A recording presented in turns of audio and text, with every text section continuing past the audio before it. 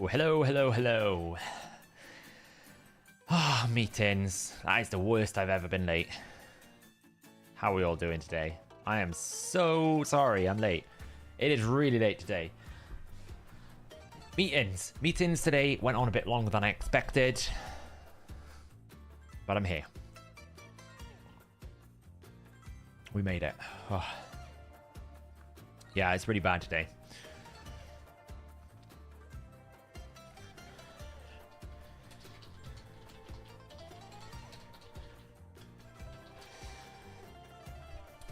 Right, so shall we get started today then? Let's not hang about here. How are we all doing? What have we been up to? Loads of anniversary stuff.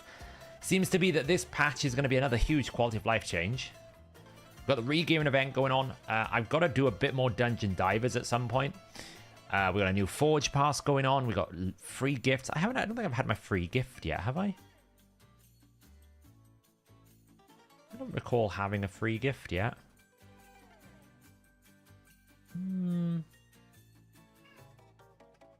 Maybe I did. Have they given the gift out? Someone tell me.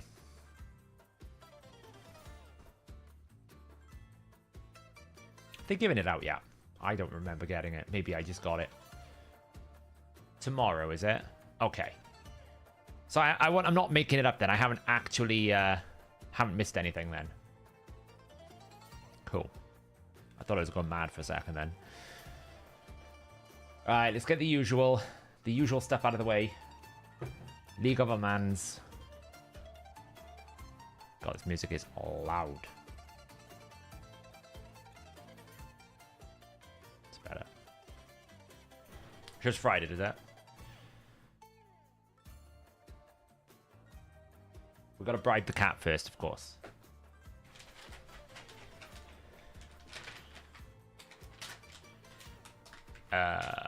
League of Amans. League of Narcissus. Yeah, the cat needs treats.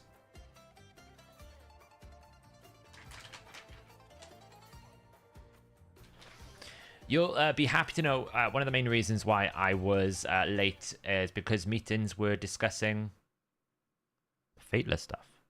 Very cool Fateless stuff. I can't actually talk about it, so I feel like I can't leak anything. You know, I'm not the chief leaker here.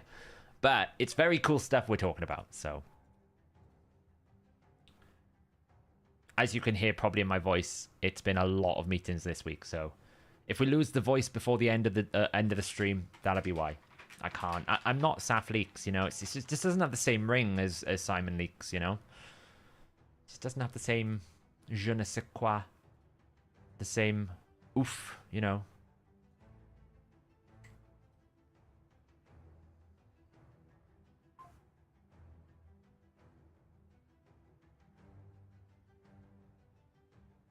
Yeah, it looks like the roadmap is quite aggressive. So it probably means, like, not this update, but next update we'll get the Hydra changes, right? I kind of need a reviver here. Let's take out... Man, this team is very hard to beat. They have a lot of threats.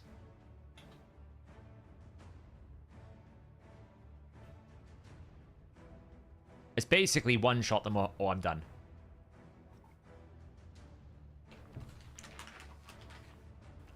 Yeah, Simon Leaks. It's not Saf nerfs, don't worry.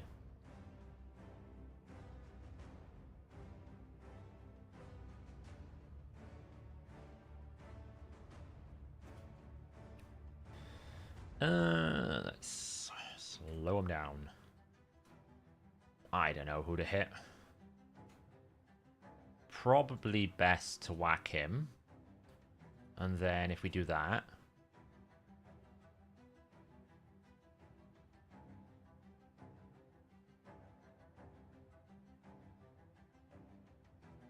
Boost. It's like there's no point saving the revive because it is literally all or nothing.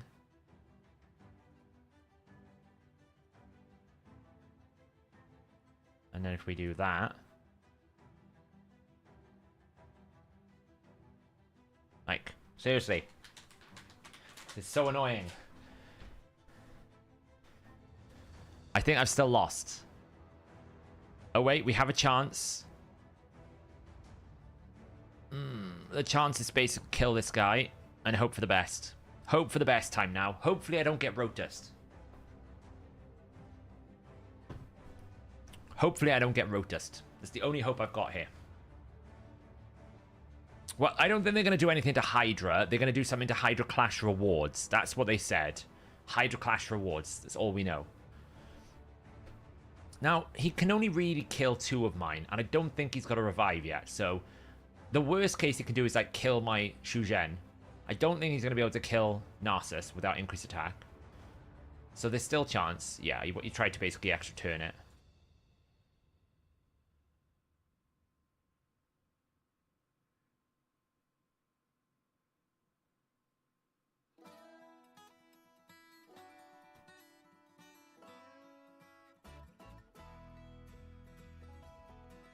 Right.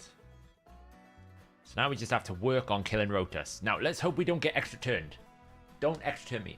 Okay, that's fine. Oh, I'm going to lose because of this. Because he's going to... Oh, it's so close. I'm so nervous. Ah, come on. Oof. Oof. Oof. It's a close one. It's a close one. It's close. He just didn't get any Rotus extra A1s, which kind of sucks for him.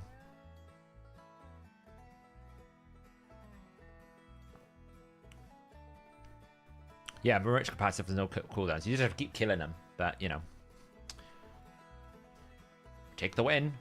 Hey, look, we're going to get a Primal Shard just before the ×2 Primal. That's kind of nice, isn't it?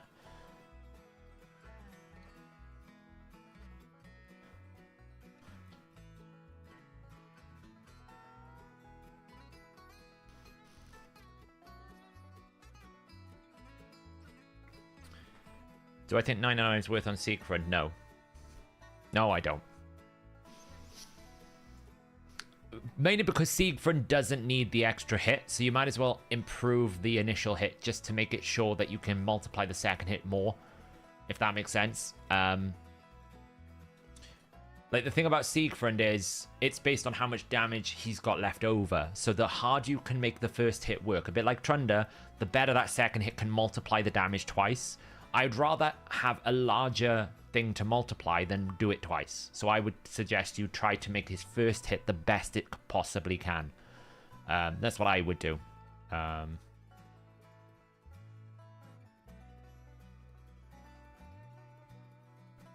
No, this team's fine.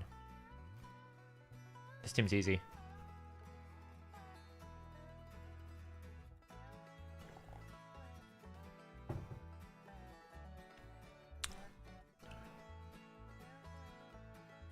He's got no revivers. So I just have to kill him once, right? So the only thing that will stop me is if he's got Stone Skin. Which he probably has. But hey. If the game's going to load. There we go. That was the only thing that could stop me.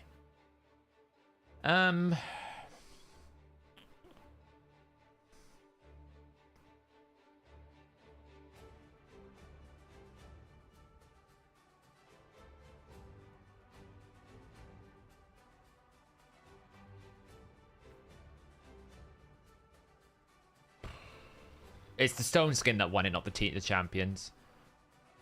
It's where you need someone like Gizmak, basically. It's probably going to be a loss, but it's fine.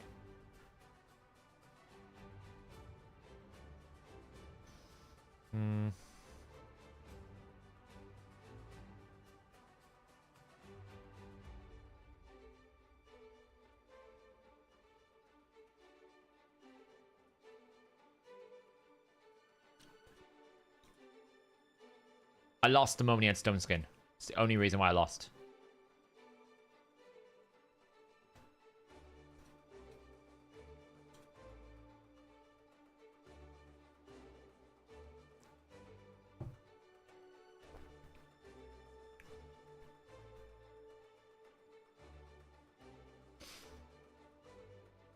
There's not much you can really do against that, so...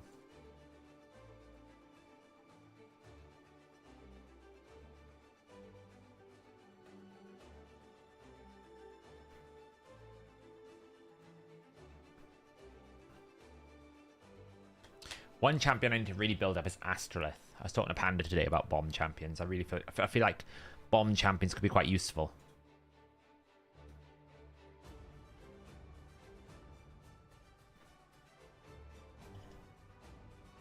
Hello, brother.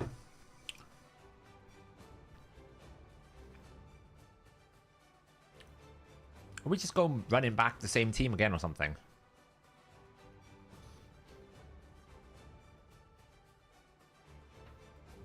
I think we are.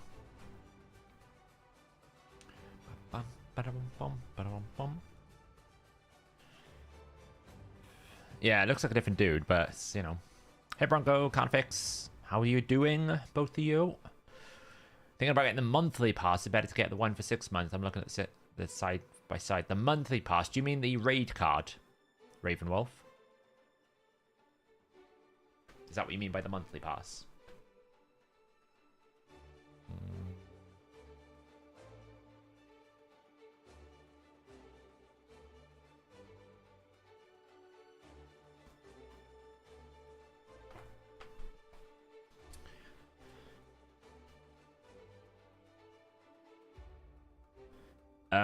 I've only ever bought it once. If you're going to buy it, you really have to commit to the concept that you need to use a lot of champion training per month. If you've got a lot of champions to train, then it could be quite good.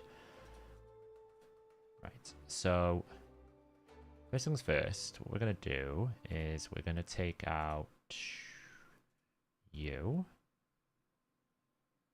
And we're going to take your passive away. And we're going to give you a turn.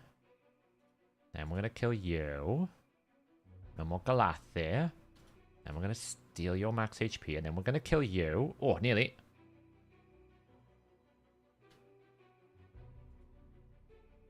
Really? 10 HP? Are you serious? Well, it died now.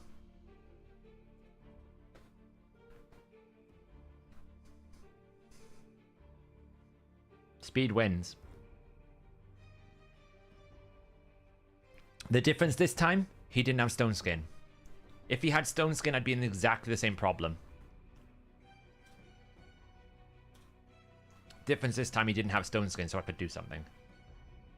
Do I feel like any of the events are worth going for? I've been doing the Prism Shard events. Figured why not.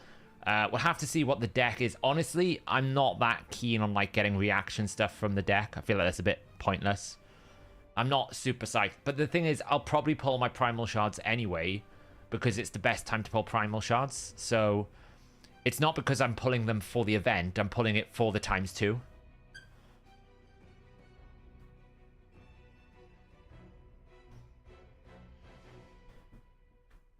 Got me a stall for Sarsage today. Nice. Maybe you'll get him tomorrow. Who knows? Oh, look at these. 6-star Terras. 6-star Siffy. Like, seriously. Oh, I don't have the strongest Ronda. Not really. Not even close.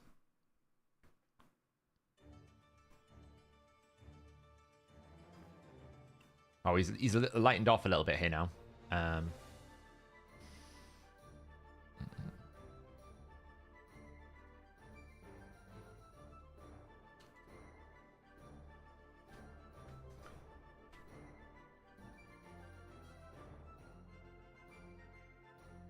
Oh, nice, Bronco. You now can do the stupid teams. Congrats.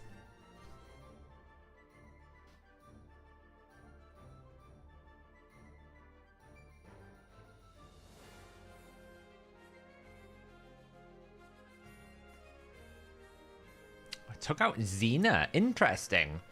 So he'd rather me have... Interesting. I would not have thought he'd ban Xena there, considering my Xena's not even booked anyway. I'm even faster than it. So I either try and slow and win, or do I just give an instant turn to my Rota?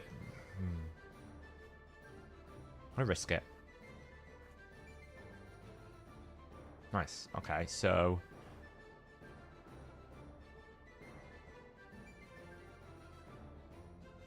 Nearly.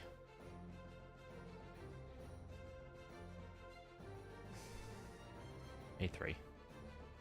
Oh, nearly got rid of Yumiko. I've taken away a lot of the fuel for... Oh, it's beautiful. Thank you, Shuzhen. Thank you so much, Shuzhen. So I've taken away a lot of the Taras fuel. Harima is still a bit scary, but I've got strength up and a big shield, so... Like, it could do some work, but not that much. And now all I want to do is just try and reset. Now Narcissus, we'll kill him, fine, whatever. But now he's giving him a shield. I can basically one-shot him. Lock out that ability. Bring it back alive. Kill it. Boom. Oh, easy.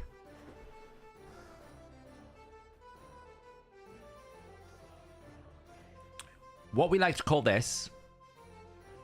This is like what we like to call gear, or I should say souls over gear. There is no way I should be losing to a 6-star awakened Siphi in my team. No way. But because he's probably got the souls but not the gear, that's why. Because I should be automatically at a 15 speed deficit, automatically. Plus, it's a 115 base speed, which beats my Shuzhen. Oh, I think it's a 114, unless Shuzhen's 115. We'll have to see. Ooh, what do we got then? HP, we'll take that. We'll take that. Oh, that's pretty bad. We won't keep that. Like, unless Shuzhen's got a different base speed, I'm pretty sure, you know.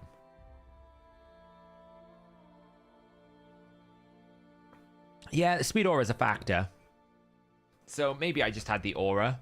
Maybe that was the difference enough. Probably. I've lost to some people without an aura though, so I guess that's why I was surprised, because I normally lose to a 6-star Siphi whether there's an aura or not.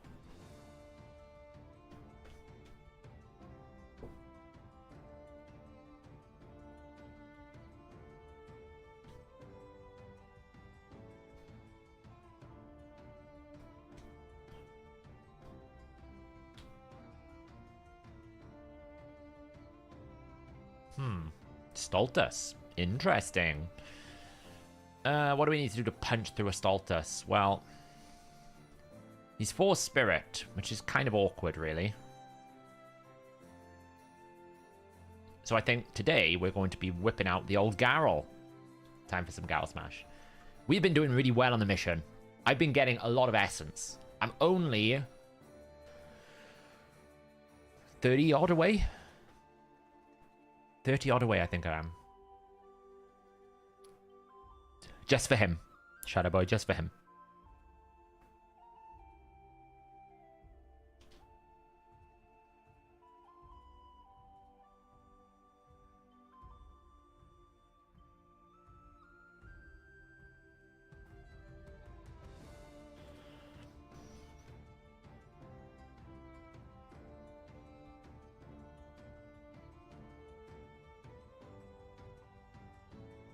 I'm not too worried because I got my secret weapon, which is... I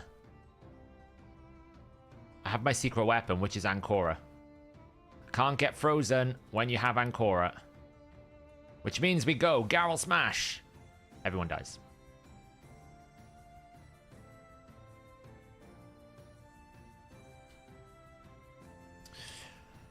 Rip.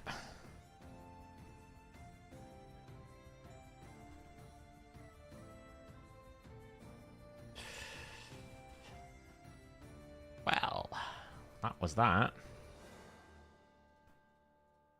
Yeah, we're at 54 at the moment. We're doing well. Making progress. And to be honest, that's actually quite good considering I didn't have anything on Sundays. I had nothing on a Sunday either. My Shuzhen is like 390 speed.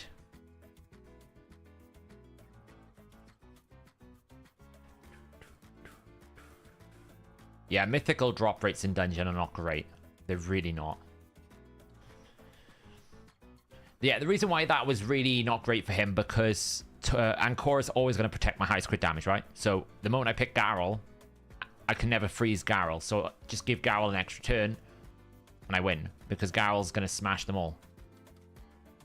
So... it's getting top rolls in champion training, worth it. I definitely think the Immortal Soulstone is worth it, Vito. there aren't many places where you can get 6-star mythical chaos ore. There's like 1 per month in Centranos. So, man, look at this: 6-star Uko, 6-star Candrafon, 5-star Lydia. Good lord.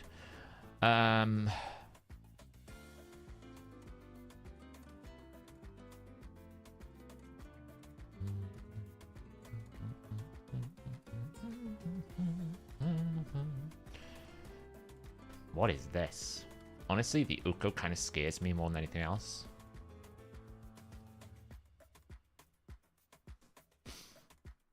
It's a pretty good anti-Armand's team with the double force. Like, Candrafon is a bit of a scary thing to fight into it, but... What's the Remnant Shards? So, in Centranos, you can earn Remnant Shards, and Remnant Shards will basically give you... it's like a special summoning. Go, and then get rid of... so it's a special summoning where you can basically get better than average odds at a Primal Shard.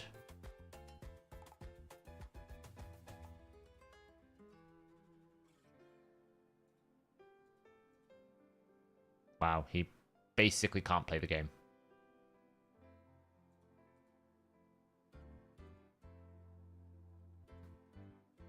You get like 100 from Amus, for example. Alright, I'm bored of this now. It's time for Garrel Smash time. Smash it up. There we go. I delayed the inevitable there. It's basically like a Sacred Shard version for Primals, yeah. So you can basically earn like remnants for doing, like if I go to hard mode here, you can see I can earn some remnants if I was to go to stage 19 or stage 14. I can take those remnants and then I get better summoning rates, right? I can get a 2.5% mythical rate. But to be honest, you end up just getting epics most of the time. Because you can only really get 24 of these a year. You just can't earn enough. And that's the main issue. Like, you just can't earn enough. You get maximum 24 a year. And that assumes that you can complete Centranos entirely, which is very, very difficult. So, most of the time, people will get, like, maybe, like, 19, 18 a year. It takes you about, like, I don't know, 20 years to get Mercy, so... It's just like a free bonus thing you get. If you get it, congrats, you know?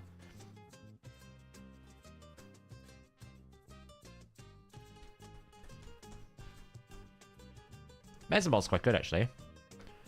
Am I going to buy a pack or two for Primals? Oh, I doubt it. I don't really buy shit. What is this?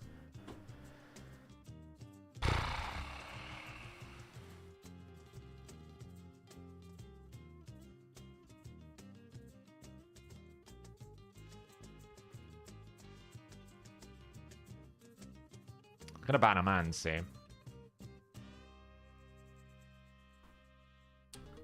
Just throw in another 6-star. Let's do it. Oh, only a 4-star? That's not good enough. Come on now.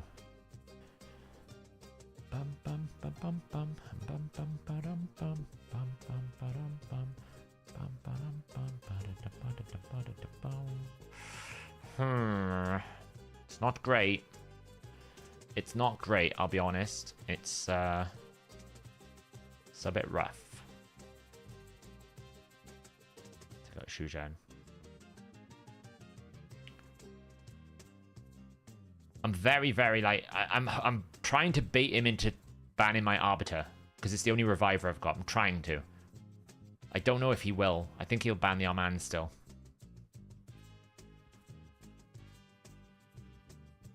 No, there won't be mythical blessings. I wouldn't be surprised. I think he's going to ban the Armands, yeah. Which is, I was trying to force him to ban the Arbiter. It should be okay, though. Because even if he goes first, I've got Xena, and Xena will be able to cut in. It's just, she's unlikely going to have enough damage. Like, this buff will happen. Which will allow Xena to cut in. Which means I can do, like, I don't know.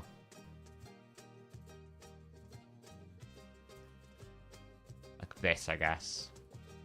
But it's just not enough damage, you know? I'm going to interrupt, though.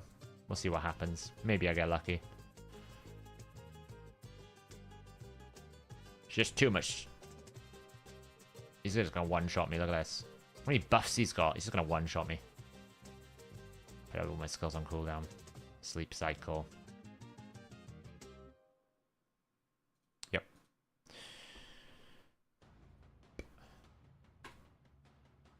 whatever. That's a whatever fight, that one. There's not much I can do against Lazarius, and especially when I lost my Ancora. Hey, Saf, I pulled a Trundle in the summon pool. Should I use her A2? Yeah. As long as you got Emic and Painkeeper, you can build the Trundle team. As long as you got Emic and Painkeeper, that's all you need. That's all I run. I don't have Yumiko, I don't have Kaima, I don't have Crixia. I just run the Emic and I run the Painkeeper and I build the Trundle team. No, it wasn't worth it.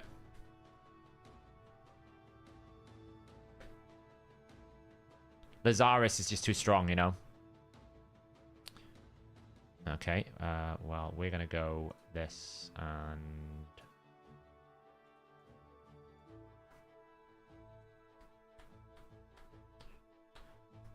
if you haven't got Emic, 2 Painkeepers. Not Renegade, 2 Painkeepers. Renegade will kill herself. Painkeepers. You need the Merciless Reflex gear, but you don't need crazy gear, MJT. Like, my gear's not that crazy. As long as you pick up some Merciless gear, that's all you need.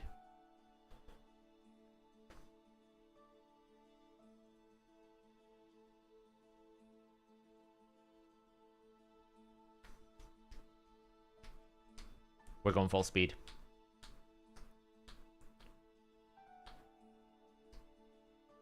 You should probably run Yumiko Emic. Yumiko Emic is better than Yumiko Painkeeper. Yumiko Emic is better than Emic Painkeeper. What's the best mythical nuker in the game? Probably... I mean, in terms of raw damage, Carnage. In terms of, like, utility, like, I find Gowl has more sustained DPS. Siegfried has the best single-hit nuke.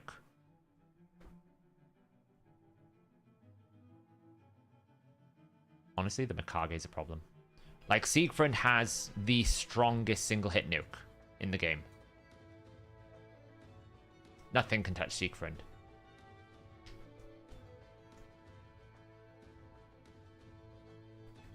Hey, Chris. Oh, if it works, Bindus, yeah. I'm surprised it shouldn't do. Goddamn stone skin. Oh. Let's go to that. Throw that out.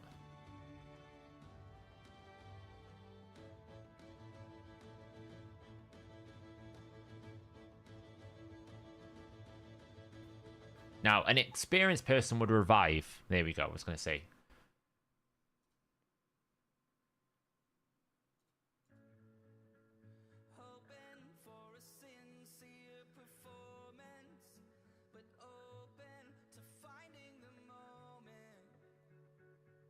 He's just going to one-shot me. I think I can do there.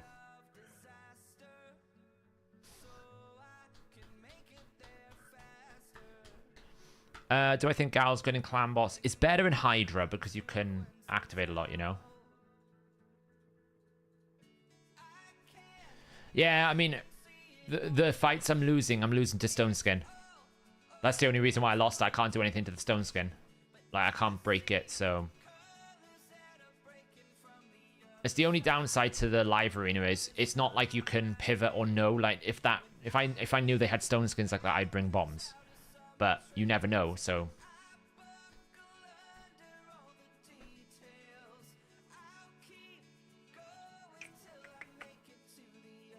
Rotus is my counter for Leo. So we'll bring Rotus. And then we'll bring Shujan.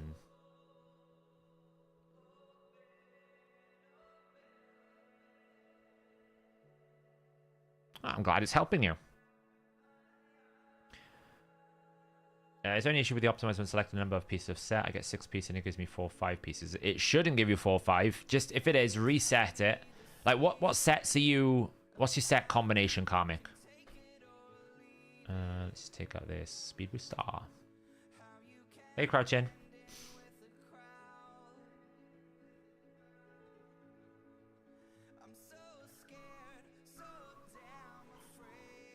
Well, Polymorph is stronger because you can polymorph through Stone Skin.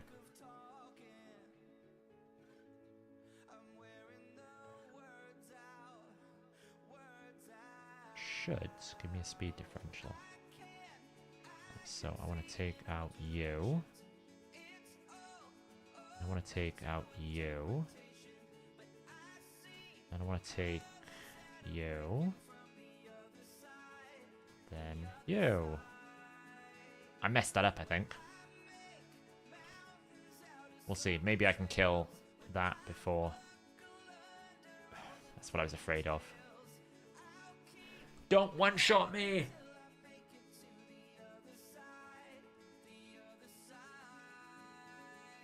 Oh, thank God. He's weak. You never know what monkey you're going to face, right? Some monkeys one-shot you, other monkeys don't. It's yeah.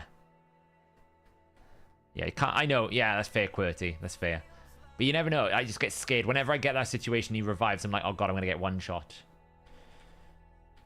Just 6 pieces, 1 piece of Slayer. It should work fine. If it's not, reset, pick the 6 pieces of Merciless and pick 1 Slayer, and it should figure it out. If it's not, then it could be a bug with that particular combination that we need to have a look at. Gate cleanse when? We're going to be doing it off the live arena.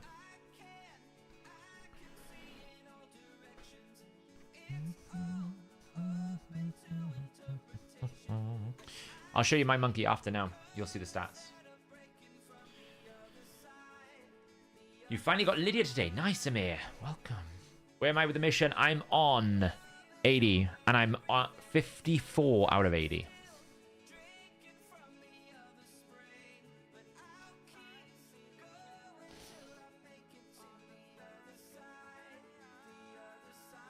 No, it shouldn't be a Windows 7 issue.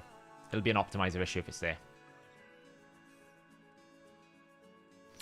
Support Wukong used to be really good when we didn't have an answer for Ultimate Death Knight, but now we've got our mans. We have an answer for Ultimate Death Knight, so we don't need support Wukong, basically. This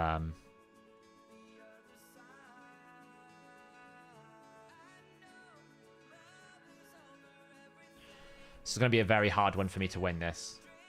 It's going to be very hard for me to beat the Ultimate Death Knight.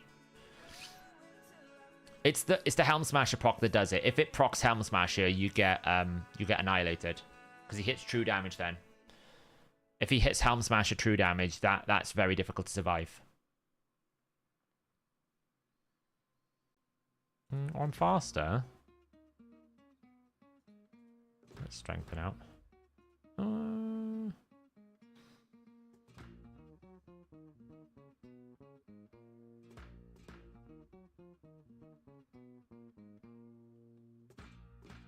I don't know if that was a mistake or not. We'll see if it A2s now.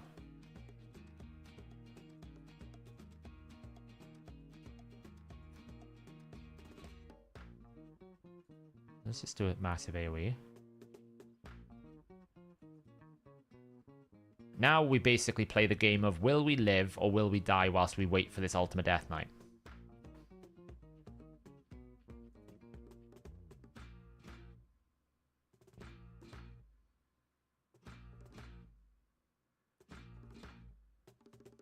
We are going to die.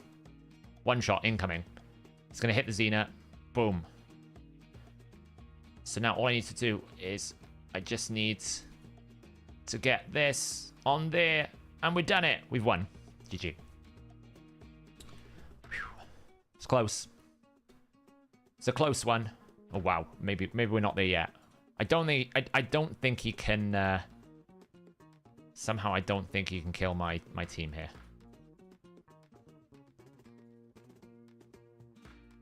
There we go.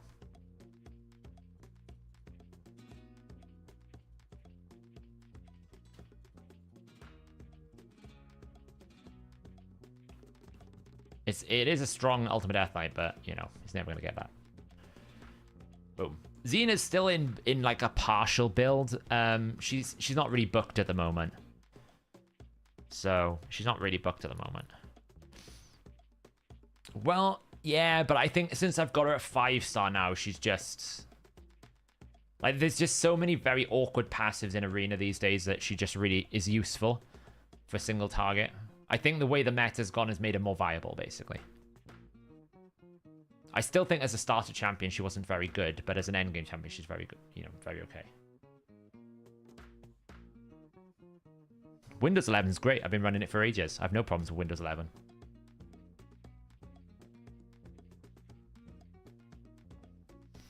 Yeah, I saw your message, Patrick. I don't know if I'm going to get to it this time. I think we might do the tag team stream on Monday, Patrick, because the events at the moment, I wasn't expecting the free regearing event. So I might move it to Monday and do a dedicated tag team stream on Monday, because we're going to be spending a lot of time doing gear cleansing today. It feels a bit weird. So that, or I might just do it for you over Discord. So I might, if not, I'll message you on over Discord if you want to take advantage of the regearing event. There you go, 7-3.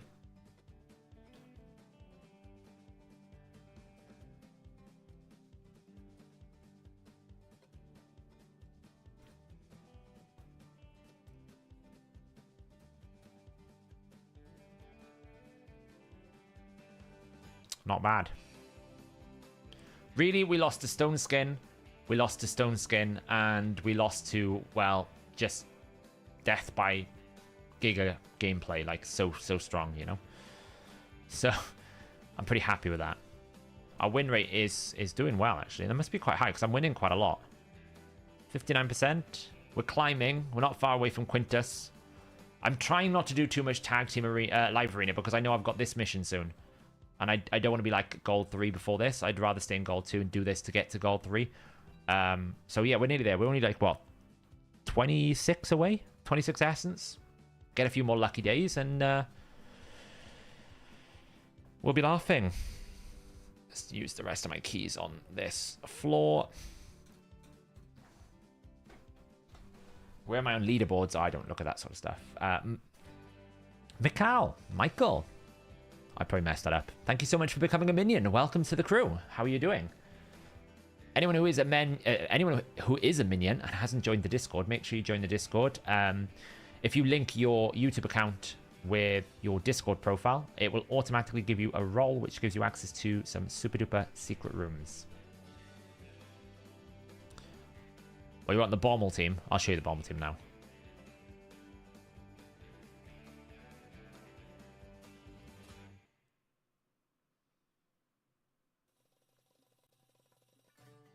It's Mikhail. I thought it was. I thought it was. You'll get there, Ben. Just focus on what you want to achieve. Don't focus on what others have achieved. The biggest problem in Raid, I think, is people look at what everyone else has done and gone, I can't do that. That's totally unfair, or it's totally really frustrating. Just focus on your own progression goals and work your way and enjoy it that way.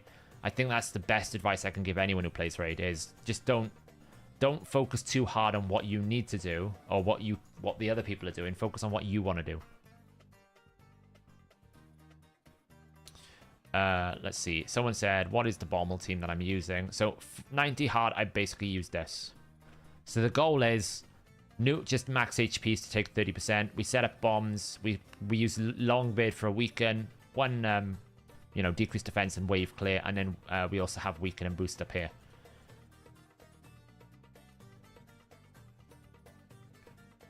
So what we normally do here is, for example, we can just use the abilities we don't care about to make sure we get through this wave. And he will hopefully kill them. Not quite, but it's fine.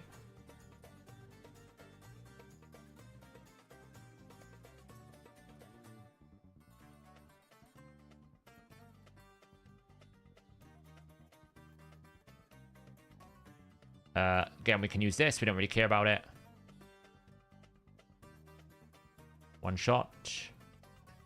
And then when we get here, it's max HP. Take out 30%. Boost. Decrease defense, weaken. Or we just decrease defense. A3. A1. Ally attack. Hopefully we get a few more bombs and weaken. Okay, we didn't get weaken, so this one will fail. This is not a guaranteed run every single time. But we didn't get weaken, right? So we basically just go again.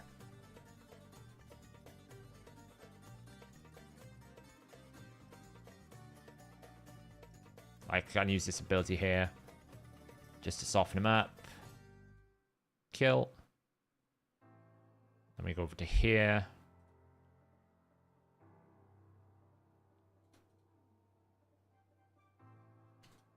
Kill. Oh, didn't quite kill him that time.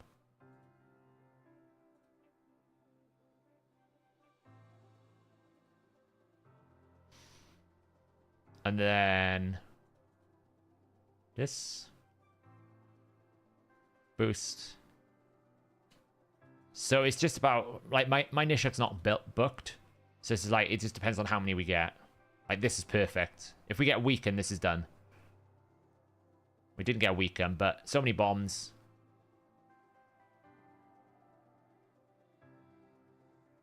Voila. I don't know. We should just level 40.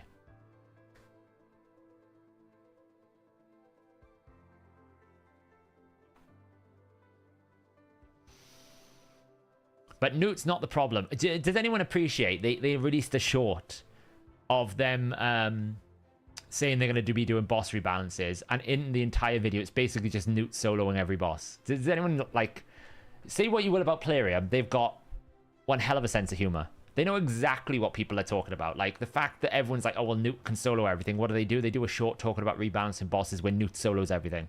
It's like rage baiting. So rage baiting. Can I check area bonuses? I can in a second, yeah. So, but it's kind of the similar thing. I did a last between Double Fergan, Arbiter, Newt, and Lady Annabelle. Nothing's changed in the context of that team, Dragonfire. It just might mean that you need to push your attack up a bit more. So, Bommal's actually a really well-designed boss. It's just that you can abuse the mechanics now. Do you know what the stat requirements of the Double Fergan team? Oh, sorry to answer that question. Like, if you're struggling to kill it with the bombs, increase your attack. I don't have to imagine it, Hypnos. I'll have it soon when I have Marius. That is effectively 2 Newts. What did you want to know about area bonuses, Jared? Nothing changes with Bommal, though. Cool. It only ever exists in this rotation, so the affinity doesn't change.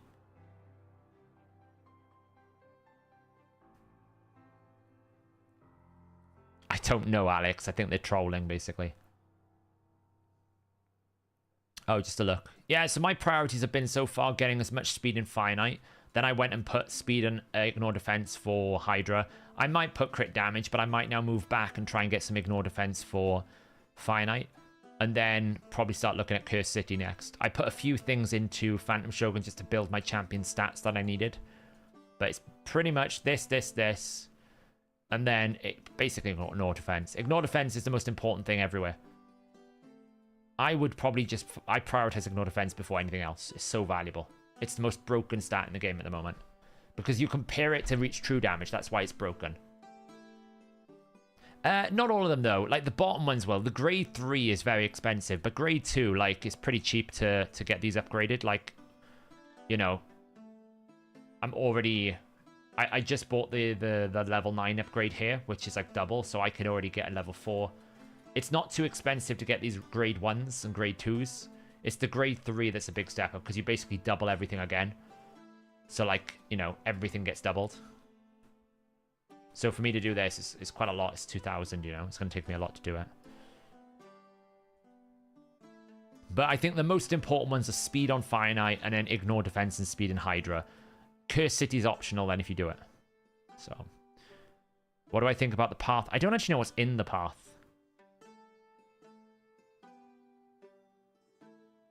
What is in the path? All I know is there's a deck of fate. I don't actually know what's in the path. So, it's probably going to be some sort of summoning.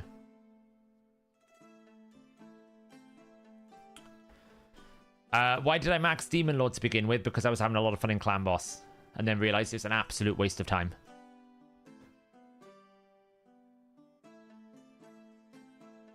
Yeah, the Cursed City stuff is if you do it. Most people will do Hydra and Finite. They are just really important.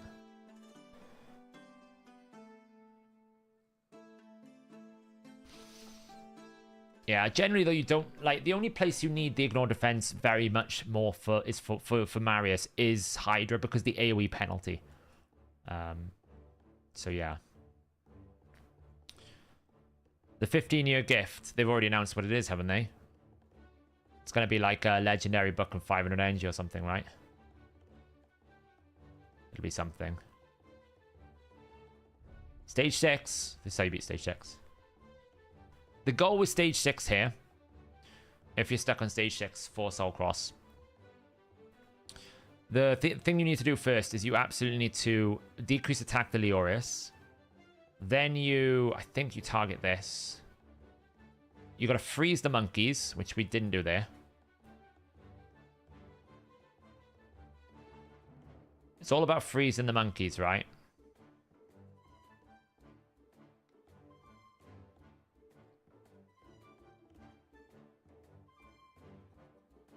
Like that. Perfect.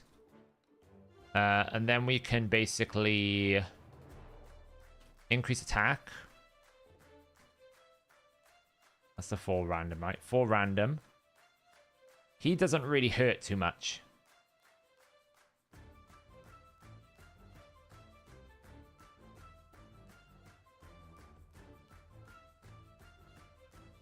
Then it's RNG and hopefully you get a cleanse like that. Finish off the monkey. And then you can do this. So that's that. Now wave 2, you absolutely need to break the Togron or the Wuzgar. Right, the Togron or the Wuzgar. Now you can absolutely just kill one of these very quickly. So I tried to kill the Togron. Delver helps because I get AoE decreased defense.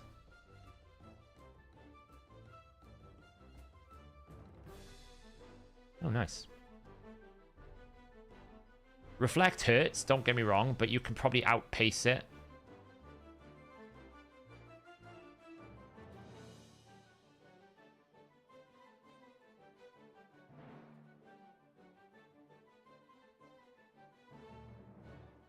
Okay, I think I lost because I should have dealt with the reflect, actually. I'm trying to remember how I did this. He's annoying, this Wuzgar dude. You may have actually needed to stop the Wuzgar. Sorry, not the Togron. Kill it eventually.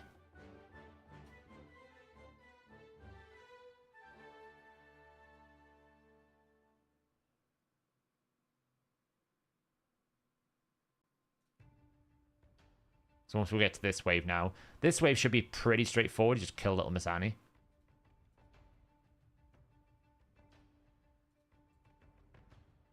The only downside is I lost my extra damage dealer, so I lost a lot.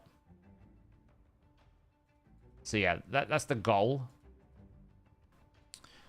I just messed up because I didn't control the... Yeah, I'll do it again now. Freeze. Freeze the monkeys. Perfect. Proc is unkillable. We can do this to try and kill that out.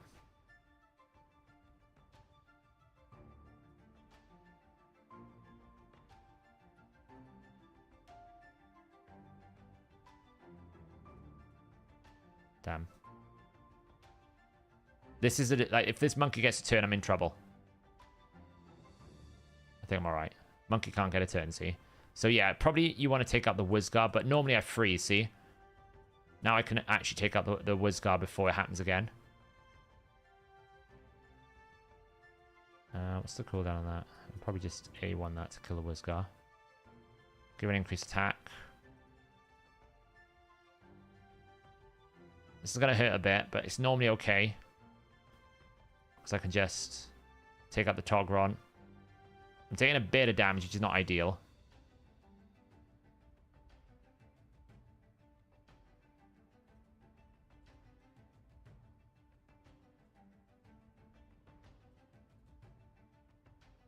It's fine. We just need to get through to this other wave with at least 2 of them alive. Weaker Finish does not help here.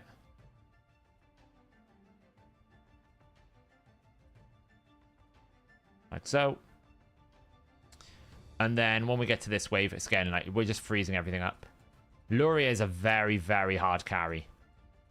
If you have Luria, this becomes so much easier.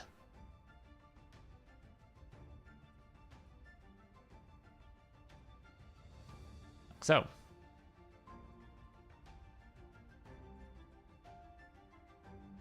I built a Spirit Hostess for the cleanse. So I could deal with the fears. Eventually this will die. Weak affinity is just a nightmare, isn't it? Like, I just want to kill the boss. There we go. And that's how you do it. Boom.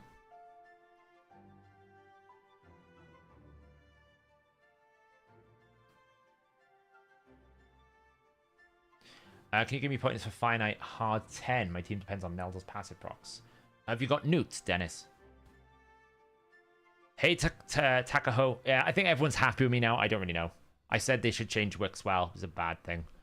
Any thoughts on the quality of life changes? I think the gear loadouts will be very good for this sort of stuff. I think the gear loadouts will be very handy if you want to have, like, this is my best stun gear. This is my best regen gear. This is my best HP-based damage dealer. You know, especially if you set up, like, roles within your arena teams, like, this is my HP-based damage dealer. Okay, like Narcissus. Say, like, they release a champion now that's better than Narcissus. Then you can just literally lift and shift it straight over, which makes a big deal. Within the individual champions, I don't think that's such a big deal. The only thing I could see potentially is, like, arena. Maybe you have something set for just the last minute of plat. You know. My team is Newt, Naldo, Mikage, Pedrive, Yakal. You're missing increased speed. That's why your team's struggling. You need increased speed. Swap out Yakal for Creedon and give yourself increased speed, Dennis. That's what Zenogre's giving me, is increased speed. Swap out Yakal. Bring in... Because Naldo's going to give you decreased speed, right? Naldo gives you the decreased speed here. You need someone to give your team increased speed. Oh, well, Padraig has it. Yeah, I forgot that. Probably just go faster then. Like, how fast are you going? Like, if I show you my team, you know, I got Zenogre at 301, Mikage at 293, 304, 298, 323.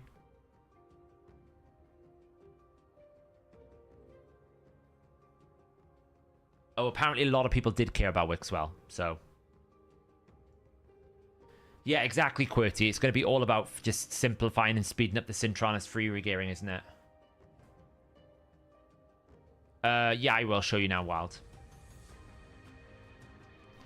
So these are my speeds. Maybe it's just you need to go faster.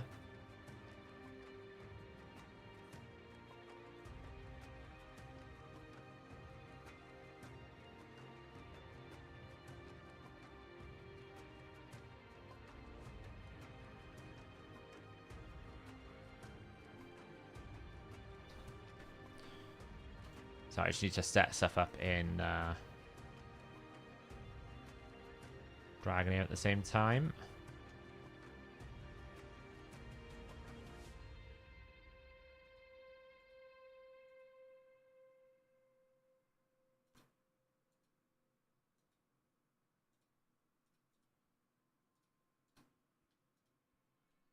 Does Inspiring Blessing work right aura? Inspiring Presence Blessing. Yes. Newt's in Swift Parry. So like, I can show you this team here for you. Yeah, the 1 hour regearing is terrible. That item nobody's ever going to care about. Nobody's ever going to care about that one item. So yeah, so the biggest problem with this team is waves. It takes a bit longer to get the waves through. The boss killing is very efficient.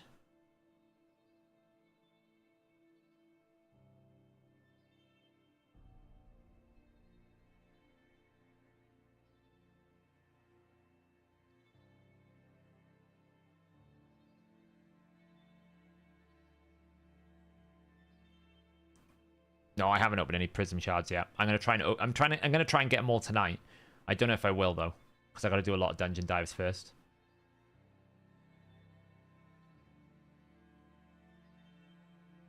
So yeah, so you can see what I'm doing. I'm using Mikage's second form to keep the waves CC'd. So she's in her second form at this point, just to make sure CCs happen. So the wave just never touches me. It's just about how quickly I can kill them.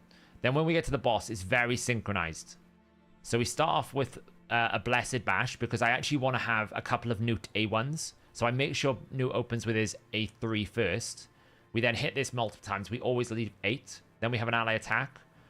we always get at least 2 freeze procs here. We resisted, which is unfortunate. And then we get a full ally attack with the shield down. And then normally we get another A1 here. So you can see this is why I open with the A3 to force the A1. Decrease attack just in case the boss takes a turn. Decrease speed now. And now it's a case of we're just hoping we don't get some 3% or something. Neldor passive activate didn't actually freeze anything. So now it's just a case of, can we get back run to an ally attack quickly? Can we keep the freeze going? Newt will have his A3 to finish the boss. So we probably have another ally attack in a moment. Here we go, ally attack. Newt will finish this boss with his A3 next. Because we open with his A3, we make sure that we get a couple of A1s to control the fight. That's not bad, actually. If I opened with his A1, he would A3, and then the boss would take a turn, because I need a couple of A1s to get it down. Razelvarg is super good in Hydra, you build in full damage. Is your Captain Newt? Is my Captain Newt? No, my Newt's Soul Reap. These two, because they hit 4 times, essentially guarantee me a Phantom Touch proc. So yeah, so if you're struggling, go faster. And more than anything, Newt. The faster that Newt can go, the better. The faster that Newt can go, the better. Because Newt is the key aspect. To make him go fast, fast, fast, fast. So, what's the question about artifact priority? We're going to be doing that in a minute. We haven't started that yet. Who would you add to a double Newt, Mikage, Farrakhan? Well, the problem with that is you don't have decreased speed, Mr. Burstoff. I think it's better to run Neldor. Unless you can kill it in one go, right? If you can one-shot the boss, fine. But I don't think that team is going to one-shot it. You'd need like a Kaimar to one-shot it or a decreased speed. You might be able to, though. Or like another ally attack, right? Wait. No, you've already got 2. Yeah, it's up to you. I mean, yeah, you actually probably could drop. If you brought like someone else with decreased speed, you can probably just bring that. Because the decreased speed stops the boss. I mean, with 2 Newts, you're going to hit 60%. So you could run a Kaimar. Like, I've seen people run like a Kaimar reset. Or Martyrs, something like that. Yeah, you could do that.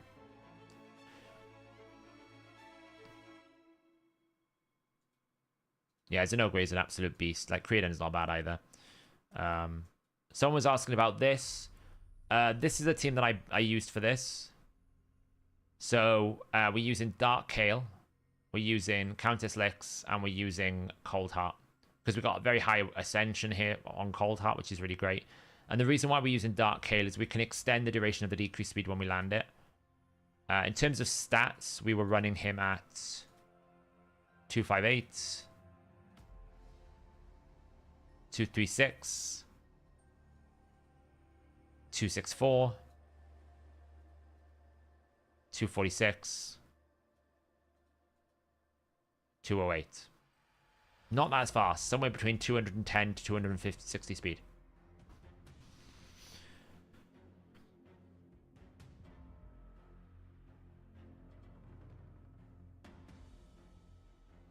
What she do blocks the debuffs.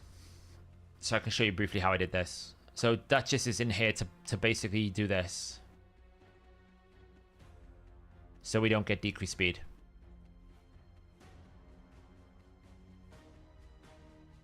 Because otherwise we'd get debuffs here.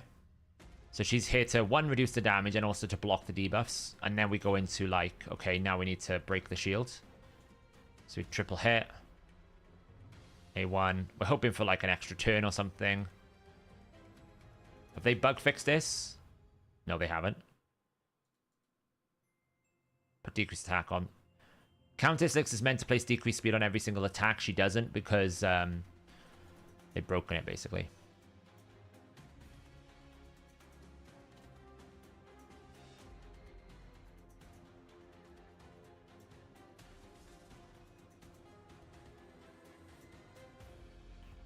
So we get heal reduction on here.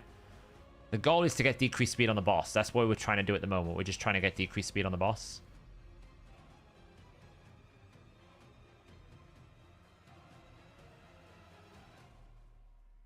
So far, we haven't had a single extra turn.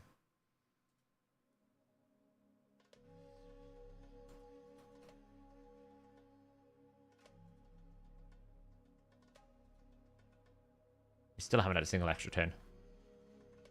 Okay, this one should be fine now. If we can get in before the boss takes a turn. Lovely. Now we should be able to place decreased speed. Now it's good. Now we're in a good situation.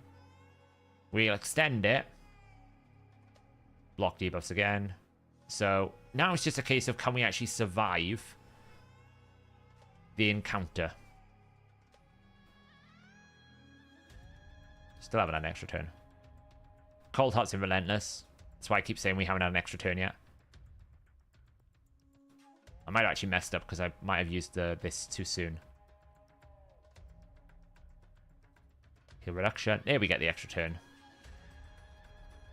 And now we extend it. Yeah, we're going to get debuffed. Which is not great.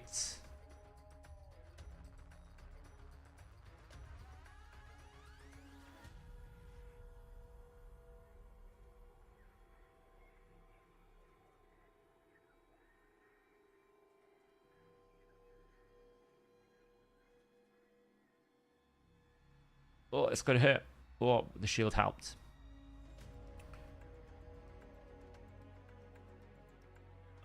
Wow, I'm messing up all my abilities here.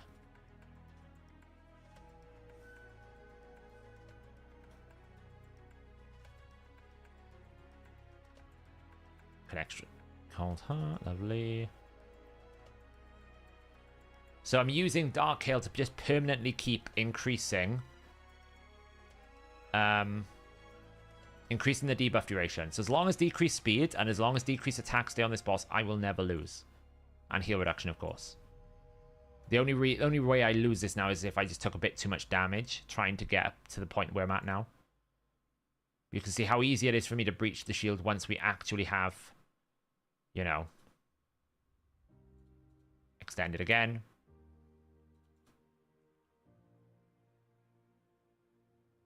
So we might lose just because we've taken a lot of damage and it's taken too long to kill it. Potentially.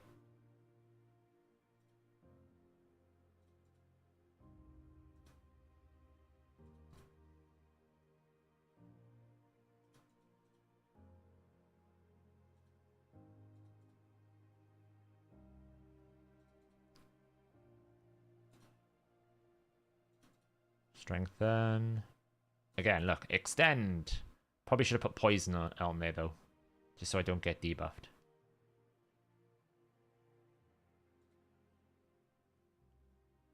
Might be alright. You never know.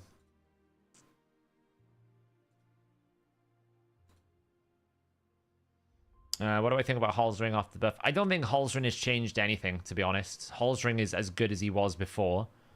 He's pretty much the same as he is now, you know? There's just zero difference to me with what they did to Halsring.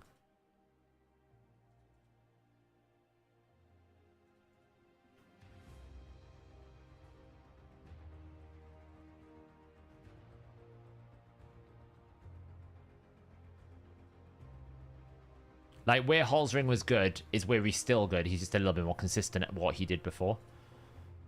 You know, I don't think he's actually, like... I don't think that change has suddenly made me want to use Halsring in other areas I didn't have before.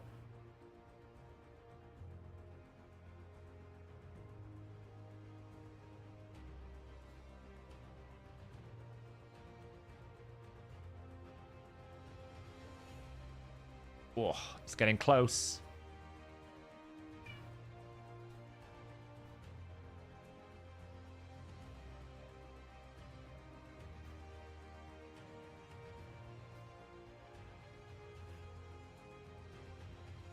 And that, my friends, is how you beat stage 17. Dark Hail is absolute legit MVP for this.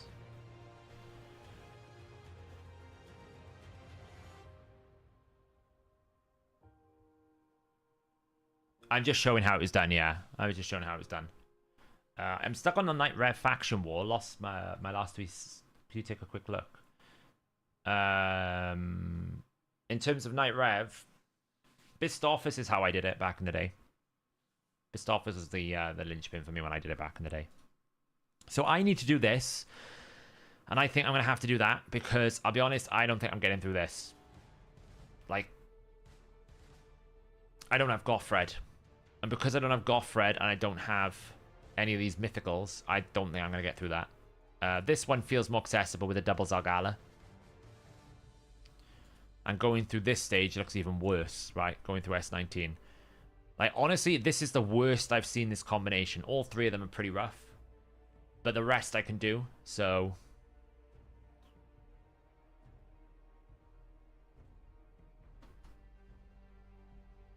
What are you doing, cat?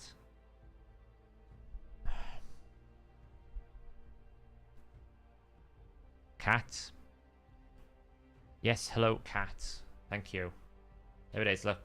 The cat says hello. You're literally interrupting everything. Come on now.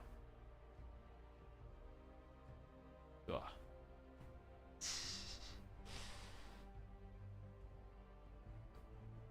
Cat, what are you doing? It's like on an assault course on this cat sometimes. Just like wants to run over everything.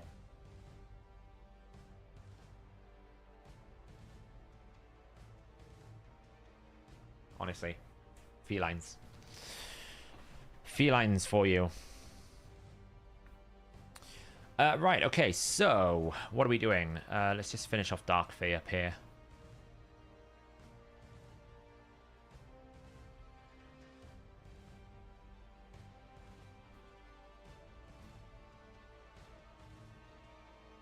I haven't used Fenax in a while, but I've been thinking about pulling him back out and using him. He kind of got replaced when I got Rotus. When I got Rotus, I kind of replaced him, you know. I haven't really gone back. So, yeah.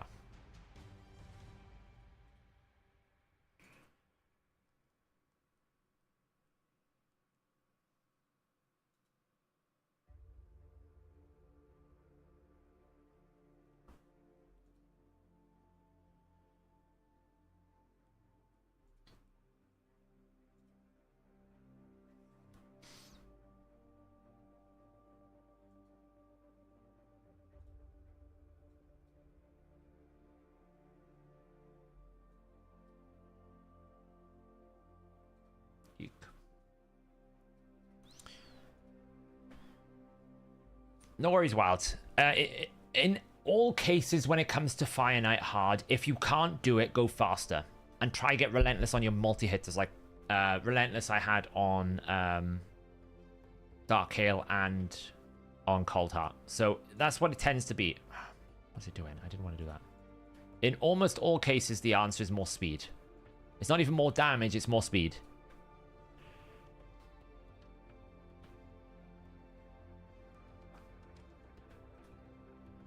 It's probably true, Castle. It's going to be more special today because obviously people are doing regearing, so... Nice, Castle. Congrats. That's really good.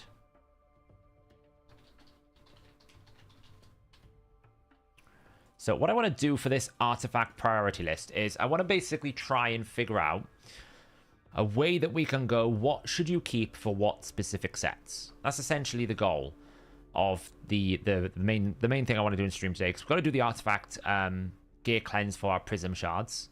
So I kind of want to figure out that. So I'm just trying to think about how the best structure. Yeah, I did see it, Showtime. It's funny as hell. So that's what I'm trying to figure out at the moment. Just in my head is like, what's the best format to show it in? Because for most sets, it's kind of like one way to use them, but for some sets you can build them in multiple different ways, and that multi-way of doing it is a big difference. What have I got left on dailies to do? Oh, look at this, I've got all this. So I'm going to fight in tag team arena with a tire team power. Oh, I do tag team arena. Ah, great. All right, then. Hang on. Let's do Tag Team Arena first before we get into gear cleansing, because apparently we've got to do this. I don't know. Probably...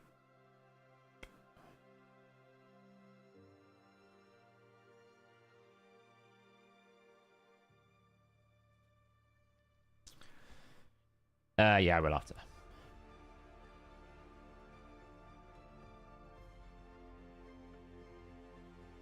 Well, I don't really think account level matters so much on this kind of position, Darky, because it's more like what kind of stats are you looking for and what kind of things, if that makes sense. That's more what we're at, you know?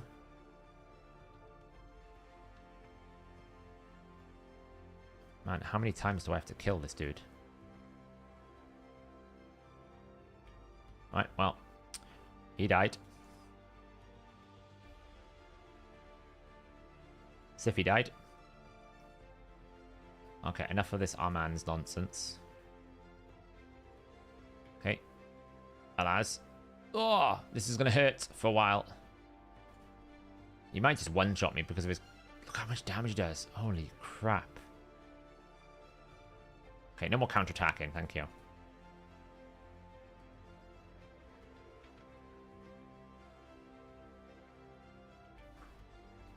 Never fear.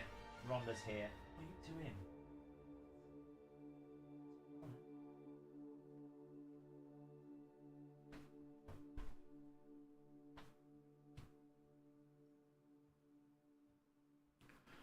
Cats. All of a sudden decide wants attention. Has been missing all day.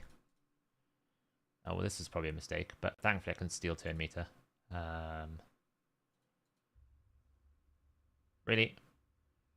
Counterattack.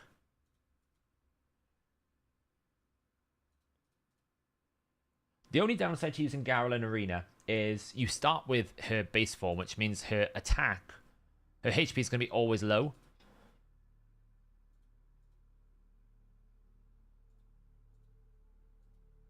That's the only downside with Garrel, which means that pretty much you will never, you'll never actually get Necro Protector because he's probably got more HP because of the way that the forms go, you know?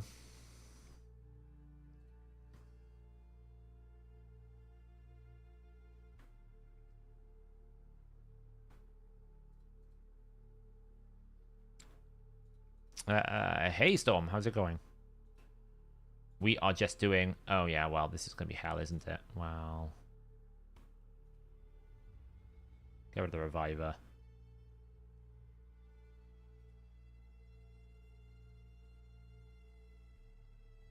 You want Saf's Cat as a playable champion. You really don't sometimes. Ah, we gotta wait for this.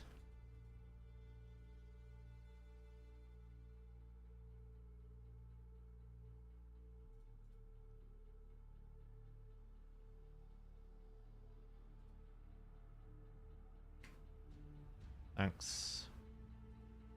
Rotus is basically useless right now. He's just like, eventually I'll get a turn. In about 2 years. His time is coming.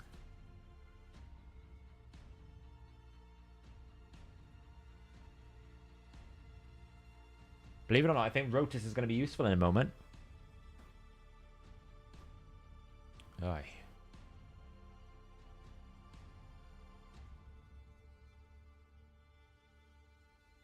Honestly, and this is a controversial thing I'm going to say. I think cell files are the worst thing that ever happened to Raid Shadow Legends. Honestly, I think it's the worst thing that's ever happened to Raid Shadow Legends. And the reason why is it's because people have stopped learning how to actually pick what they want. Now, that's not to say that it's not hard to learn, but I feel like the cell files is basically a get out of jail free card. That I can just basically trust what the cell file tells me to do, irrespective of my own knowledge. So I don't know what the cell file is doing. I'm just trusting that someone who's put it together knows what it's doing. And I think that's a very, very, very dangerous thing to have, you know, to go through, personally.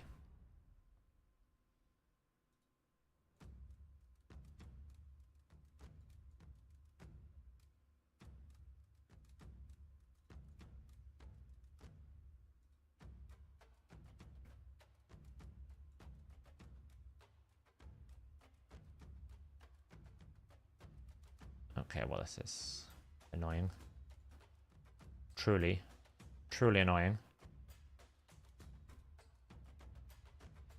I even got it.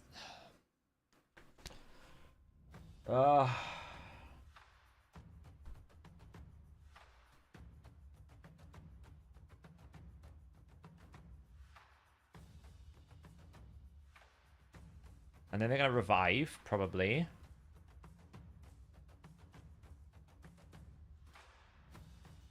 Here comes the revive. More block damage. Oh, man, this team is block damage hell. Like, let me just, like, seriously, let me just... I've killed them like 4 times.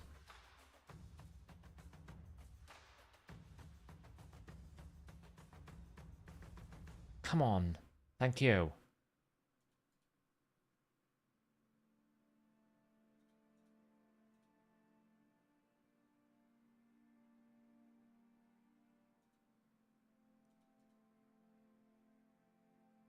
No, it's not that I. So let me rephrase. The reason why I say it's the worst thing that could happen that has happened in a while is because people have stopped trying to understand what is good and what is bad now, and they're just depending on someone else to tell them what to do. And that is a very dangerous road to take, because what happens when something changes and you don't think to change the cell file? You haven't actually acquired knowledge. You've just basically been told what to do. It's basically like saying, right, a cell file is autopilot on a car. You're trusting that the autopilot is going to get you from A to B. So you've trusted whoever's coded and designed that. But if there's a programming failure, well, now you don't know how to drive the car. Do you see what I mean? Like, you still need to know how to drive the car, even if you want to use the AI feature.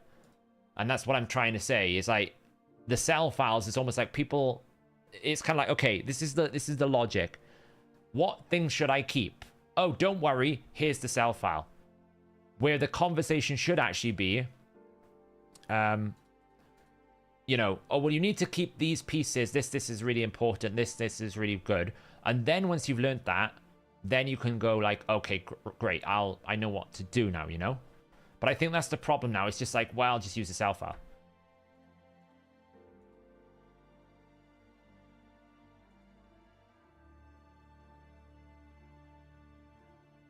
That's true, Jordan. You are right.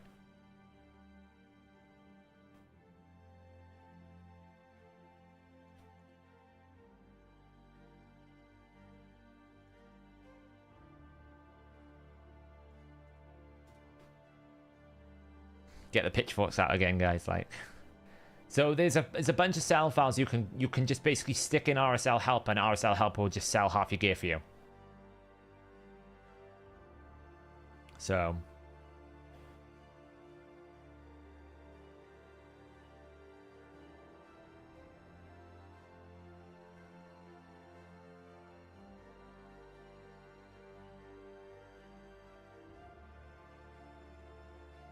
And don't get me wrong, I'm not saying having programs that auto-sell gear for you is bad. That's not what I'm saying.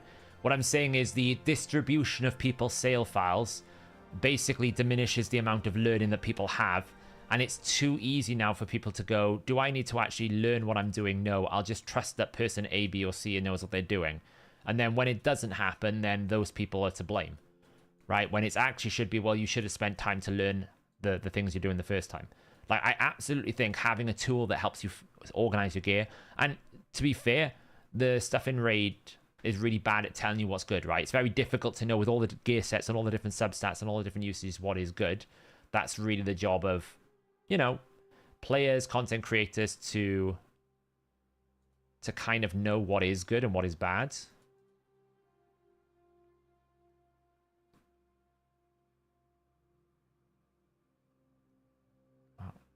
Didn't proc a single passive. That's stupid. Rhonda hasn't got that much. She's not that crazy. Why did I even put that on that? It was stupid. Anyway, let's just kill everyone. Or not, apparently. And let's just keep misplaying completely. This is a great experience that I'm doing right now. Reaction saved that Arbiter's life. It's going to cost me the loss, I think. Might be okay. Oh, polymorphed. It's an Arman's off. Yes, I'll check now if I have Das.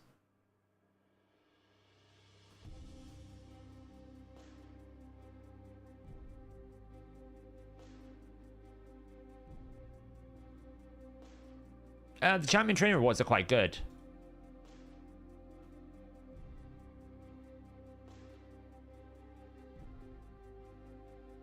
Yeah, like, don't get me wrong, like, Panda's list is very, very detailed. There's a lot of effort that's gone into it, and I'm not being critical of the people that generate them. I'm saying it's the traditional thing of if player, like, so if it's like, how do I beat this boss? You beat it using this hero, great. I beat the content, but nobody then learns how to actually beat the boss. It's always dependent on, well, I used it this time. So when it doesn't work again, people get frustrated because they don't know what they're doing. I see it so, Amius is the classic one that I see it with all the time. The amount of people that are so frustrated with Amius because there's been so many different cheese strategies and so many one-shot strategies that people actually haven't spent time to learn actually what you need to do. Now, there's some mechanics within that are super egregious and very annoying, but the boss is it's easy to understand what's going on once you spend 2 hours figuring it out and you build a team specifically for that boss. Should you do that, it's a whole different conversation.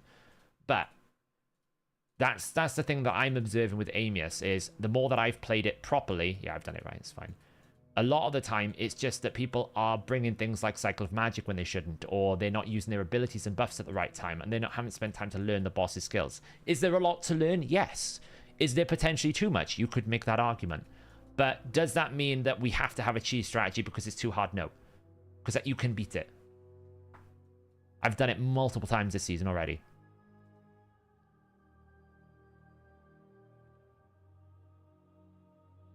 He's really not that OP, honestly. He's not that OP. You just have to know what he's doing when he's doing it, and you have to be focused. Like in the like Hydra is here. Amius is here. Right? So if you can do Hydra, you should be able to do Amius because Hydra has twice the amount of mechanics going on all the time. Oh, this guy's got a full 6-star Amius, full 6-star Amans, and another 6-star Amans. Like, what the hell's that? I just want a random fight that I can win. This one looks fine.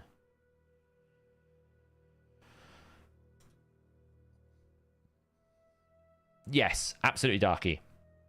So for me, and this isn't just Amius, for me, any boss that particularly has negative effects because of the presence of a mastery shouldn't have the mastery negative effect. We had this problem in Doom Tower with things like Evil Eye. We shouldn't have it anymore, you know? Like, for me personally, if all they did was make it so that the Cycle of Magic concept, where it's like... So what I mean by the Cycle of Magic concept, I mean things like... oh, I propped that's annoying. Hang on a sec, let me just focus on this fight here.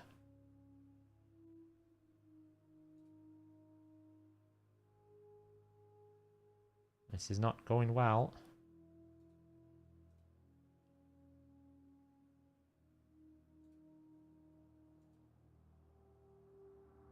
Wow, that continuous heal just froze my champion. Oh man, can I cleanse it off?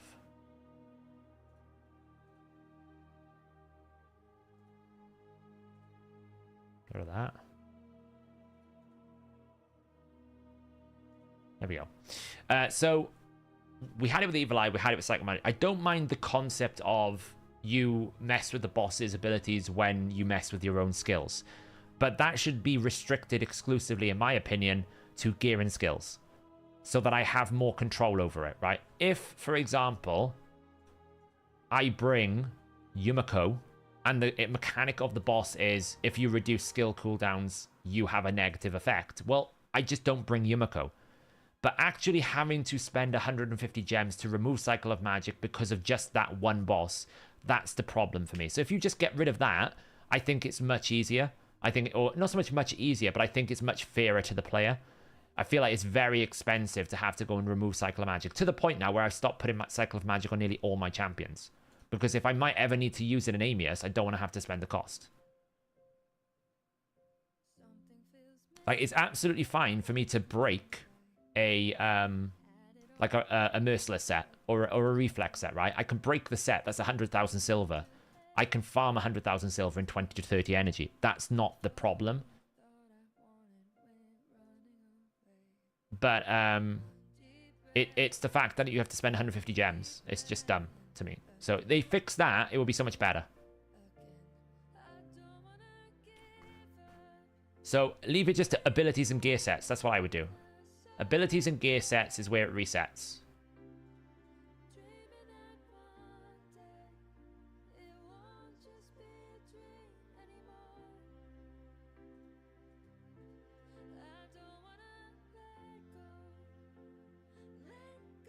Yeah, exactly, Darky.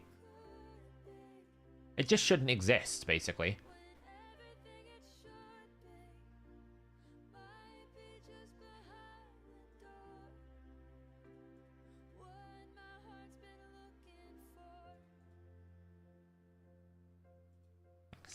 It's basically Monkey Wars, this. He's gonna one-shot me. Oh, nearly.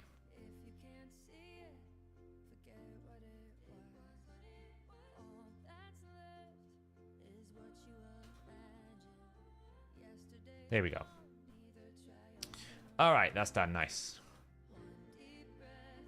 I never bother with these tag team tournaments. It's just I know I should because the essence, but God, I can't be I've no enthusiasm to do 2,800 points in a tag team tournament. I really don't. Right, faction war, 1 rare. Let's do it. 1 rare.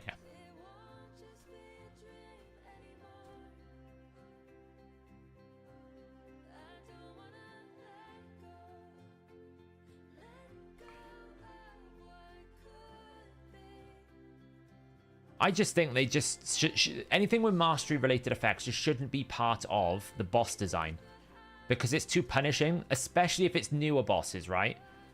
If it's new bosses they introduce into the game and they don't then give you a free mastery reset, it's like they're doubling down on the punishment. It's like, oh, well, you invested in this because you didn't know it was going to be bad, and then you know, you basically now have to spend 150 gems because maybe you reset it from a previous time or you've rebuilt them for a different purpose, and you just get punished as a player. It's just dumb to me.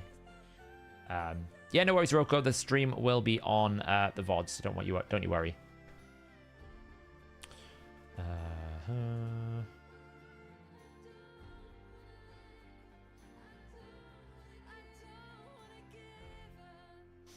Yeah, that's not wrong, Hoatian, but isn't it just easier that you don't even have to worry about turning it off and on? Right? Just don't design it into the boss. It's a design choice. You don't need to have the boss affect masteries.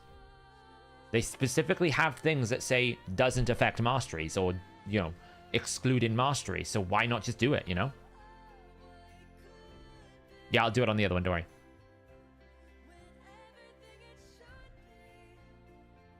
Thank you, though. I appreciate the shout out.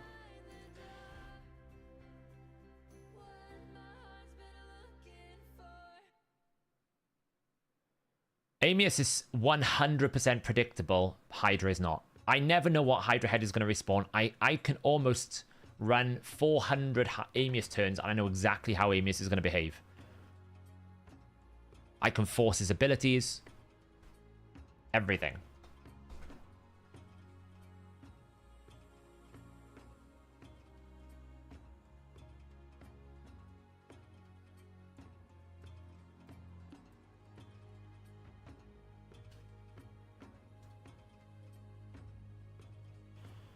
+4 Phoenix or normal empowerment Wisp of Hard Hydra. What do you think? Whisper's probably got a little bit more, but +4 Phoenix will be strong. Keep in mind you don't get super amounts of damage. You only get 40% attack and like 15% crit damage. Not crazy amounts of damage, so. Not a boss, I meant in the game in general, Hoatian, right? There's stuff in the game that masteries are, like you will do something, but the mastery won't be factored by it, right? That they exist as a separate entity that they either have to physically tell you that it does work with it, or they can say it doesn't.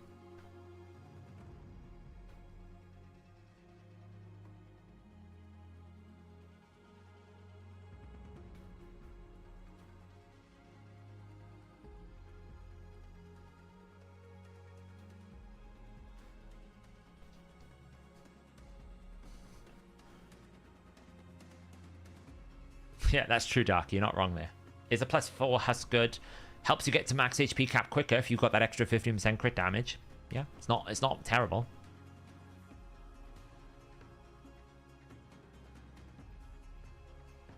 But that's probably by the way you're playing it, Bradley. Right? I can literally show you right now how to force his rotation. I was actually helping YST do it. He was struggling with trying to beat Amus, and I gave him 2 tips. Take out Cycle of Magic, pick a high awakening champion to be the tank for Amus, and put Brimstone, and he did it with one go. In one go. After struggling with it for hours. I can show you, like, this is the rotation I use. Okay, so I will literally do a full rotation, and I'll predict every single ability, okay? He will open with A2 right now, okay? He will open with A2. Why? Because he's got no decreased attack. So he'll open with A2. Cool. Then he will always A3. So he's going to A3 next.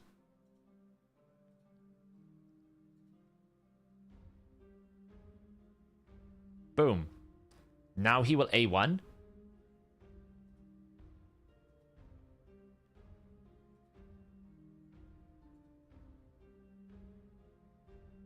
And now next turn he's going to change form.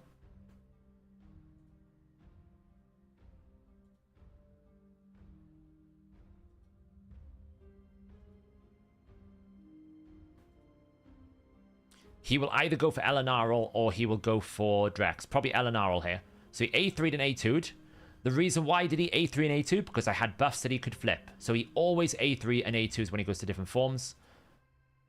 He's probably going to go for either Elenarl or Drex. Probably Drex because he's lost HP. He will target the lowest health, the most killable target. So Elenarl or Drex he'll target next with his A1. That's fine. I want him to die here because it's just the way that it works. So 8 opens A2. So my team, I need to go through this cycle before I can reset. So I have to wait a few more turns down. I'll be back. So I'm going to get stunned here, which is fine. A1. I'm going to decrease attack. So the boss is going to use his A3 on the next turn. A3. Boom. A2. Boom. And I can tell you for a fact that I'm going to cleanse right now. I can't at the moment, but I will cleanse in a moment. The boss will change form in a moment. And now, going forward, he will only ever attack Artak. Only. The entire time. On the alternate form.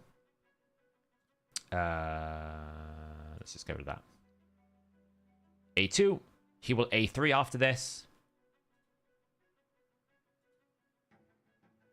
I think I'm okay. I may have messed it up. It's alright if Artak gets stunned. Yeah, Artak gets stunned. It's not a problem. A3. A1.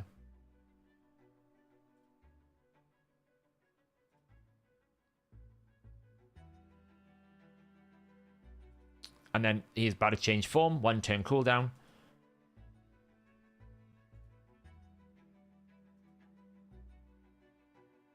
Change his form. Heal A3. A2. I can predict this for 400 turns. The only reason this will change is if he kills Artak. Now, he'll always attack Artak because Artak has the lowest health. Because he's destroyed at half his health. So you see I'm not using his A3 because I want him to stay at half health. When he's at half health, he has so much more defense. He's significantly tankier.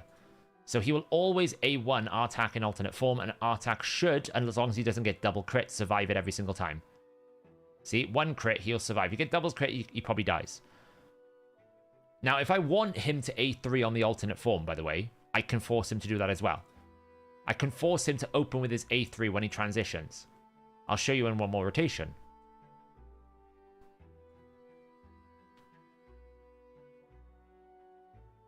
A2.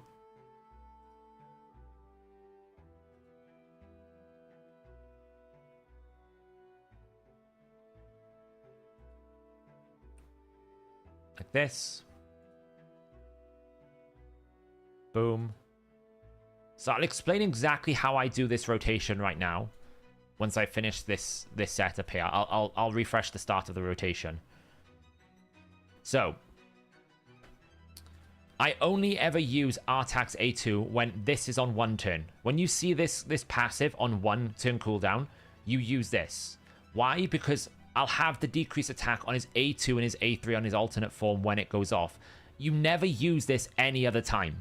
Because if you have it on there, the boss will probably make an increase attack. If the boss has increase attack, this will heal for a lot more, right? It just becomes a bit more of a problem. You don't want to have debuffs on the boss either, right? Because the debuff will fill the boss's turn meter too much. So you don't want to have too many debuffs. That's why you can see I only ever do it at certain points in time. I never allow him to have too many debuffs for his Lunar Storm. And I never allow him to be able to stun me.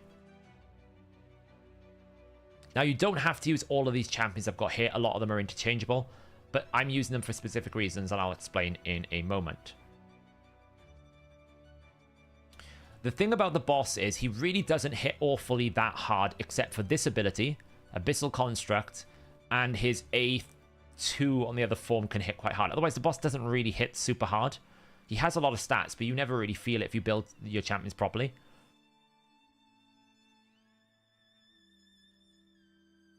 You know when he's going to transition back because of the counter on this passive here. Look, 1 turn. So he's going to change form next. But he will always do A3, A2, A1, change form. It's the way that it works.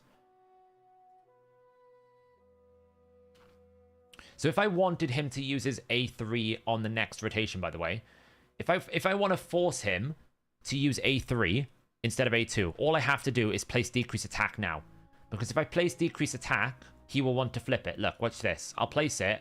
He will use A3 because he will want to flip the buff. Right? And then when you're in this situation, this is when this goes wrong, because now he can do a lot more damage. See? He's going to heal for a lot more. He's going to extend. He's going to get turn meter. It becomes a bit of a problem at this point. Because that buff gets extended, and he's very good at keeping the buffs going on his own himself. He's very good at doing that.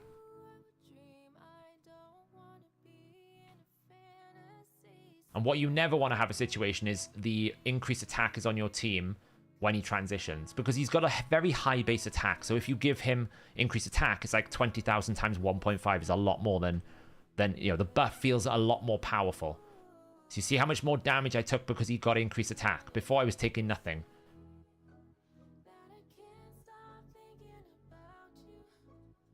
We'll just Elva to cleanse it up here. And this is where it goes wrong. See, I got double crits. It's the only time it can go wrong, but you can recover a little bit. And if it does happen, you just start again. So let me explain exactly what I'm using in this team so you know how to set it up if you want to replicate this. I'm using Artac because of his passive. It is essentially an easy way for me to make a low HP tank. Because he will always, with his A1 on the alternate form, target the champion with the lowest amount of health. The one that he thinks he can kill. Okay? What's the question? Hey, Martin. It's your birthday. Happy birthday. Happy birthday, Martin. You caught me when I was in a bit of a rant here. So, this passive is super good as a tank. One, because everyone at some point got a chance to get an Artac 5-star soul. So maybe you didn't. If you didn't, that's fine. But if you did get it, great. Every star that you have here massively reduces the amount of damage he takes, because on his A1... the boss's A1 here will reduce the amount of ignore defense. Where is it?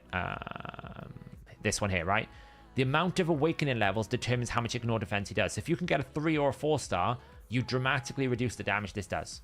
Which is why I'm using a 5-star Artac. I basically cut the ignore defense down to about like 60%. But not just that, he's also gaining 50% more defense. And he also gains 50% more speed. Like 50 more speed. Or like 100 speed. So he becomes like this natural, super good tank for it, right? So we open once to get a burn going, and then all we do is the decrease attack before the boss transitions. I never use this because otherwise it's going to restore his max HP.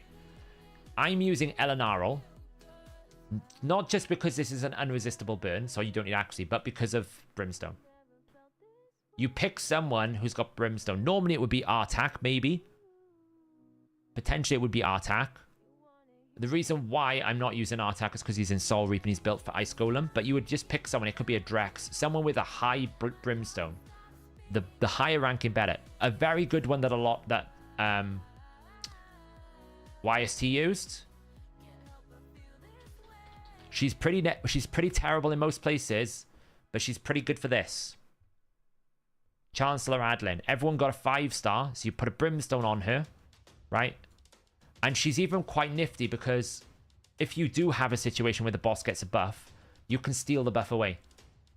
You've got the same concept with Artak. You can put decreased attack on the boss if you want to, and you get a bit of bonus healing. She's really good for this. She's actually really good for it. You get an aura, a free 5-star blessing. There's nothing more that you want. You put her in regen, you keep her alive. She could take the Elenarl spot. Absolutely. She could take the Elenarl spot. I'm using Drex, not because Drex does anything, but because he has an aura. That is literally the only reason why Drex is in this fight, which is why I let him die. It will, yeah, if you heal. You don't have to heal though, G-Man. You saw I barely have any healing. Like, Alva's just basically passively healing, so... The only thing he does is aura. That's why I leave him die. Duchess helps with passive, but it could be anyone, really. Her main job is this. She's to stop the stun, because the boss will stun you on Rampant Chaos. So you want to make sure you have block debuffs up before he does A3. So long as you've got that, you're good to go. And he will only really use this if he has a decreased attack that he can switch. If he sees decreased attack, 9 times out of 10 he will always use this ability. Yeah, which is why the aura is big. 60 aura, 50 aura. No, I know that, G-Man. That's what I'm saying. What I'm saying is you don't need to use her A2, right? You can just use her, but don't use her A2. You can use Adlin without the A2. Just use her A1 and A3. Because the reason why you're using her is she's got a Brimstone. 5-star Brimstone. Gives you a very good opportunity to land the Brimstone very regularly, and you kill him with Brimstone. So that's the role. Brimstone, block debuffs, a high star awakening, strong tank to basically tank his A1. And then these last 2 spots can be support utility. If you wanted to, you could bring in someone like an Oella that can just passively give you some healing like Elva. If you didn't have Oella, you didn't do that fusion, you can bring in someone like Raglin that can just basically give you some healing. You can bring in someone like a... who else did I think about using in here? There's another healer that I've forgotten. I can't remember her name. Nia's not bad either. Nia's a pretty good healer. Why? Because you're going to do passive healing. Got to be careful about the decreased speed, though. You don't want to debuff too much. Another great healer. Right, these spots are just passive healing. Elva is giving you A1 continuous heals and passive heals, and a backup cleanse. It's helpful if you can bring a cleanse if you're bringing anyone with continuous heals. The reason why is he will, in his alternate form, he will switch the positive to the negative for you. So if you're bringing continuous heals as a form of healing, then you do need a cleanser, which is why I have Elva, to basically cleanse it away. You have to be careful when Nia's reset. Yeah, obviously we're using Nia for the healing, not that, so... Yeah, so you absolutely want to avoid over-debuffing the boss, which is why I only really stuck with Brimstone and HP Burn, right? Or Decreased Attack. Never allow him to have more than 1 debuff here. You absolutely want to have a block debuff for this A3 and just control it. This is on hard mode. Hard mode. Get rid of Cycle of Magic, build that archetype, and you'll do it. And if you are lucky enough that you've got some of these Giga Strong teams, then you can just one-shot it, right? If it's a rotation where you have a 6-star Fushan, go for the one-shot, absolutely. But if you can't, like this time I couldn't, it took me a while. It took me 400 turns. I did it, though. I've done it already. I've beaten it. Mate, I've literally beaten it. Look. That's the team I beat it with. We did it on stream. Yeah, don't use Padraig. Padraig's a bad idea. Artak, yeah. Artak's in regen define. He's built strong, but he's built strong for Ice Golem.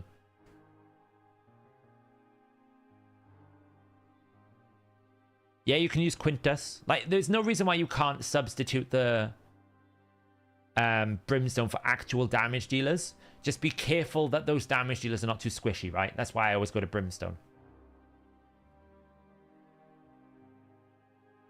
I don't have any information on the league champion, no. I don't think they intended to leak the name, but they were like, oh, well, it's too late now. So yeah, he's built for Ice Golem more than anything else. That's why he's built so strong. Why he's got so much resistance and so much of everything else.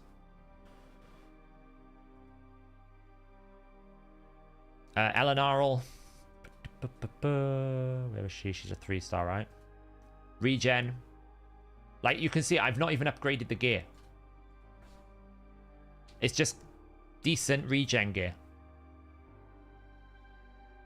About 3 to 3.5k defense, 60k HP, 220 speed. Just decent regen gear. Like, these pieces aren't special. There's nothing crazy about anything I've got here. You know, it's average. In terms of Duchess, like, Duchess obviously is in an arena build, so she's in Stone Skin. So she is built strong because she's in arena, but not strong that's going to benefit me more than anything else. Like, the resistance is pretty useless against Amius. It's not going to do anything. Drex just dies, and then Elva is in an arena build as well. So she's in Bolster, so she is healing. She's at 265 speed. She's a bit tankier because she's in Bolster for arena as well. Like, again, the resistance not helping me, but the defense will be.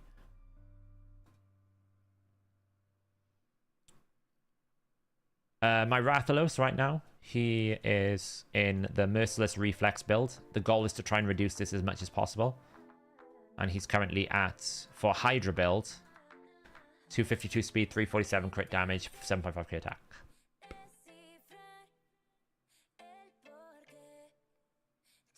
I wouldn't leak it anyway, yeah. Unless there was, like, reasons to, I wouldn't leak any information. Vitris is going to get as much playtime as he was getting before. They've changed nothing about Vitris that makes him better. Someone was asking about Rhonda earlier. Rhonda's in Lethal Cruel. Currently at 7.9k attack, 238 speed, 307% crit damage. Yeah, my Rathalos is very well built, yeah. If I'm building Burungiri Resist, how much should you aim for with hard 10? Ooh.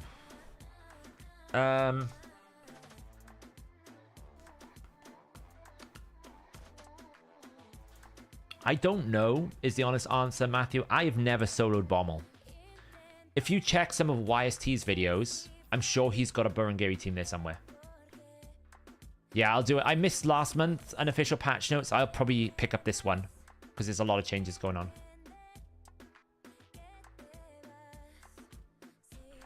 The only time I leak stuff is if I feel like players in the community already know about it and other people would be disadvantaged by not knowing about it. For example, when they announced that they were going to be doing the Awakening boost, it was getting shared amongst a lot of the top clans. That's when I'll do a video on it because I'll be like, well, a lot of people know about this. You're losing out because you don't know about it when you should know about it because everyone else does. That's the only time I'll do it. Otherwise, I'll keep it secret. What masteries if dropping? Duchess masteries. I did that.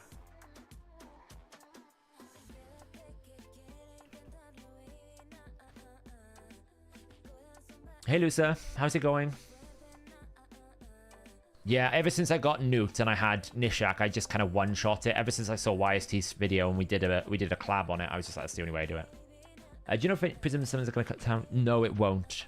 Razvan. The only way it would have counted if there was a champion chase.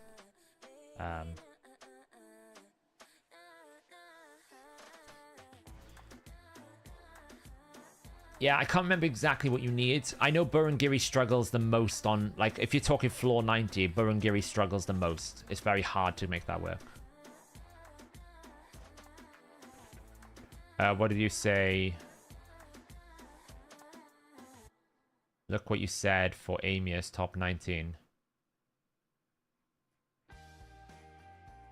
Yeah, prisons won't count, unfortunately. It's only the chase that it would. Top 19, what? Oh, he's used Pedraig. Yeah, he's kind of one-shotty, though. He's got a 6-star Garrel. The reason why I say don't use Pedraig is over a long fight, you will lose. But he's done it in 37 turns, so it's fine. He's basically killed it with a 6-star Taras and a 6-star Garrel. Otherwise, you've got to be careful about Pedreig. He's using Pedreig's an ally attack for an auto buff, which is fine. But if that switches form, Pedreig is just going to give you so many debuffs. You know, it's going to be a problem. Top 18. You're top 18 here. Where are you? This one. With Quintus. And Kleidner. Look at that. Kind of cool.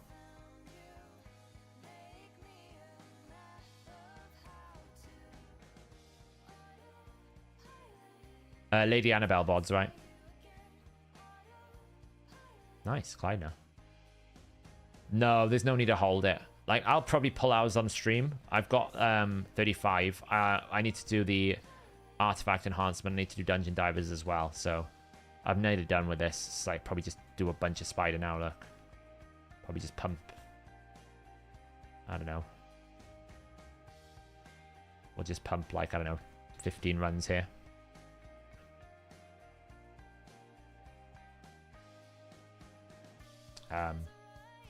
Right, so let's get on to the gear cleansing, what I want to do. So I kind of want to... Why am I getting Saf? What, Hypnos? You got Trunder.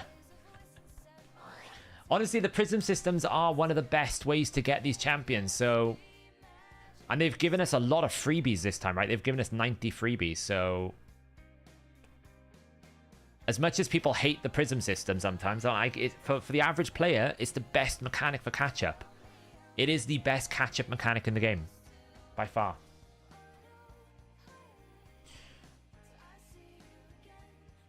Silent got it as well. Renish got it. Honestly, it's great because do you know what they're going to do now? They're going to see all of these Trunder teams popping up. They're probably nerf Trunder now. Watch them do it.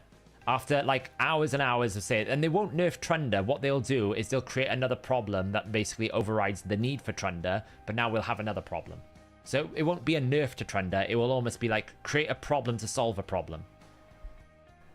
That's what'll happen, probably. I'm like... And the annoying thing about nerfing Trunder is I'm not even advocating to make her useless. I'm advocating to make her better for Arena. Like, she was meant to be the Arena Queen, and she's lost that place. Why don't we just rework her to get her better back to Arena, right?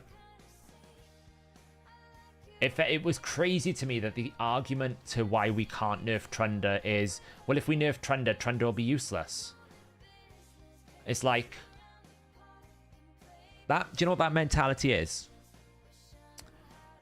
That mentality is basically, oh, I need to get my car serviced, but I don't want to get the car serviced in case I find that there's a problem. It's like, well, why didn't you just get the car serviced and fix the problem? Which is what I'm saying they should do. If you think rebalancing Trunder is going to break her usefulness, well, balance her in a way to make her useful. You can create a new champion for everyone to get. Just make her skills useful. It's not that hard. That's classic game design.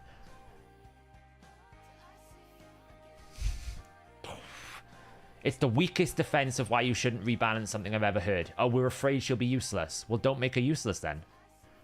It's not like you don't have the control of the kingdom. You can basically make Trunder, if you wanted to, Trunder could one-shot the boss. It's up to you. You do what you want. I'm particularly salty about the car because I have an electric car. And I had to take it for it's the first time I've ever had to MOT a car because I've always ever had a car on lease or something. And I had to get it serviced, and I've only ever driven it 5,000 miles because I don't drive an awful lot. So I literally paid a fair chunk of money, probably about $300, actually a bit more than that, $350 for the garage to clean the brakes, change the pollen filter, and like check the battery works. I'm like, the most expensive piece of non-work I've ever paid in my life. Literally $350 to change a pollen filter, honestly. Electric cars are great. My car drives itself. I don't even need to do anything. I know how to, obviously, but I don't need to do anything. Yeah, I drive a Nissan Leaf. It's lovely. It's got like a little cool pedal and, you know, it just drives itself. It accelerates, it decelerates. So we're going to go through the sets here. This is life, offense, defense, life, resistance. And what we're going to do, we're going to call them tiers. And we're going to call them progression. Primary stat 1. Primary stat 2.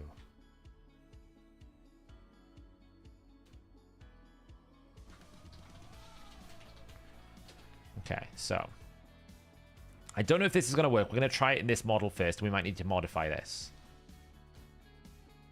Okay.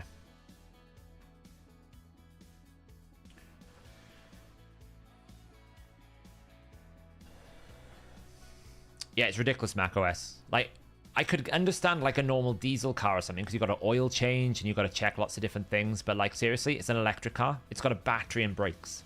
It's pretty much all there is in an electric car. What is there to service? Like, you're not going to need to change the tires because they've only done 5,000 miles. The brakes are probably fine because it's only done 5,000 miles. And annoyingly, they had it all day and they didn't even charge the damn car. So I've still got to go and charge the car now. I'm like, oh, well, you could have at least charged it alongside the price you paid for that I paid for the service. They didn't even charge the damn thing. So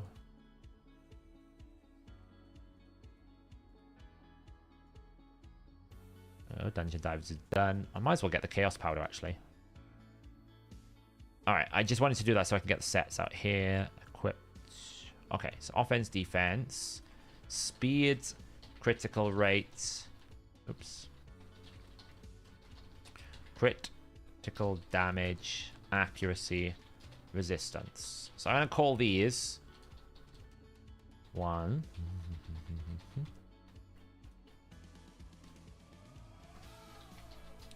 Stats.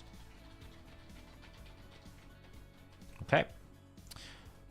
And then we've got Lifesteal, Fury, Daze, Cursed, Frost, Frenzy, Regeneration, Immunity, Shield. 1. And then it's going to be 2, 2, 2, 1, 2, 2, 1, 1. So there's a reason why I'm calling it 1 and 2, because there's a better version of it if it's 2, right? So there's not a better version of Fury. I mean, is there a better version? Sort of. There's not really a better version than Fury. But there is a better version of Lifesteal, which is Bloodthirst. There's a better version of Frost, which is Frostbite. There's a better version of Immunity, which is Untouchable. So that's what we're doing with the tiers. We're basically saying, well, tier 1 is basically the lowest form, but I can get a set that does exactly the same thing, but it's better.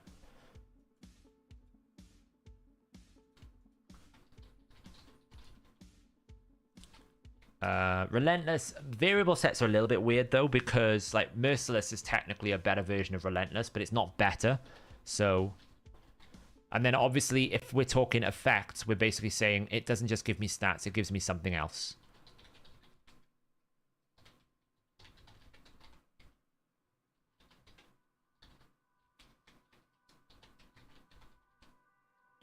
So we've got Stun, Toxic, Provoke, Retaliation, Avenging, Stalwarts. 2, 2, 2, 2, 2. We might have to change this model, but we'll see. Well, Merciless is not better than Reflex or Relentless, but you would consider that having 9 pieces of Merciless to be stronger than Relentless is what I was saying, right? Because technically, I'm getting the Relentless proc, and I'm getting Reflex, and I'm getting Ignore Defense. So it's like, if I was to go to the 9-piece Merciless, it is technically better than Relentless, but the direct comparison of Relentless and Merciless is not better, because Relentless has a higher chance. It's kind of hard to explain, like... Same as Reflex. Reflex remains the best opportunity for reducing in the way that it works.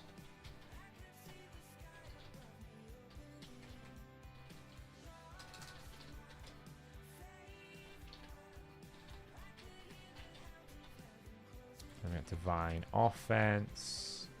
Divine critical rate. It's funny, actually. I was looking at this, and there's so many sets in Raid, but actually there's not that many. Because if you think about it, pretty much apart from the variable sets, they all do the same thing, most of them. Right, we got 2 lifesteal sets. We have like 3 offense sets, because they're doing the same thing with just a little bonus. We don't actually have that many unique stuff in here. It's not that bad.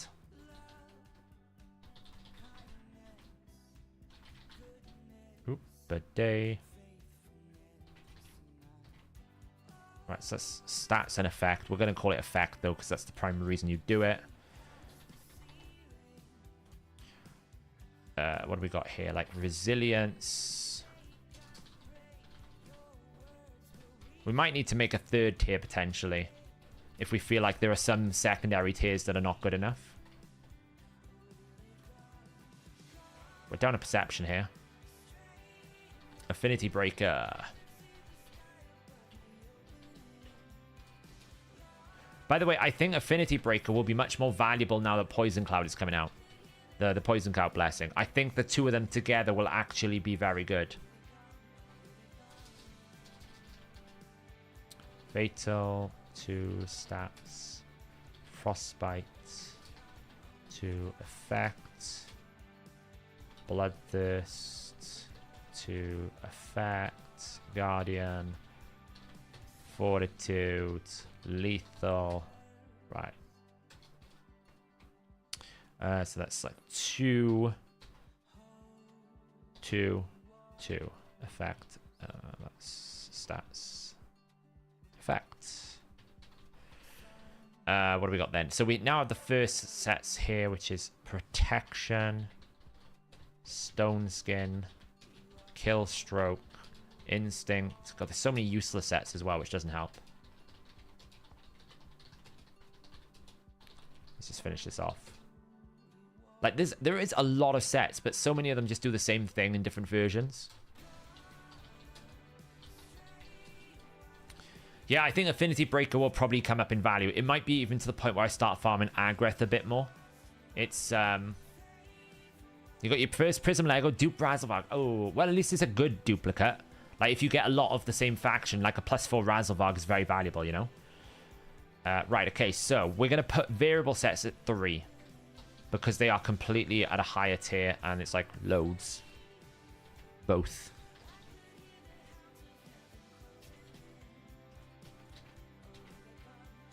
Okay, what's Killstroke again? Stats, right? Instinct is 2 stats. Bolster, 2 effects. Defiant, 2 effects.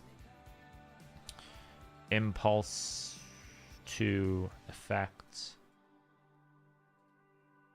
Zeal. The problem with these Zeal and Impulse sets is just it's so difficult to get them. I don't even know if we can call them, like, valuable. You know, I don't even know if we can call these 2 valuable. Like, we can probably put, like, I think this is probably a good way of doing it. Acquisition.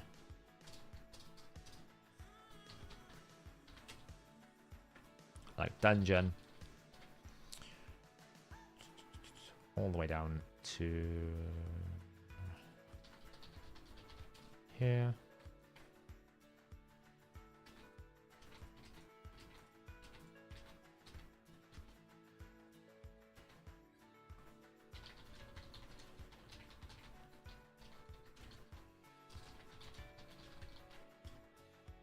Gotta say crap rewards because it's really not good, is it? Forge. Forge.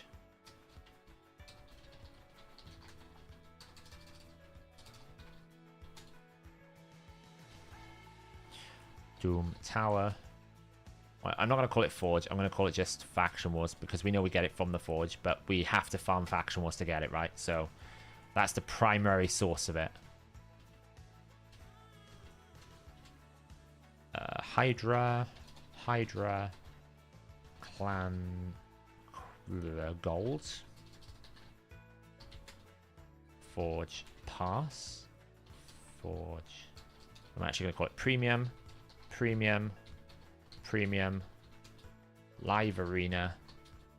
Live Arena. Premium. Cintranos. Cintranos. Premium. Okay. Cool. Slotting in Cold Heart over Whisper. It might be faster because of how long it takes you to, like, run. Like, Cold Heart doesn't have to run.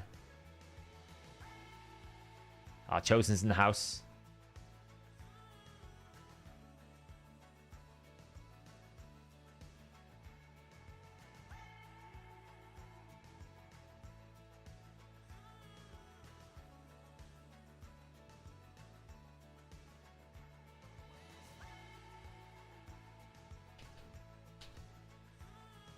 Just checking something over here before I carry on.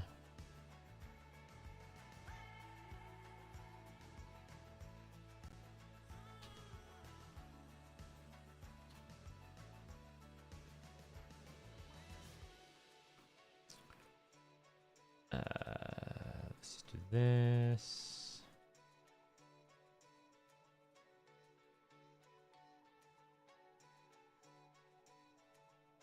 So I'm just setting something up in the background for Dragon here because it's resetting tonight. So, all right, okay, where was I? So yeah, so we've got these things now, so we can kind of see this. I don't know whether we need to have some sort of differential between like the divine offense, because like I would suggest some of these might be a 3. I don't know. Like Zeal, like what do we feel about impulse versus reflex? What's this? 12% chance. 36. Yeah, so you get 32%. What is it? 12, 24. So you get 32% speed and 32% chance. So you kind of like with, I suppose with impulse, you do get a better set than reflex. But only if we compare it for 4-piece, 24% versus 40%. No, it wouldn't be. Yes, you get 24% speed, but I can find, 24% speed. I can't find 24%. I can't find the extra reflex chance. So if you had like 3 impulse, maybe, because it obviously isn't going to add a reflex, but we'll see.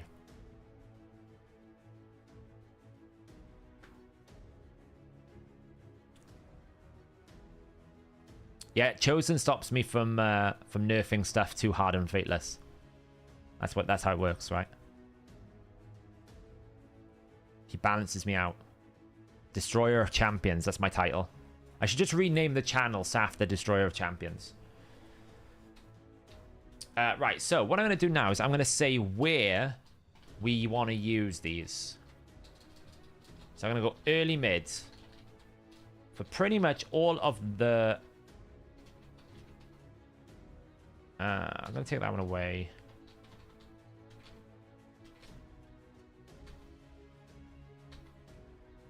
Honestly, I think this is a never. Really. And I'm going to go early mids and then, like...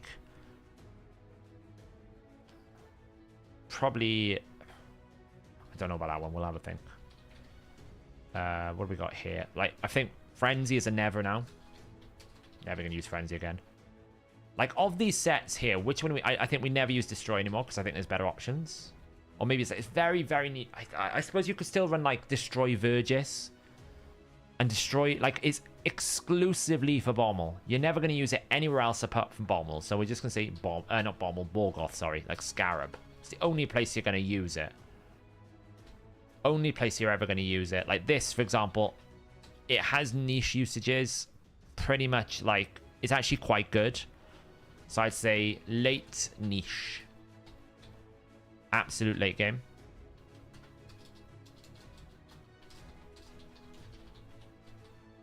I'd say late. I'd say all. Never, right? We're never going to use Avenging, I think. And we're never going to use Frenzy. They're just terrible now, aren't they? Ever since they reworked it. Like, Avenging, 45% chance to counterattack when receiving debuffs. That's bad. Frenzy, 5% turn meter for each debuff. They're just bad, aren't they? Yeah, I'm building this for a video that I'm going to do. I'm kind of killing 2 birds with 1 stone here. I'm doing this for a video that we're going to do, so. We're basically trying to figure out exactly what we need to keep for all our gear in the game. Avenging is Bambus exclusive. I suppose, yeah. But, like, you can do it without Avenging, right? Is it a must? Is it so good for Bambus that you absolutely have to keep a set for it? Or could you build Bambus without it?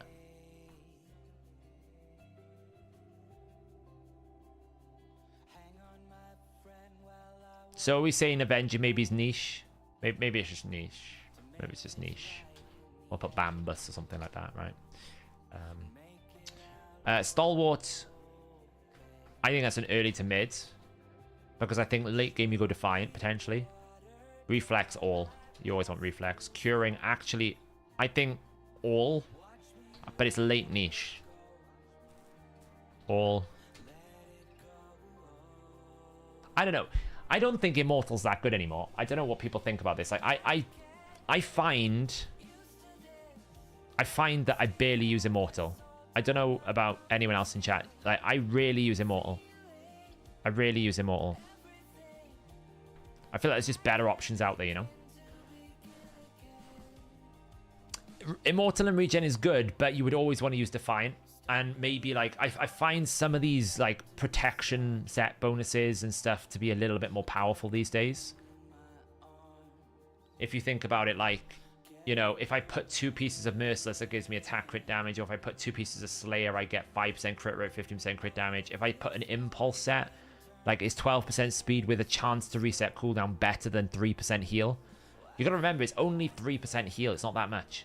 It's not that much.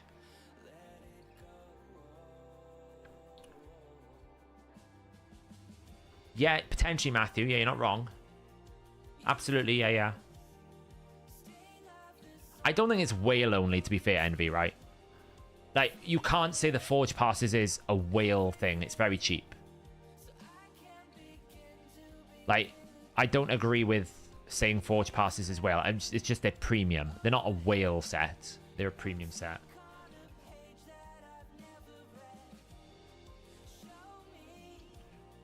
I'm going to say it's niche. I don't think it's so bad that you would want to get rid of it all, but I'm going to say it's niche. I think these are just like, never. Honestly, I don't think any of those are going to be bad. This will be all. Like, speed is always going to be all. I feel like this is all as well. It's pretty good. I feel like this is pretty... I think it's like mid to late. Actually, do you know what I should be doing here? This is better, actually.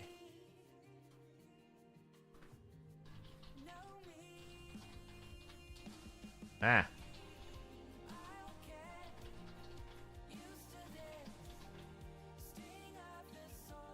Oops. This is better, actually, to do it this way. So we go, yes, yes.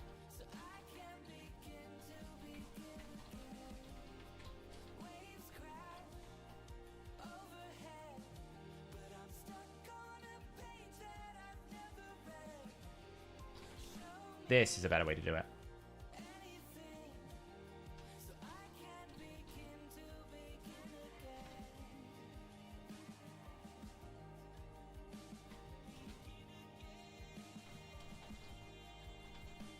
Well, of course it's that.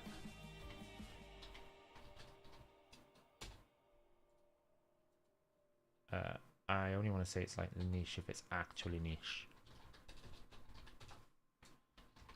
Okay, and then we're just going to do this, and we're going to go Judicial Fallout and Highlight Cells equal to yes. Equal to no. Look at this. It's going to be pretty.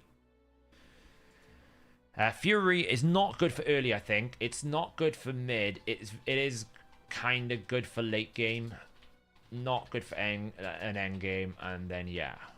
So it's kind of like you're never really going to find much value in Fury early to mid because you're probably on lifesteal. But when you get an unkillable team late to end game, then it's going to be niche value. Like, no. I don't think you ever use this anywhere. I don't think there's any use for days anywhere in this game. Cursed. Not really early, not really mid. Yes. Yes, yes. Like, I don't really think Cursed has got much use outside of Hydra. So, you know, we don't need that. Frost.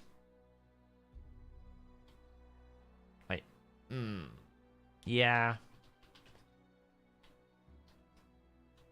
I don't know. It's like it's a niche one, isn't it? I don't really feel like it's that good, but I know some people use it a lot. It's difficult, Frost, because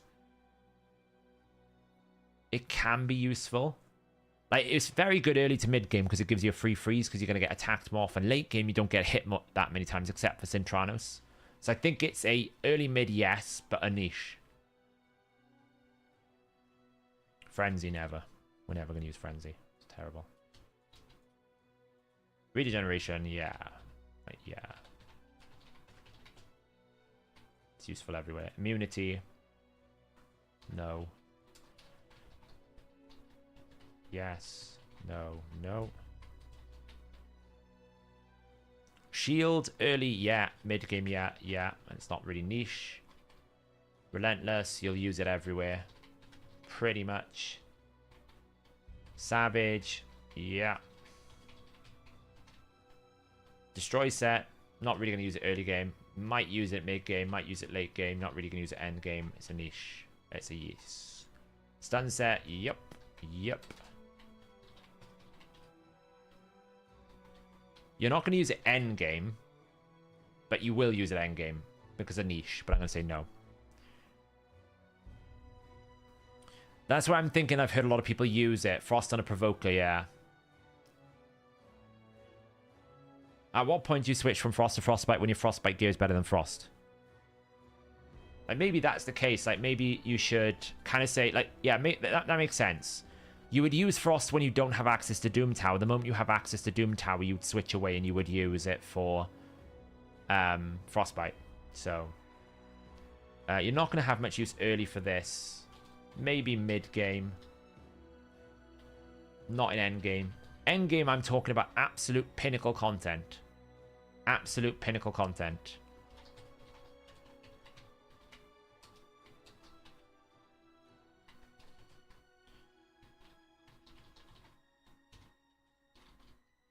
So we could make a case that some of these things I've said yes for late game isn't. No.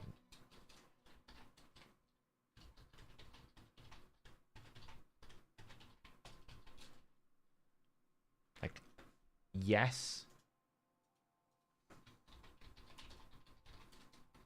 And this is going to be like Clan Boss, Hydra, Cintranos, Sear Buff, Destroy Set, Scarab, Stun Set, Cintranos, pretty much. Toxic, Clan Boss, mostly. Sometimes you could use Scarab. Provoke, Hydra. Avenging, Bambus. Okay, this is good. I feel this is good. I don't actually know if this is helping, but this is good. I don't know if they've changed anything. Should you +4 your Neldo? Absolutely, Neldo's amazing. Is there any way to access the old spreadsheet that shows all the damage ratings for abilities? Damage ratings? No. It might still be on top of the tier list. If not, no. But I should be able to have a table soon on the website that has all of the new ones. You need to mention that set may be bad if it's a good piece, if it's worth... yeah. Yes, Alex, but at the same time... like that, I think there needs to be a universal thing, right? There's like this is set focus. There would be a top level thing.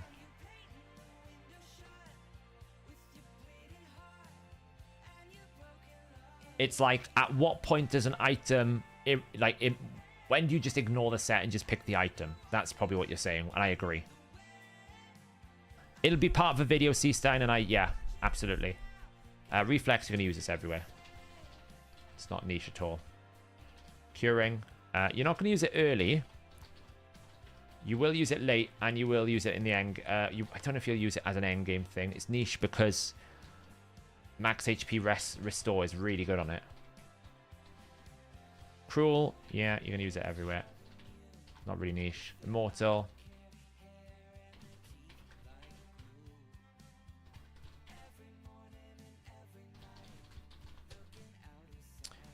Never. No, we're not going to use these, are we?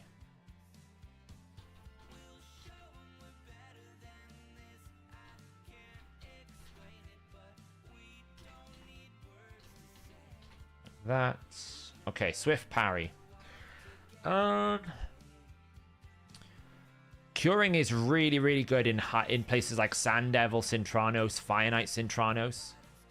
It's really, really good for those areas because you can basically, it's the only thing that you can restore max HP on a set at the moment that actually is based on the total heal. I got a feeling even the new blessing that's coming in, if you're at full health, it's not going to restore your max HP. I think it's only going to restore what's missing like Miracle Heal does.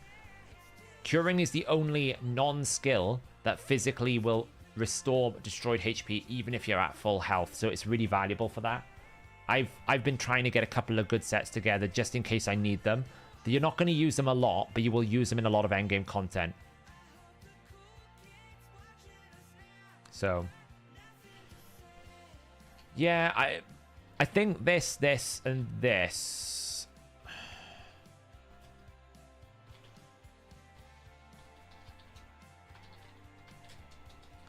Like, I don't know many people that forge it anymore. Like, Core Hammer lost a lot of value for it. Like, no, yes. It's about the only place I can think you would use Deflection is Agrath. Let's see, Resilience. Yeah, I think you'd use it. You wouldn't use it in late game, though. Perception, everywhere. It's the most valuable set. Affinity Breaker. You're not going to use it in early game or mid game. You will use it late game and end game.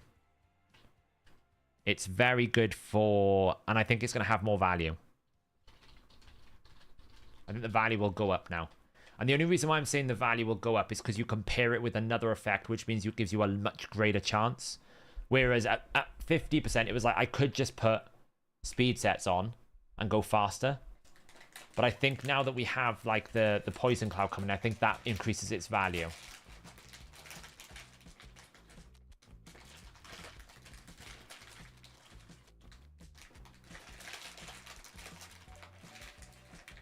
I barely use core hammers for anything. I've got so many of them. They just keep growing up.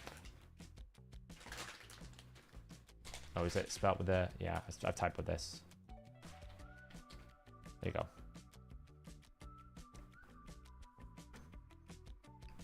Swift Power is still used on Siffy. I've got it on Newt because it gives you a very good speed and crit damage. It has niche usages. But it's not that universal, you know. It's not that universal. Untouchable. You're probably not going to use it in early game. You might use it a little bit. I think it's niche, yeah. I think actually immunity is exactly the same thing. You're only ever going to use it as a seer buff. And the reason why I say untouchable and immunity is no longer useful is Stone Skin. Stone Skin is just a better version of untouchable. So why would you use untouchable when you can get Stone Skin with more stats? It just makes no sense anymore. The only reason why you would do it is if you need a seer buff. It's literally the only reason you have it.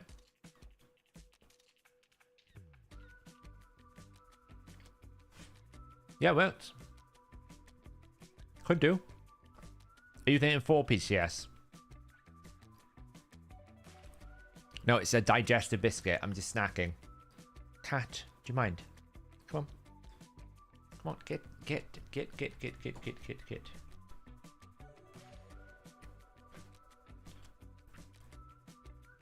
It's very, very niche, though. I know it doesn't block HP burn, but essentially Stone Skin is just a better untouchable. Untouchable is rotation 2. Untouchable is rotation 2 and rotation 1, right? It's Scarab. Digestive biscuit. Cat, will you get out of the way? Go on. You are being a pain today, wandering around. You've had food and everything. You're just wandering everywhere. Yes, you need to stop wandering and settle down. Honestly.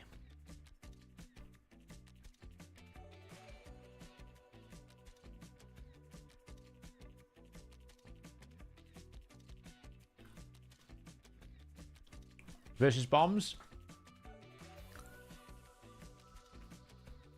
I think if you're fighting bombs, you'll just bring Righteous. You'll bring resistance stats, or you'll bring a cleanser. I don't think a 2-turn block debuff is going to help you. I just think the only reason you're ever going to use this is if you need a buff for Seer. I don't think you would use it anywhere else, personally.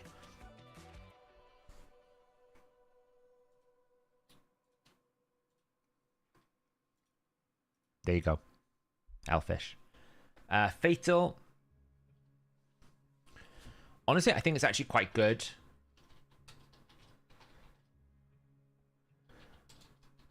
In these 3 areas.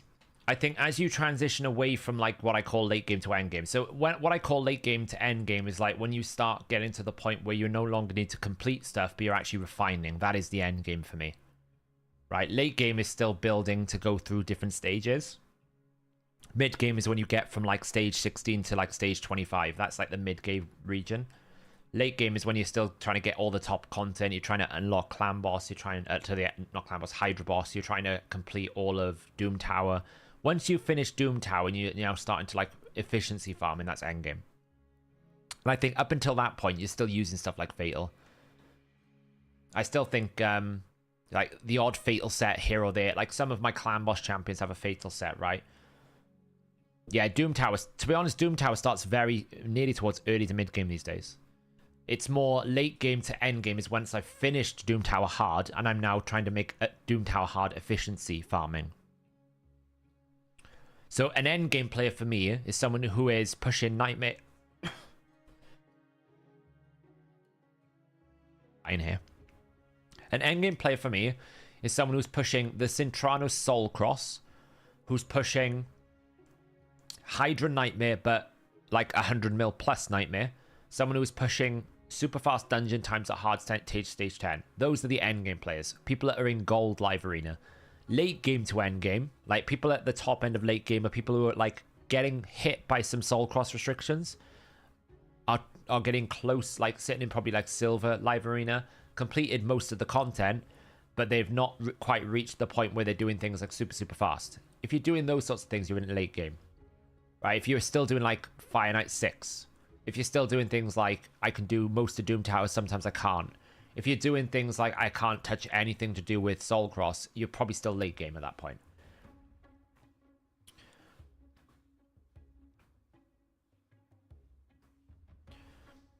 Yeah, it's a fair argument, Envy. I think there's potential. What I'm saying in late game, in end game, you're always going to look for the lethal cruel. Pretty much, right? If you're building someone in end game, you're always lethal cruel.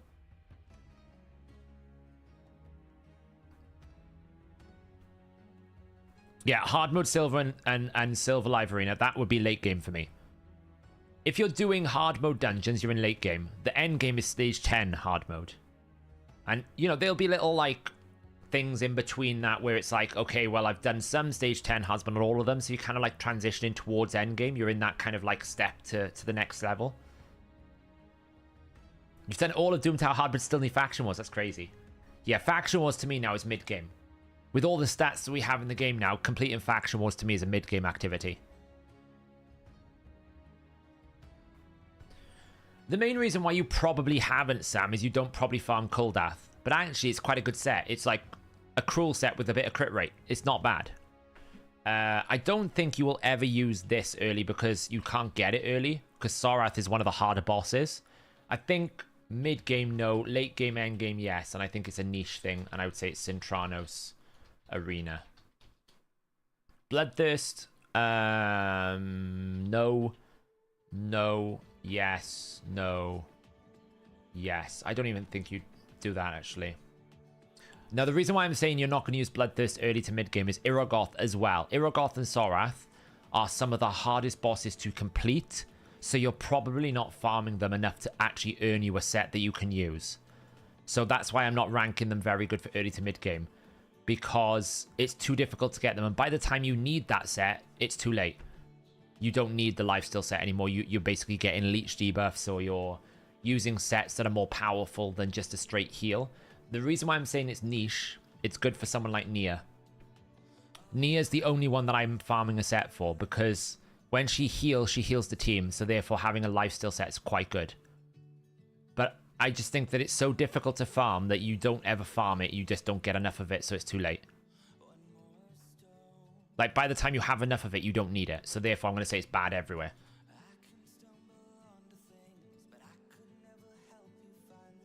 Exactly, yeah. It was one of our main complaints. The set is good, but the boss is really hard. Oh, I agree, Mikkel. So what I'm saying about hard mode is like if you are you're an endgame player if you can push Soul Cross. That doesn't necessarily mean you aren't endgame everywhere else, right? If you wanted to make a definition of endgame and just ignore Cintranos, then it would be like I'm farming stage 10 hards of everything. I'm farming Doom Tower on auto. I'm farming top levels like 100 million plus Nightmare. That's an endgame player. The Cintranos edition is just an additional thing. It just depends if you have the champions, right?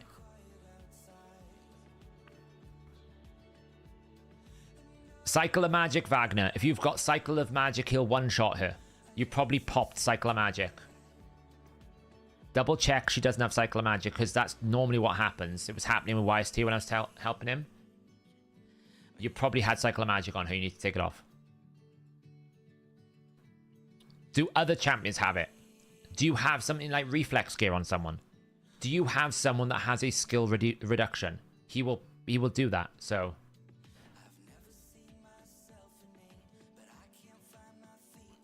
If you can complete 60% of Soul Cross, I think you're endgame. Elixium, hard. Yo, Soul Cross, hard.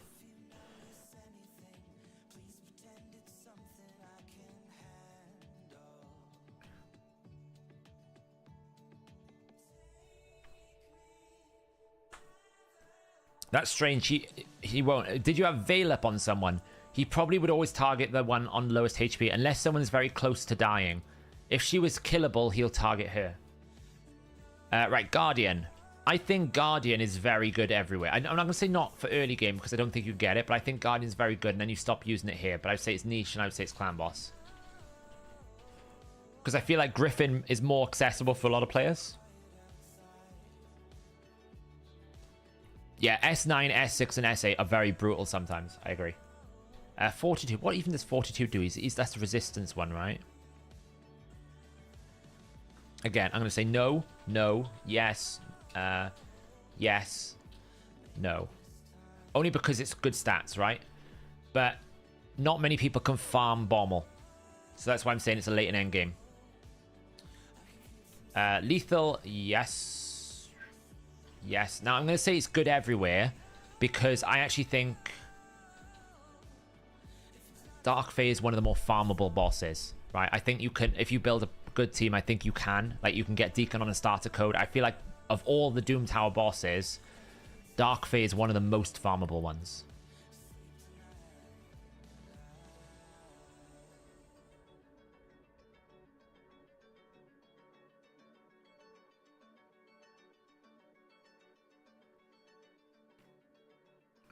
Well, that is another question. So this is a fair question. So what I'm saying is the set is useful late to endgame, but it's always on this one, and this is much higher priority. So this isn't necessarily me saying it's a priority thing. I'm saying, would you use it in these areas? The reason why I'm saying Bloodthirst is you would never use this set, but you would use Fortitude in late game and end game, but you just never would farm it. You'd never farm it.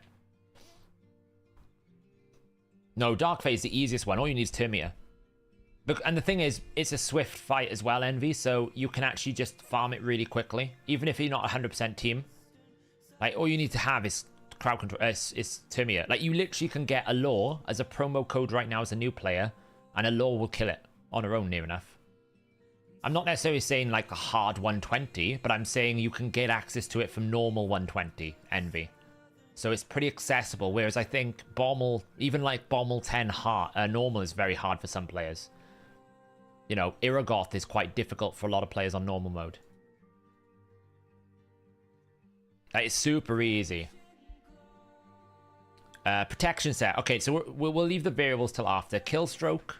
Not really easy early and mid because you actually need to farm a lot of clan. Or maybe it's actually quite good.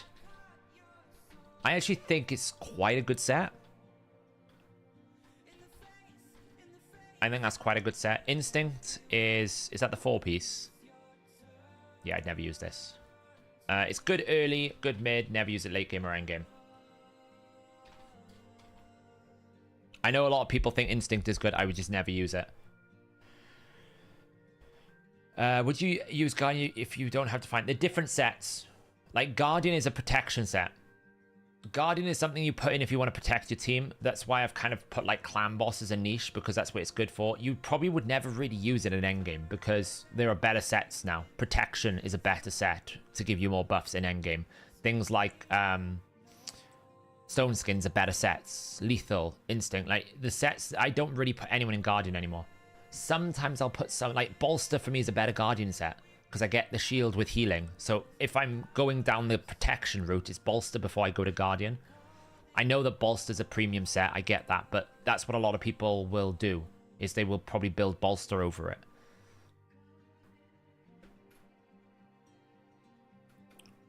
My Newt's in Swift Parry, not Instinct. But I know a lot of people will say Instinct's good. I just don't know. I have no idea what the rebounds of the bosses are. No info.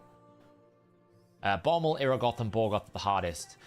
Borgoth is actually quite easy, Wagner, once you get regen gear. So it's not the boss that's hard about Borgoth, it's the need for regen gear. Once you get regen gear, it's a really, really easy boss. Whereas I think Iragoth is actually just really hard systematically. I actually think Sorath is really hard for people because it's such a high accuracy check. I know everyone gets Drex after 200 days and it helps a lot, but Sorath is just so difficult because of the accuracy check. And she does do a lot of damage and freezes you. She can overwhelm you pretty quickly. So I think Sorath is a lot harder than some of the other ones. Like Borgoth to me is very straightforward. Just get a poisoner, put regen gear on, you win. It's not that hard. It's just, can you get the regen gear early game?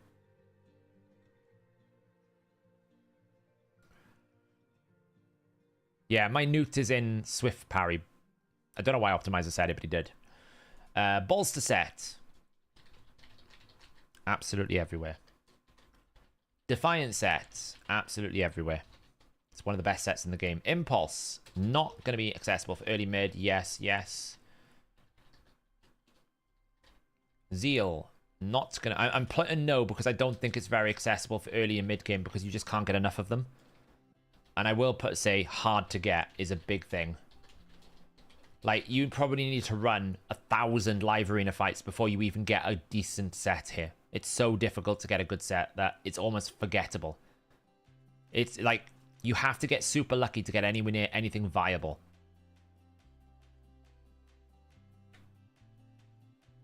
Have we done Sorath? We're actually going through and updating all the website guides, so maybe that one is probably on the list. I tell you the reason why we haven't done Sorath. We will probably update Sorath guide for next rotation. Borgoth is the next boss guide that's getting updated. Darkfire had a little bit of an update this morning, and we'll have some additional guides coming out because there was references to guides we didn't have. Borgoth is getting updated. Agreth is next as well because these are things that are very difficult for people in Cintranos. So yeah, Sorath is probably next on the list because it's the top of the next rotation. We always try to make sure that it's relevant. Like, there's no point me giving you a Dark Fae guide when we just start a Sorath rotation because you're never going to see it for 2 months. It's really low value then. Righteous. Not really useful for early mid game, but late game, end game, yeah. And it can be a little bit niche.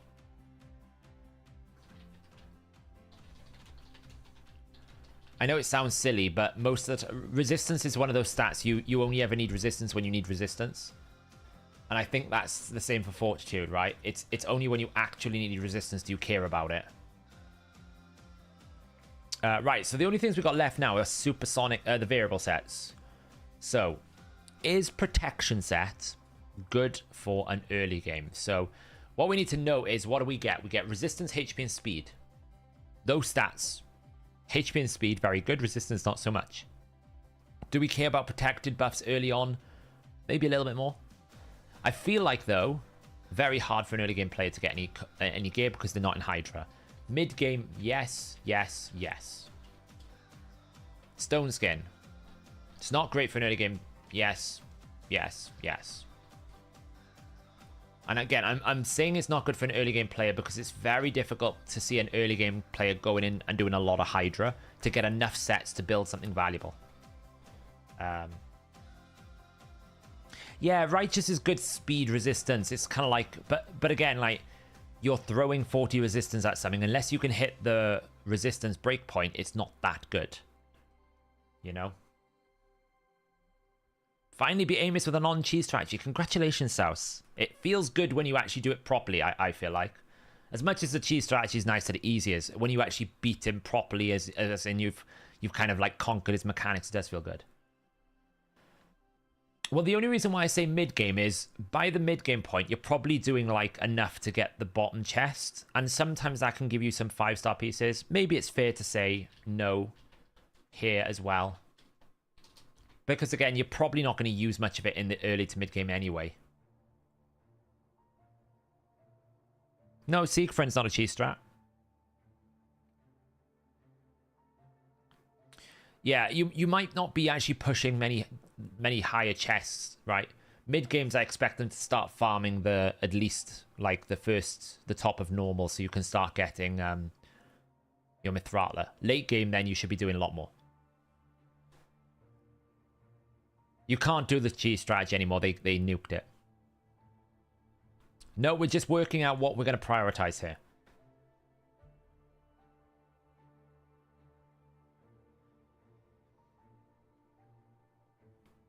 I mean, you're still using the abilities, so...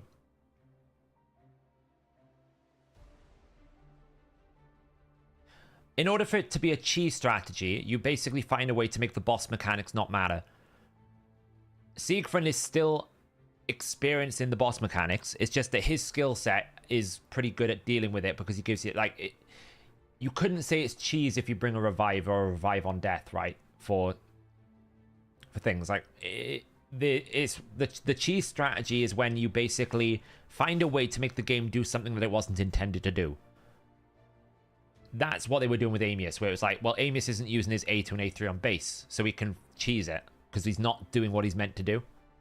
It's always a bit of a grey definition, but for me, cheese means, have I circumnavigated the mechanics intentionally in a way that the game was never intended to? I don't feel like Siegfried does that. I think like Siegfried just has a very strong ability to be able to counter the boss. How do you cleanse? That's what we're going to do next. So the first thing I'm doing here is figuring out who needs it and why do you need it. Then we're going to figure out, okay, now that we need that, what stats do we need for that? Yeah, like Paragon Stage 7 campaign's a cheese. Is it? I mean, is it no... Paragon in the right situation's a cheese, I guess. Yeah, in the right situation, it's a cheese. Like, is Paragon a cheese strategy to stop the Morty Macabre from killing you? No, because Unkillables are counter to Morty Macabre. It's a counter, though. It is a cheese strategy, though, for dealing with Agreth, because Agreth is clearly meant to kill you with all those poisons. You can just ignore half of it and deflect it back. So that is a bit of a cheese, yeah. But it's different. Again, you're not circumnavigating the boss mechanics. You're just finding a way to make the boss mechanics like not impact your champion, whereas the Amos cheese strategies were very much like, I'm just going to stop the boss doing something. So anyway, back to where we were at. Supersonic. No one is going to get too much of it. Mid game, no. Yes, yes. I'm going to say it's niche for turn meter.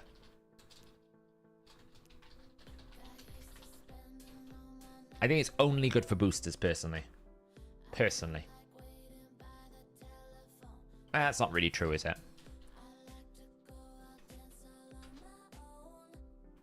Arena is what I would say.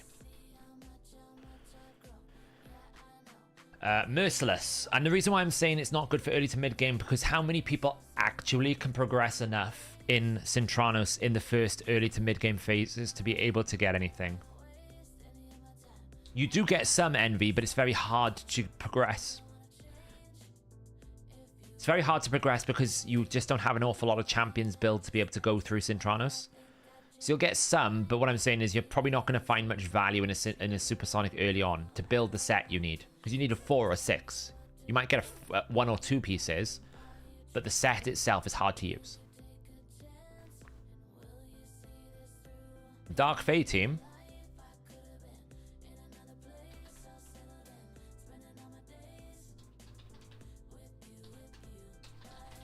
Let's see.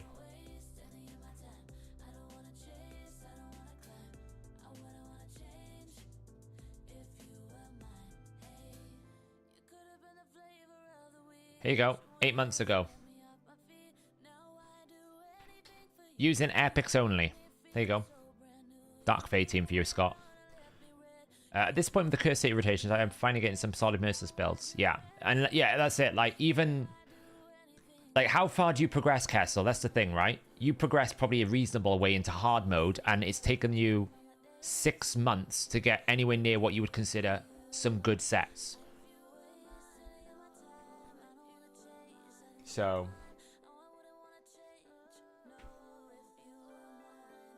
Just defeated Amus 3 times in a row. You can't kill him in the alternate form. You have to kill him in base. Exactly, yeah. So you're in the same boat as me, Kessel. I've got a few champions built in Merciless, but I still don't have anyone built in a very good or even close to a 9 out of 9 Merciless. It's very hard. Very hard. So that's why I'm saying it's not good for early to mid game, because it takes too long to get. This is good everywhere, I think. Yes. It is niche. It's good for AoE A1 debuffers and AoE nukers. Otherwise, it's always better to go Merciless. It's niche, but it's very powerful for niche for all game modes. Cool.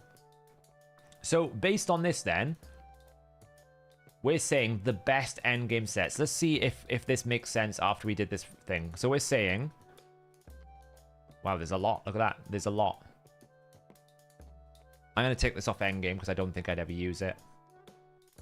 I don't think I'd ever use this at endgame.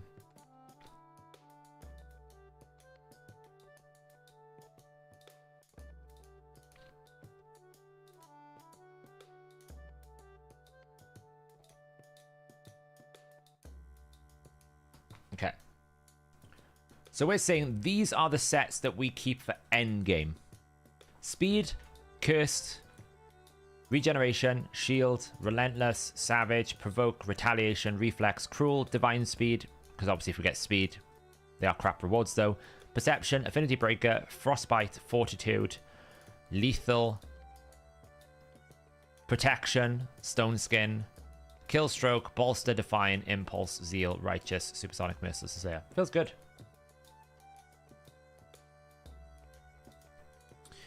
Yeah, well, these are actually quite powerful in the right position. They're a bit niche, but like the reason why I'm saying it is I farm Sand Devil with Ninja in Affinity Breaker. So, do I have an end game absolute MVP usage for Affinity Breaker? Yes. In Cintranos, there's lots of weak affinity that really hurts you. Yes, it's very good. It's probably now, outside of Lethal, the best set to farm in Doom Tower. Outside of Lethal, and maybe Guardian, it's the best set to farm. There's no news about the League Champion. Retaliation is super good. People just don't put enough credit to it. Like, Retaliation is great. It gives you a 45% chance to counterattack. It's awesome. It's just that it's an Ice Golem. So it's not a very good place to farm. But it's actually, if you think about it, if I told you you had a 45% chance plus a 15% if you go Revenge to counterattack, it's exceptional. On champions like Alatrian, I have it as off pieces on my Alatrian and Hydra set. It's really good. It's really good. It's just not an exciting, exotic set that people think about. But it's, for me, it has value across all aspects of the game. Because if I can counterattack, I'm doing damage. So, yeah, Affinity Breaker. And there's a reason why I've also put this. It's going to go up in value. I absolutely think the new Blessing with Affinity Breaker is very good for a burner. You can basically create the effect of what Tua Messiah and Mordecai do. You get like an 80 to 70% chance at a 5-star plus. I think 5-star plus... Affinity Breaker with the new Blessing is going to give you a 70% chance to not weak hit.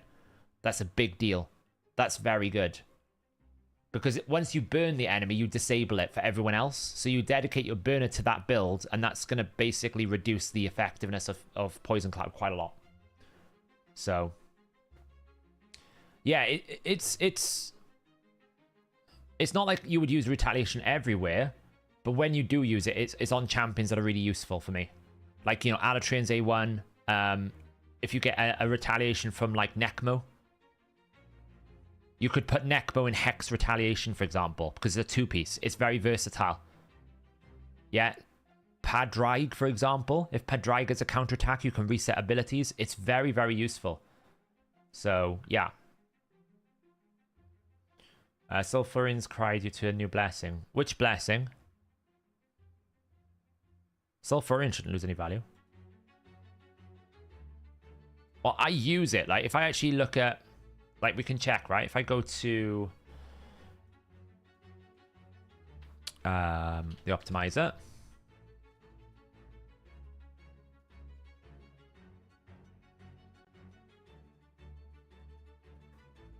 And I go to retaliation. Where is retaliation? Here. I have it on 2 of my Hydra teams. So it's in 2 of my Hydra teams at the moment. So if I'm using it, other players will use it.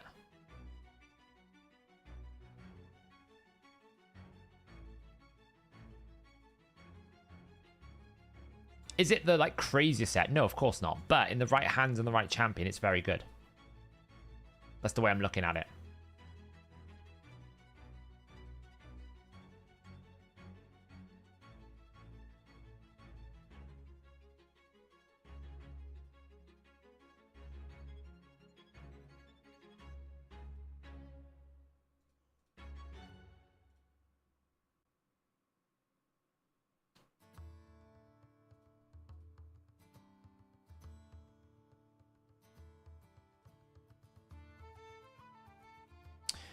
Right, so, sorry, I got distracted by something. So, Affinity Break is going to got Retaliation. Frostbite, again, it's one of those things that's a bit niche, but it is used in the end game. A lot of people use it in Cintranos. You see a lot of the Stage 19 Soul Crosses with Frostbite in them. What blessings on my Alatrian banner at the moment, but it might change. Honestly, it might change. I mean, it'll still be super valuable, Darky, because it's 100% chance versus this 70% chance. So it's still going to be a better value. It's not any worse or any better, you know? It's just, it's going to help a lot. Isn't Guardian impacted by critical? It is, but it's negligible, Jenga. It's negligible. It's negligible. You just don't want tons and tons of it. You can have like 150% that you won't notice it. If you have like 300 and 400%, then you will. So, okay, cool. Awesome. And then for like an early game player, we have things like life, offense, all the tier 1 stuff that you get from campaign. You'll use it in the early game. You're probably still using lifesteal early mid. There could be some cases to say that you continue to use lifesteal for some champions in late to end game. Like, how many people do I have in lifesteal at the moment? Probably quite a lot because I got them hoarding gear. Yeah, look, like Nia. Very, very niche. I don't have anyone else in it, right? So, you know, you might have some usages. Regeneration's useful. Let's just take away... there we go. No.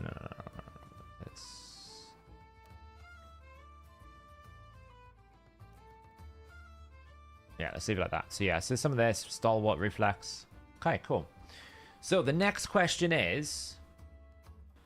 do you know what I found, John? I found she didn't attack enough. And actually, when she's in lifesteal, she'll heal from Warmaster, which means when she heals from Warmaster, her passive heals all the ally on the Warmaster proc, so she gives more healing output. So you actually find her in lifesteal actually outputs quite a lot of healing. If you didn't want the healing, then you put her into something else. You don't need her A3. It's a passive. Look, it's a passive. You don't need this. You need this. Whenever this champion is healed, heals each ally. So what ends up happening is when she counterattacks in lifesteal, she activates Warmaster. The Warmaster heal that she gets, 20% of that goes to all allies.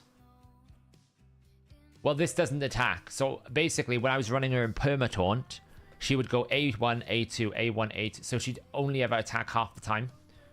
So I found that I just wasn't getting the same level of attacks out of her compared to, like, to get enough hex out. It's the same problem I tend to find with Krisk. He doesn't get decreased speed out that often.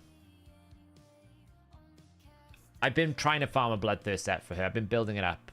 But then I broke my Permataunt team, so ever since I broke Permataunt, I haven't gone back to building it properly, but I have been building. See, I've been trying to get some good Bloodthirst sets so that I have one good Bloodthirst build for her. That's been on my goal. Oh, by the way, talking about Frost, I did roll this today. Where is it? Why is this...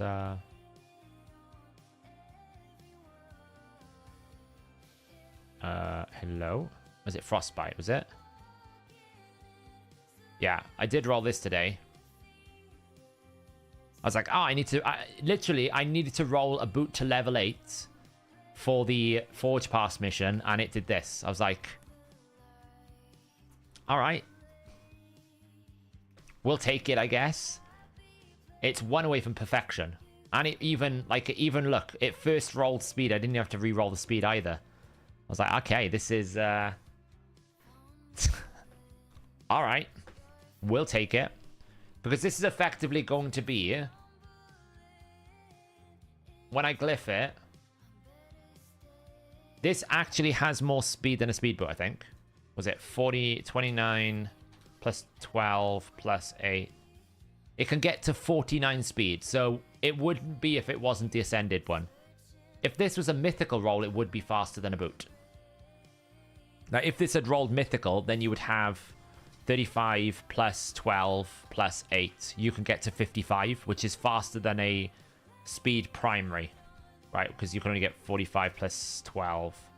Oh, it's like close. It's almost the same. It's like 2 speed difference if it was a mythical. Give or take. Oh, 36, isn't it?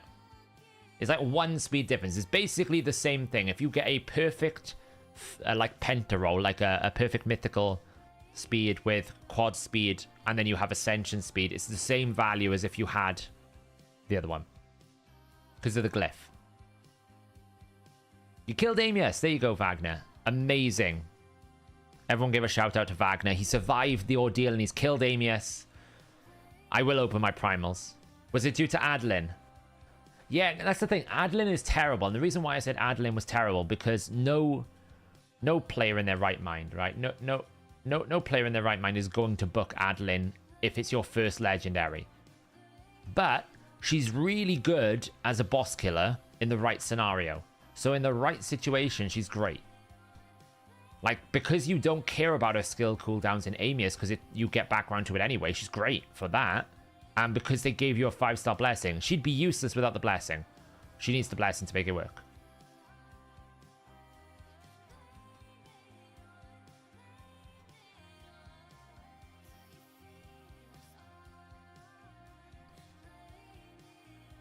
Okay, so I feel like this is good. We've kind of got a good position of, okay, where do we get them? What are they good for? Now the question is, like, the real question at this point, what do we want to, like, this is the next big question, which is gear cleansing, right? This is all what it matters about. Can I freeze top row? I don't think I can. Whoop.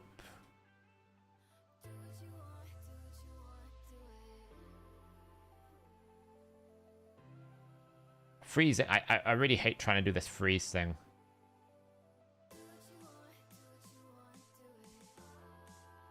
It's not going to work.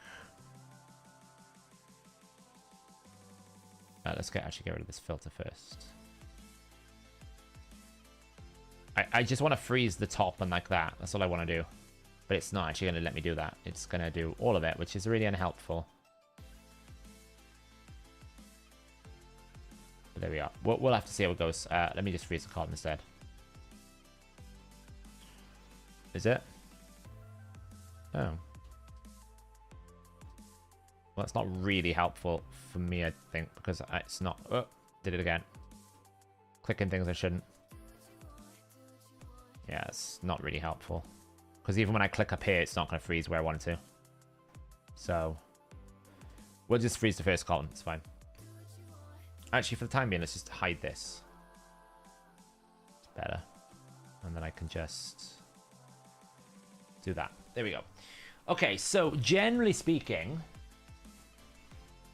we kind of want to have, like, purpose.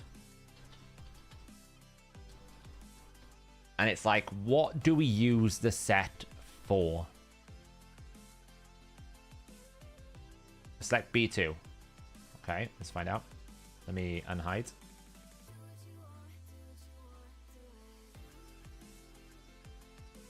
It doesn't freeze the column though. I was trying to freeze the first column in the top row. See? It might do this, but I was trying to freeze this.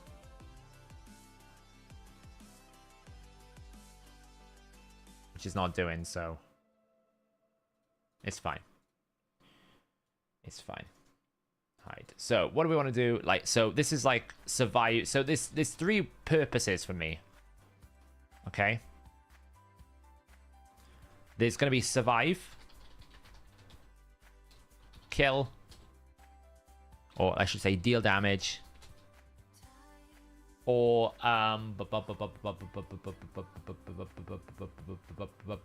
debuff, go fast.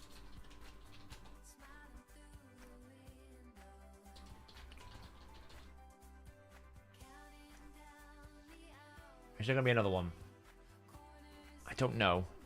There might be. There might be. But let's just change this for now. Why? Reasons.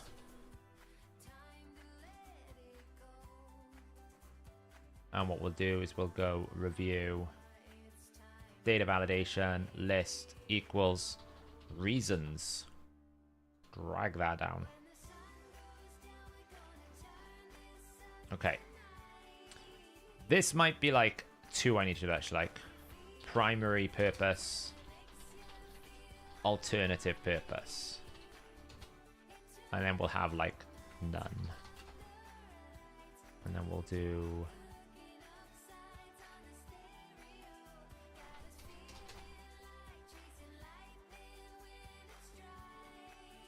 because some of these sets are going to have multiple purposes. So like for example life. The only reason why we pick life is to survive. We don't have another one. Which means, and keep in mind we're not talking about the default rule, which I'll have above first, okay? There's a non-set version of this, and then there's another version of this, okay? So the non-set version would be like when stats just make sense. This is when stats make sense to the set that I'm keeping. So when I'm looking to cleanse gear and I'm going, what life pieces do I need to do? There'll be 2 steps. Step 1, does the stats on the weapon conform to like a good combination of stats? And then if not, step 2, does it give me some stats that work specifically for that set? We pick life to survive, right? So really what you want here is like HP percentage and speed. Let me get rid of these filters because these filters are annoying. Right. I don't think you pick anything else. Like defense, yeah. Defense. So I'm just going to put defense here because we obviously don't pick flat stats.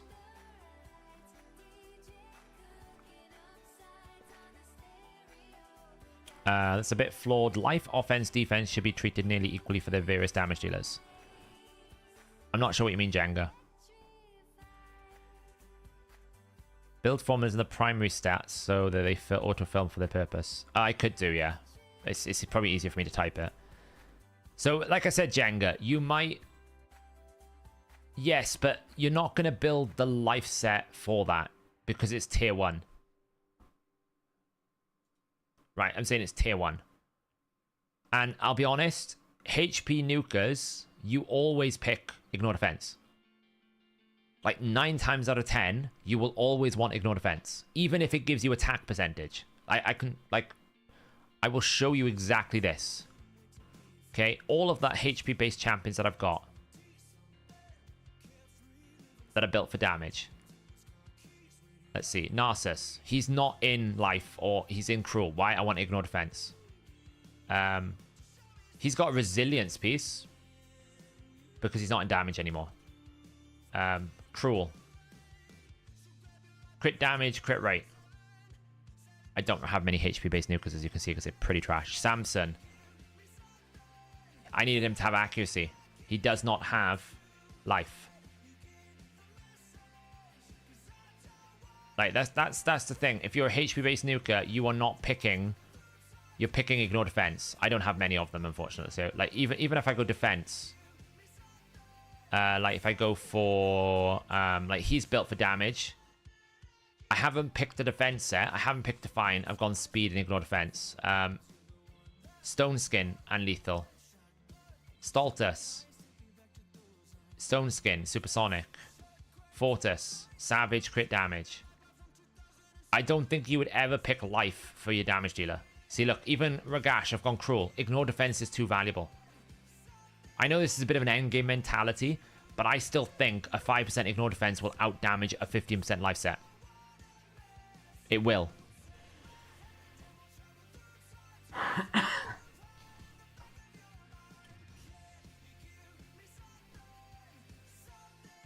Does that mean offense is useless? For the... Yes. Because you get cruel. Yeah, this is going to be a video. I'm going to probably do a video. So, like, offense is really to deal damage, okay? It doesn't have much other purpose. So, again, what are we doing? Crit rate. Crit damage. Attack percent. That's what I'm looking for there. Probably speed over attack percent. I probably need, like, a primary stat 4. Not primary. I should use a different thing here.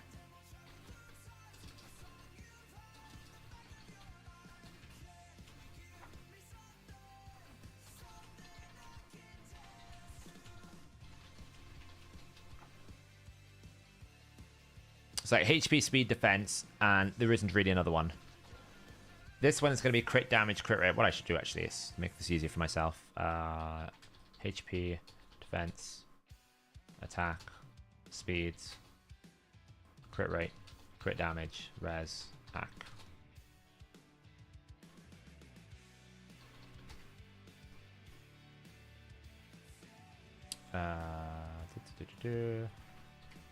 Not that many.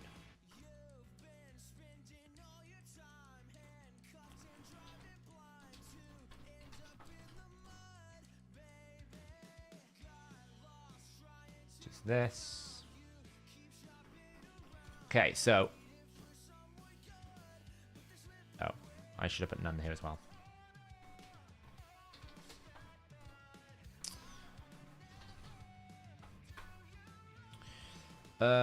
Format. Name manager. Up.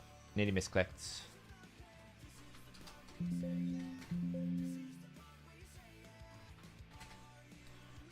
Okay. It's better. So, here we're probably looking for attack. And it's in this kind of priority as well, right? So the reason why offense is better to have crit rate first is because crit rate's more important in the early game. Then crit damage and speed attack. Yeah, optimal. Yeah.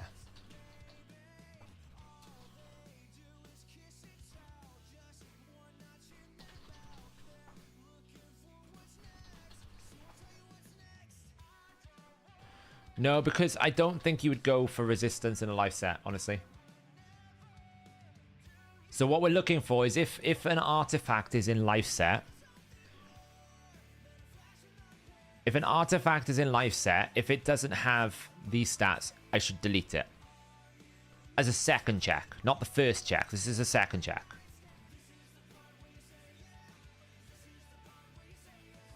Offense, if it doesn't have these stats, like for example, if an offense piece has defense percent, is really poor. Because you're combining a set that gives you attack with something that has defense. You know, defense here, probably a bit of both, like deal damage and survive. So I'm looking for like crit damage, crit rate, speed, defense. Now you could say take HP, but primarily you're going to pick defense for that. Speed is go first. Alternative perfects to debuff. So the only thing I want, speed, accuracy. I don't want anything else. And people are going to be crazy about this. But, I mean, you could take crit rate. There's all sorts of other things you could have here. You could take resistance if you want as well. But these are the ones I want more than anything else. I want speed accuracy. If my speed pieces don't have speed accuracy, then I don't want it. Simple as. These are bonuses, right? I mean, I wouldn't even have that, to be honest. If it doesn't have these, I'm getting rid of it. Yeah, but the difference is this is a learning experience. This is a learning experience. So this isn't me just giving a file out. This is me doing a video and giving a spreadsheet to explain kind of what the priorities are. I'm not actually saying this is how you sell everything, right? In order for you to understand what you sell, you have to first understand what I'm saying here, so you're getting the education, right?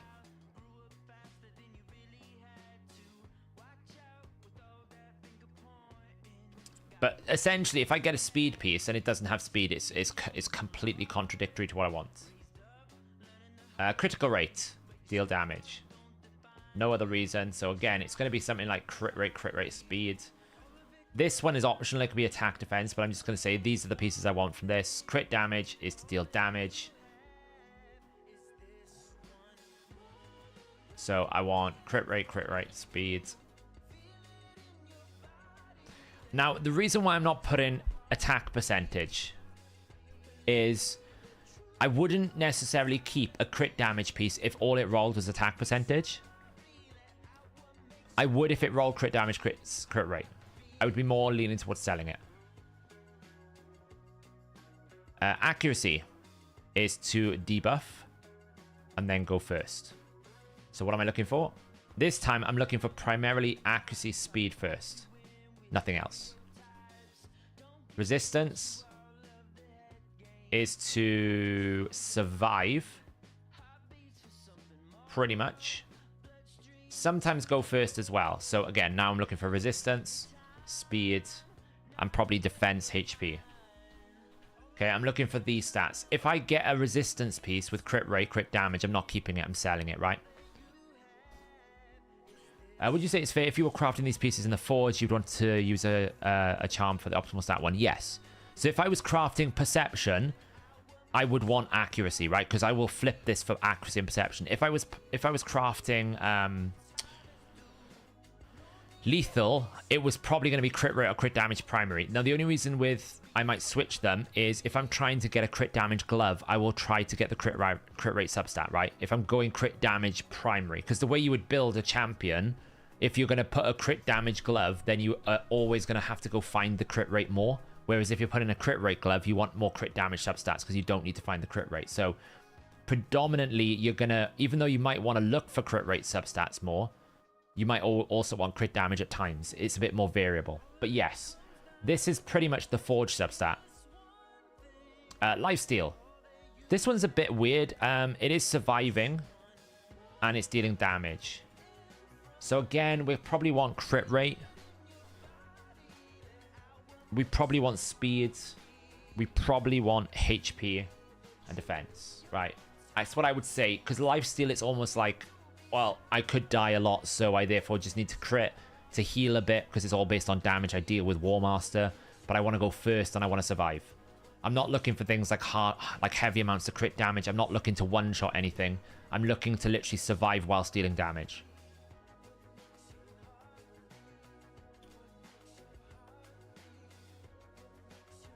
No, because you survive through War Master, right? So you're not, like, in the early game, you put lifesteal on someone in Clan Boss, and then you put War Master to survive, right? That's what you're doing. Pretty much.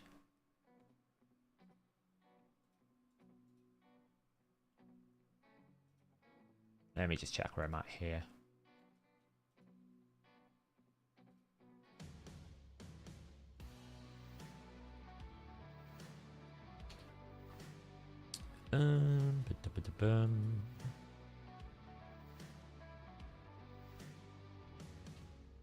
It will be in a video later, yeah.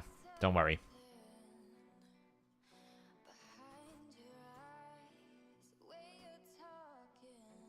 Yeah, I'm just sorting something in Dragon here. It's because it's about to reset in half an hour. I'm just trying to make sure everything is still working as we want. Yeah. Load.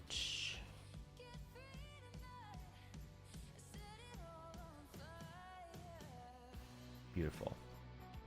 Okay, so Fury. The only reason why we pick Fury is to deal damage. So all we care about is crit rate, crit damage, speed. That's all I care about. And probably attack, because you don't normally run defense-based champions or HP-based champions as damage dealers in Clan Boss because of the nature of buffs. Like, I would imagine if I asked everyone in chat right now who their main damage dealer is in Clan Boss, it's going to be an attack-based champion. It's going to be someone like Fane, Jintoro, Ninja. It's going to be someone like Skrunk. It's going to be someone like Dracomorph. So therefore, attack is much more valuable in Fury because you're more often than going to have it. Like Leoris is pretty good in Fury because he's attack-based. There is some exceptions if you can get like a defense-based champion that can survive, but pretty much Newt. Of course, there's someone with Newt. Alika, there you go. Cold Heart. You know, these are all attack-based. So, Lusa, don't ruin it for me. But, you know, that's what I'm saying. Pretty much, like, majority, if like 90% of them are going to be attack-based. So, you're looking for crit rate, crit damage, speed, and attack. Days, none. There's no use for it. You sell everything. Sell it all. Cursed. I'm going to say deal damage and debuff. You're not worried about going first. Like, speed is important, but not to the extreme. So it's not like you need 400 speed. But you also want to deal damage, right? So for Cursed, and this is going to be an interesting one. This is, like, going to be good. Should you replace Anax with Draco? Draco will do more damage than Anax, but it's up to you. Like, Draco is a better Clan Boss champion than Anax. Isn't Fury more exclusively the unkillable man-eater teams? Yes. Yeah, it really works in very niche situations. And most of those unkillable man-eater champions are going to be someone like Draco, Bellinor, you know, Venus. They're all attack-based. So, are we still getting the revert 9-piece Slayer? Yes. I would imagine that's going to be in the next update, Arrow. They're going to fix that. Because that's the thing, right? Everyone in the Wixwell videos, people were saying you need to stop doing these videos about explaining to the developers why something isn't working. I was like, guys, you're all getting a Slayer fix because I put a video out there saying, by the way, they coded Slayer fix wrong. So they're actually fixing Slayer because I did a video. So if you want me to stop doing all those videos, then we're going to have those Slayer things just continue. Not that I'm like the only reason why they change things, but just that's an example. They changed Slayer, they did it wrong, I said they did it wrong, and now we're getting a better version of it. So, anyway. So you'd sell a max roll speed, crit rate, crit damage, attack percent days. Look, there's a part 1 to this, Jax, that I haven't done yet. What I'm saying is, if the part 1 fails, so if the things about the part 1 don't comply, like if the stats don't work together, then and you're looking at the set, there's no combination of suboptimal stats that I would keep on days. So for example, like just to give you a quick example of what I'm saying is part 1, we might say that I would keep any piece that has crit rate. Like if I imagine a piece was like this,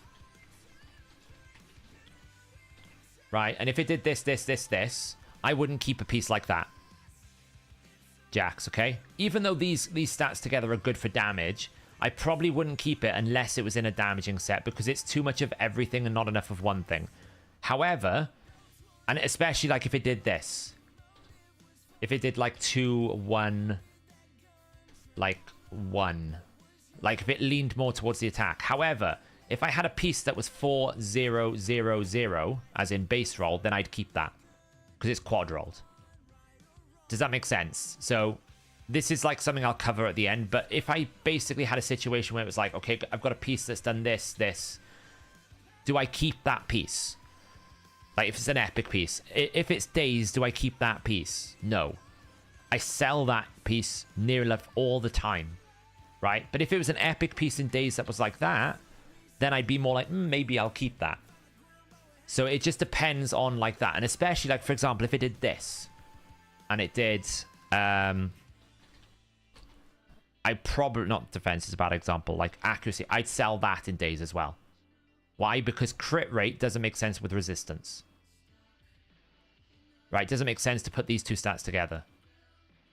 So this song is by someone called All Right Years. This is on a playlist. So this is like the part one that I'm gonna do at the end, which is like, if we ignore sets, what combination of stats would I want to keep, and then therefore the set is irrelevant. I'd keep it on any piece. But if I actually had if I pass that stage and then I come to days and like I have like weird combination stats, like I'm not gonna keep something like, say, flat HP, one which had like one roll, a resistance with speed and accuracy like this. Right, I wouldn't keep a legendary days piece that did that, because that's a pretty bad roll. These are kind of like mixed matching. They're not focused enough, if that makes sense. Yeah, we're gonna go through all the sets here. We've got more to do.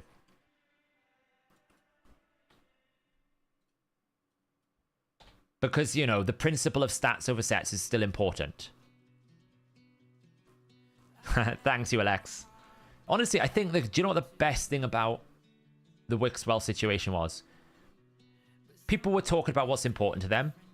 People were defending what's important to them, and Plarium having a much better insight about what people care about, because it started conversations around like, well, can you fix these things first? Can you get this thing sorted first? We essentially gave them a priority list of problems.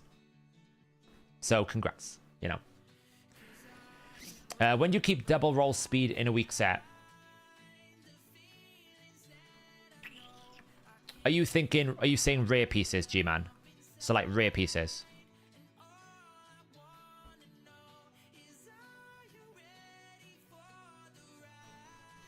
It's such a hard thing, Lewis, to understand that sets don't matter in some places. Especially clan boss. Like, clan boss sets really don't matter. I'm assuming you mean like a rare piece, G-Man, right? It's like if I had like, say like I had crit rate, speed, flat HP, and then maybe attack percent, and then I went like 2 rolls there, nothing there, nothing there. When do you keep that? Is that what you're saying?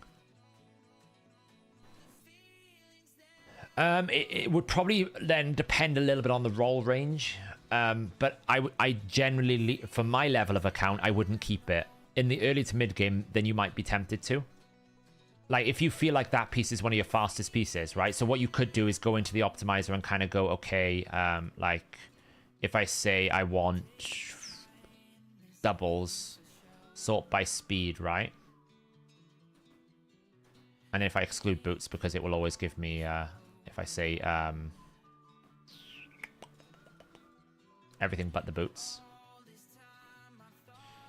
So if, for example, my double rolls are all like 16, 17, then I would be like, so like, for example, if I was to basically say, pick, maybe it says has to have speed, hang on. So if I was looking at this and I was like, you know, going, okay, I've double roll speeds, like, you know, here, where is it? I'll find it in a minute. Like 16s. If I'm seeing a piece like this, not a good example. At Zeal sets, it's hard to get. Like this. This is a good example. Supersonic here, right? It's got 16 speed and a flat HP. But it's got supersonic speed set, so speed on supersonic is really good. At the moment, I can't get many good supersonic sets. So I'm like, I'll probably keep that. But the fact its attack percentage is a bit of a put-off. It's low-rolled, bit of a put-off. So that's like first on the chopping block for me. The moment I start getting supersonic pieces that can get a better primary stat with speed, you know, that would be good. So that's probably when I'd start thinking about selling it. When it's like, the combinations are weak, but, you know. I should probably have some context for the primary stat as well. But, I think that's a bit more of a universal thing, right? You don't want attack percentage, for example, as gloves. They're pretty bad. That's a universal thing. It'll be a full video, Darren. Don't worry. It'll be a full video that I'm doing. Do you think Curse set is better for more damage versus Toxic set versus Ultra Nightmare Clan Boss? Curse does nothing in Clan Boss. Like, Cursed is useless in any single target environment. That's why it's very niche for Hydra. Right, so back to where we were. Cursed. So because it's debuffing, and it's like, you don't necessarily have to have debuffing. It's like, you know, it's a bit weird. I would say, though, you probably want crit rate first. Then you want speed, because you need to hit the enemy to place the debuff. The goal of Cursed is to hit a lot of times.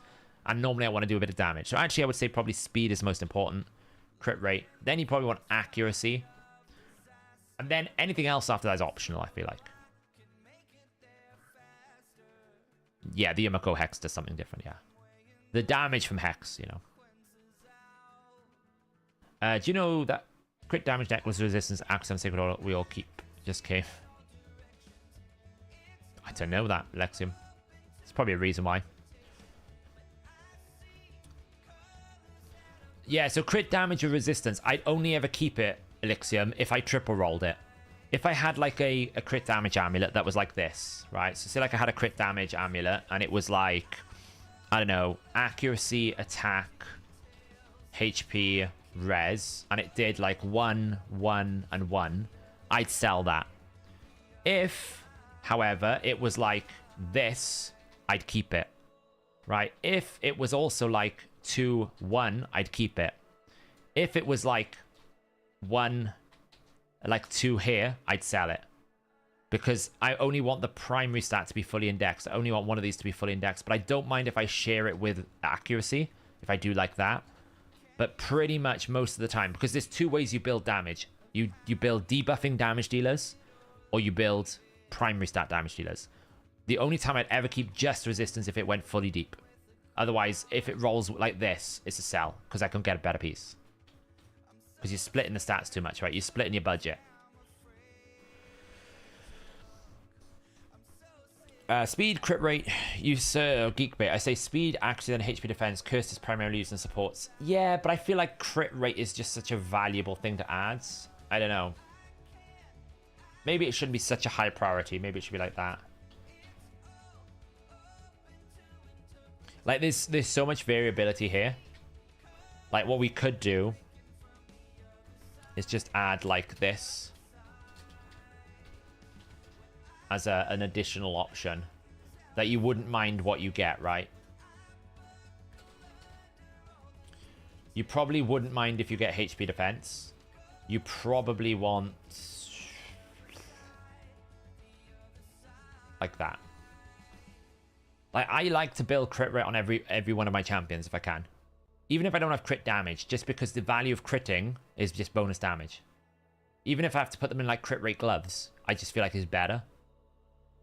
What about crit damage amulet with 3 in attack or defense? Yeah, it's all a 1, Preston, right? So if it was like triple roll attack, great. Triple roll defense, great. 1 in defense, 1 in attack, sell. Because you've mixed and matched, right? You're never going to want to have flat stat defense with flat stat attack, because the goal of the damage is to get the 1. Like, there's probably some like exceptions, but there's no champion in raid. I think it's like 102, like a rare champion that does attack and defense. A lot of the time it's attack and HP.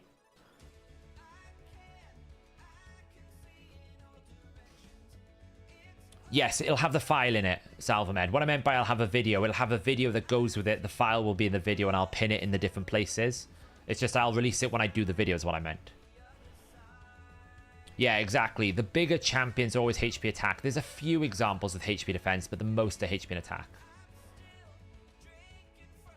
Yeah, it'll prioritize it if it's got a lot of that stat. Some of the amulets are a little bit funky because it doesn't value flat stats enough. It's one of the big areas we need to improve. Frost. Pretty much survive. There's a little bit of debuff. What are you going to do? Defense, HP, accuracy, speed. But speed is incredibly low priority. Like, you technically get away with no speed, but you still want some. Frenzy, never. There's no reason I would ever keep Frenzy. because we know it's terrible. Regeneration. I want to survive. Sometimes I want to debuff. So what do?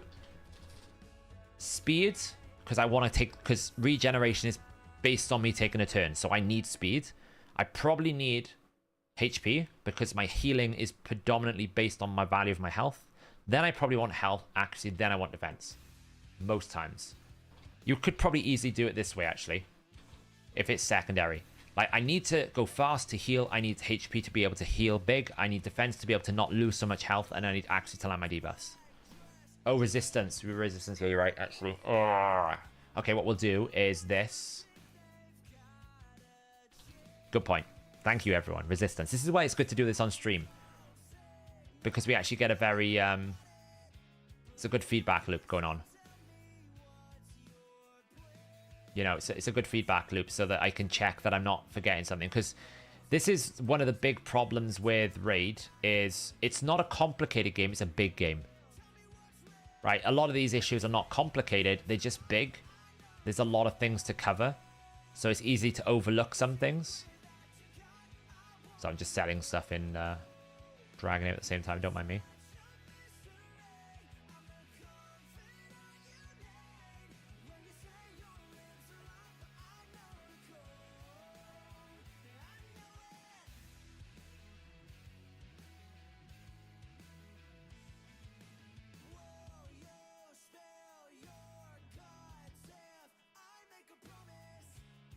Do you think it would be possible to make optimize for Hydra? Do you mean a speed turn meter? If you mean a like a calculator, it's very hard because there's so much going on. Regen without speed and HP is pretty crap though, right? Yes. Like these you need. So like this is required at some point, but sometimes you don't need resistance, you just need healing. Like if you don't have speed or don't have health, then you're just not going to heal. Right? You're just not going to heal.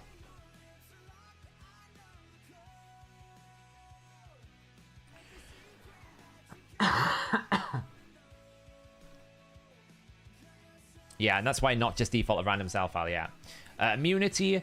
You're not really taking immunity to survive, but you are probably doing it this. So here, you're probably taking speed, accuracy. And that's all I say I would look for maybe in immunity. Like, you can build a damage immunity set, but the most places, like, if I have a look who's using immunity at the moment. Like, if I have a look at my champions to see which one's using immunity. It's like Ghostborn, that goes into my dungeon team. Gomlock dungeon team. Madame Ceres, when I used to use her in Arena. Abbess, probably hoarding some gear, or maybe I used it for some... Like, you can see I don't really have anyone in damage. I don't think you need anything other than speed and accuracy.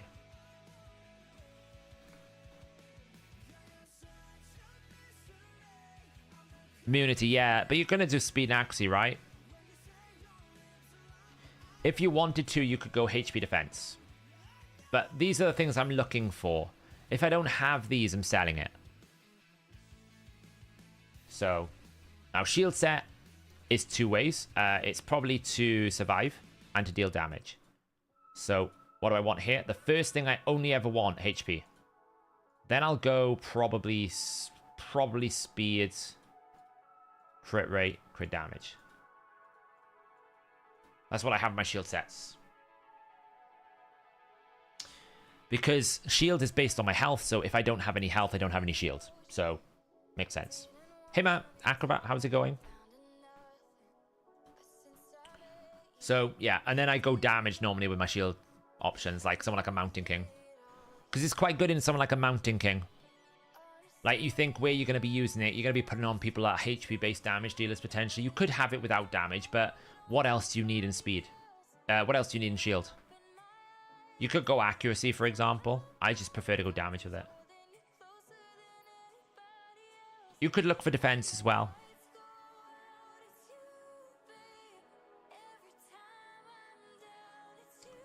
Yeah, it's pretty illogical, but you get lost amongst it. You can absolutely say defense. Like, we could say this, for example. Because I feel like HP defense makes sense.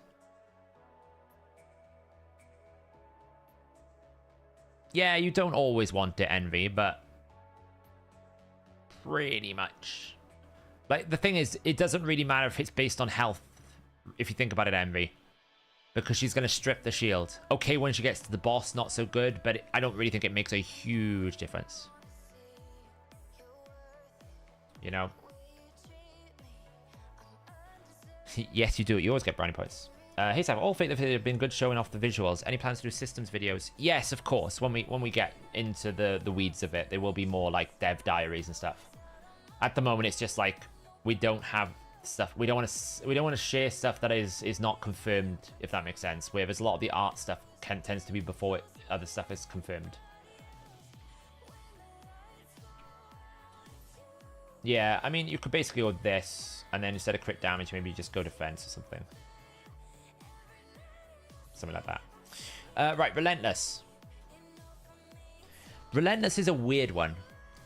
Now, you're not going to do... It's probably going to be primarily to deal damage and then to debuff, which means...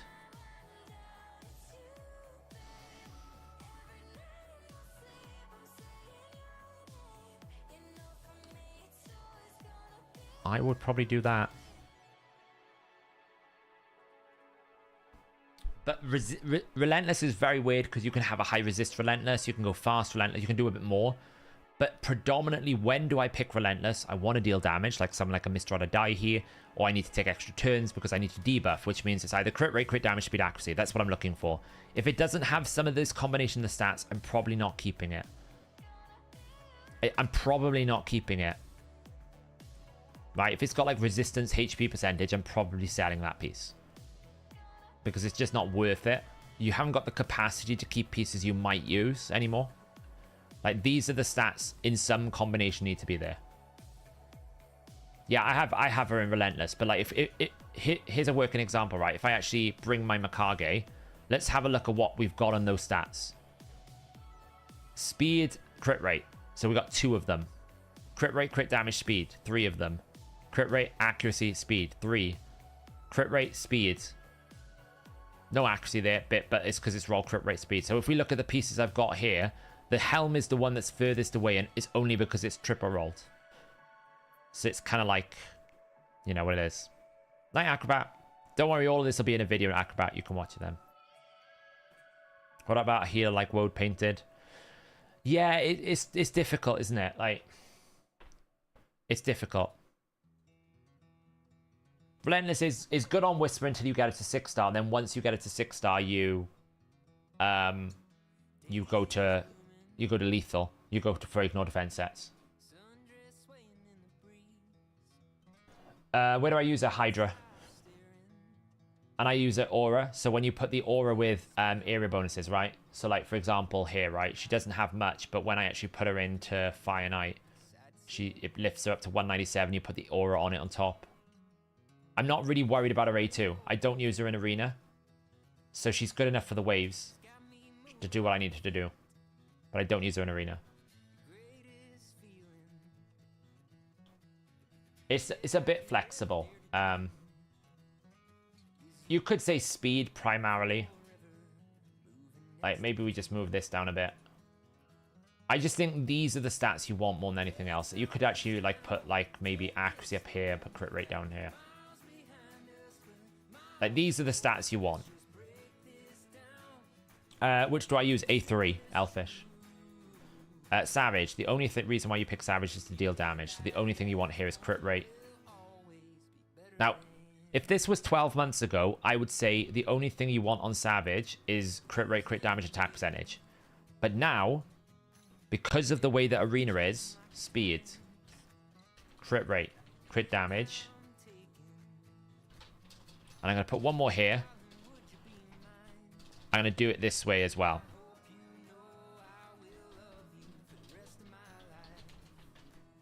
And I call it DPS stat. So what I mean by that is I want the stat that gives me damage for that piece. So like attack percentage, HP percentage. That's all I want. So if I get resistance, sell. If I get accuracy, borderline, but it's probably sold. If I get flat stats, sold. You know. That's what I'm keeping. So this could be HP, defense, attack. Whatever you want to fit in. Destroy set. More often than not, it's to survive. So it's going to be very much like a regeneration set. So you're going to pick this. It's probably like very much... You basically run it like a regeneration set. Like, don't get me wrong. Like I said, this is only for Savage. But like I have, for example, in my account, like a piece that rule would break. But you'll see why I'm saying that there's a step above set decisions. Okay? You would sell this piece 9 times out of 10. Because the primary stat is terrible. But if you just take away the word Savage, if you hide Savage from your view here, having a HP percentage with a quad roll resistance is phenomenal. You would love it with speed, but just those two alone, you're like, oh, it's great.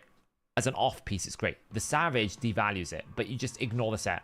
This is that rule that I was saying that I'm gonna do at the end of this, where it's like, what do you do first? Well, you first decide if the combination of stats are worth keeping regardless of the set.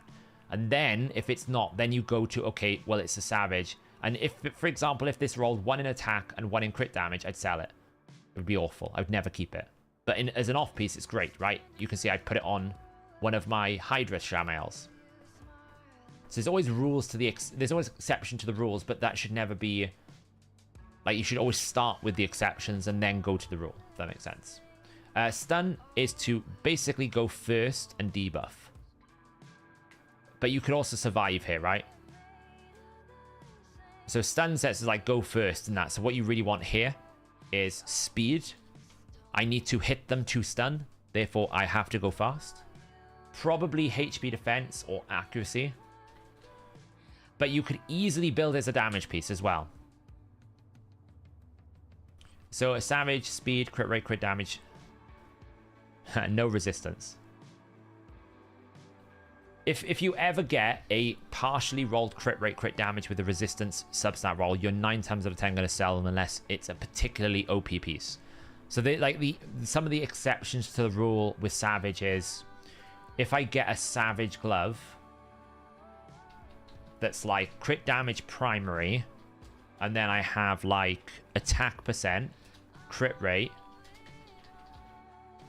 speed, resist, right? So say like it's a legend, say like it's an epic piece. If I go 1, 1, and 1, if I don't have an awful lot of this in Savage, if my account doesn't have many crit damage gloves with crit rate substat, attack, and speed Savage gloves, even though it's rolled resistance 1, I'll keep it.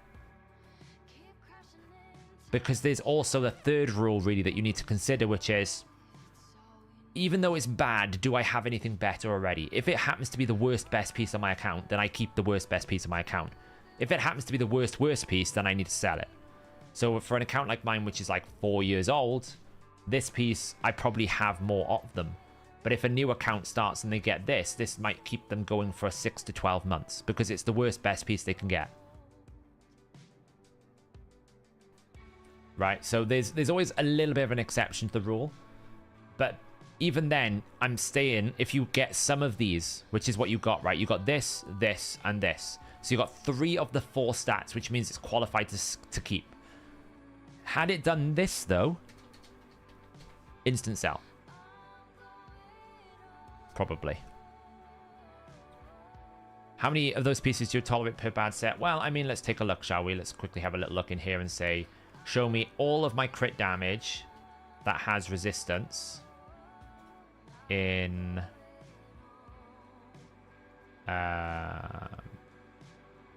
Savage. So I've got 8. Now, let me take resistance off. I've got 12 in total. Of those 12 gloves, I've got 8 that have a resistance. And 1 of them has a roll. Or, yeah, 1 of them has a roll. Like, realistically, this piece should be sold. This one's a sell. So if I look at what pieces I got here in terms of gear cleansing, I've kept the 6-star because, look, it's got 3 and it's rolled it really well. Keep. This one, is probably a sell for me right now because I've got enough. But if this was a newer player account, I would keep this one because crit rate and speed is rolled in the right place. This one up here is a sell. Absolutely. This one here is a sell. Because there's no crit rate. This one should be a soul. Fortis is a keep only because it's got crit damage, crit rate, defense, double roll. And for what I use him for, I don't need speed. But if that was just lingering, that would be on the sell list as well. So you can see the pieces that I have kept. Speed, accuracy, crit damage. Pretty good for her because I need accuracy. If we look at this one. Crit damage, accuracy, attack, crit rate. You can see we've got 3 or 2 of the ones we would really want. Triple, this one's perfect. This one, pretty good for defense-based nuker. Pretty good. So the ones that are really well picked, like this one here. Speed, crit rate. Okay, it's a primary stat for that I've got on Wukong at the moment, but I could easily move that to Stultus or move that to a defense-based nuker, right?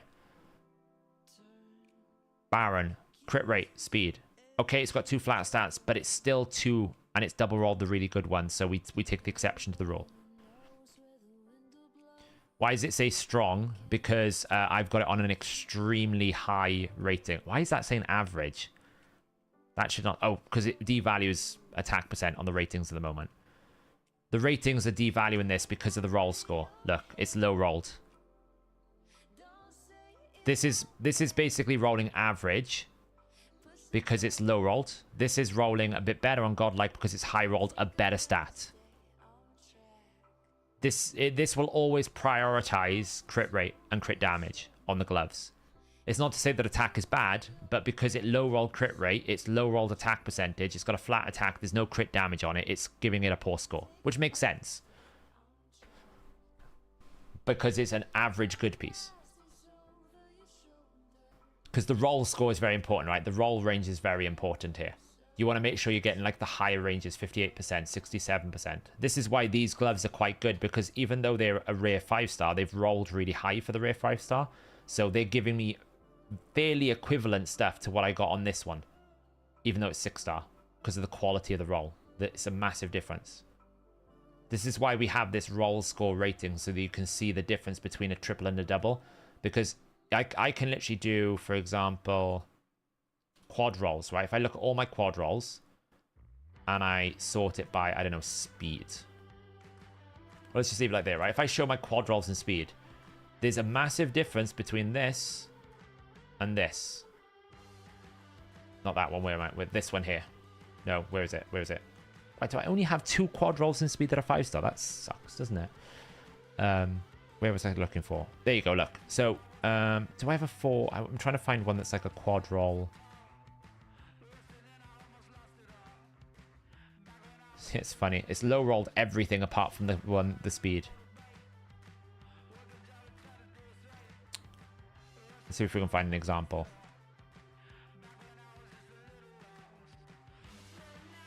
Let's say requires subset speed just to make this easier.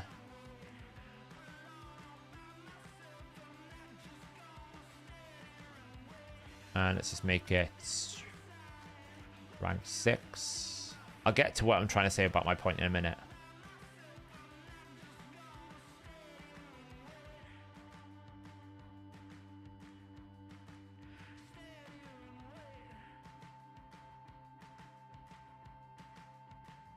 Oh, there we go. Look, right. So we got this piece here, right? This reflex piece.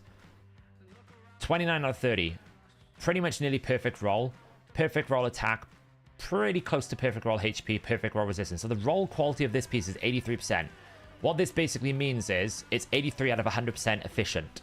If I then take this quad roll and I compare it to this banner down here, well, this is still a quad roll, but the roll quality is a lot lower because I only got 25 out of 30. I low rolled as much as I possibly could.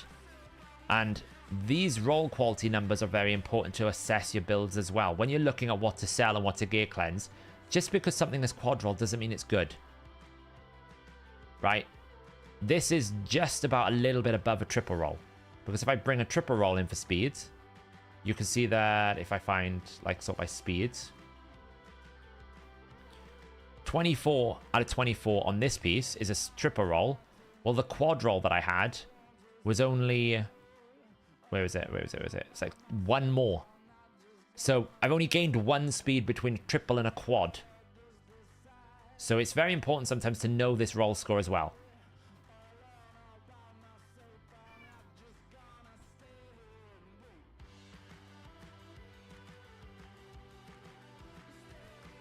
Oh, there's a Xenogray soul in the shop. Oh, it's a Mistrided Dithy soul. Oh, that would be so good. Oh. This Mistrided Dithy soul would be so good. Do you know if you can increase the duration of protected buffs? Yes. The only difference is you can't do it with Bolster Lamb because... And obviously the buffs that are normally protected, like Unkillable. You can't do Bolster because it's a special protection mode, but everything else you can. This is tempting. It's tempting, isn't it? Is it worth it? Not worth 300. I don't think any Legendary Soul is worth 300, and nobody's yet proven me wrong.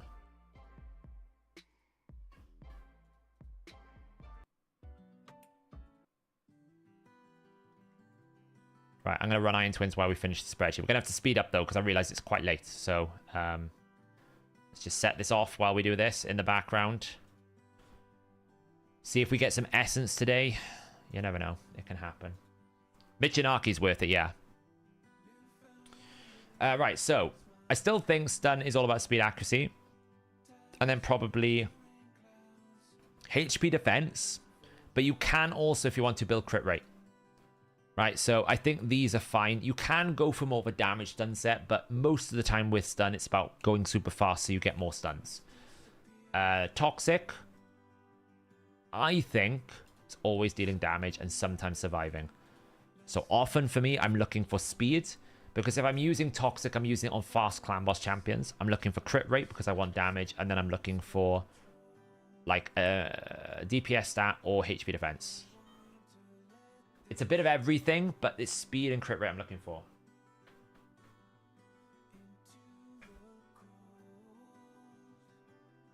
Like, I prefer Toxic just as an additional damage source in Clan Boss. That's pretty much all where I say use it. Yeah, you could use it for Sand Devil, but then you're surviving, aren't you? But poisons in Sand Devil is really bad. It's like the worst option to take. What?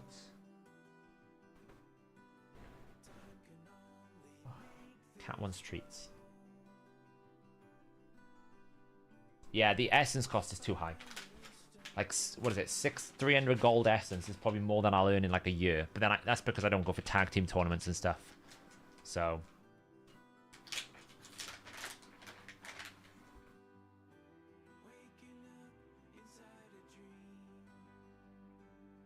Do you want these? Yeah, okay. Gotta bribe the cat a second.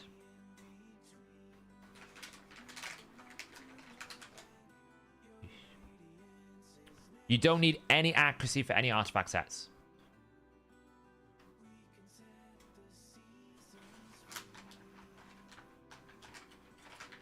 Yeah, but didn't it feel bad when you spent 300 of it, though, Lusa? It probably feels like it was worth it, but actually, when you think about it, how much pain that took you to earn that much and how much it costs you. Yeah, my thing with Void Keys is... with the Iron Twins keys is I always recommend if people care about souls, you buy the keys on Sunday. You don't go for it every other day. But if you care about playing the game and wanting to get souls, I always recommend you buy the extra 6 keys on a Sunday. Just because essentially you're buying 12 keys of any other day. That's it, no more. That's it. That's your fill for now. Yeah, Sundays are good because you get double rates. So Sunday is worth doing. Any other day, I wouldn't do. So, I'm only doing it at the moment because of bosses. Otherwise, because of missions. Otherwise, I wouldn't do it. Yeah, because of the mission, I'm buying them. But, you know, I think they're okay. Oh, Never's in the house. How is it going, Never? We're ranking artifact sets and optimal substats and how you would use them. Provoke is like, I think, a bit like stun sets. Or is it a bit like Cursor? I think Provoke is like Cursed. I would build Provoke exactly the same way I build Cursed. Fast with accuracy, because normally the Provokers are doing some sort of debuff, and then HP defense. What day did you stream beating Amius? It was a few weeks ago. It was like it was about a week or two ago.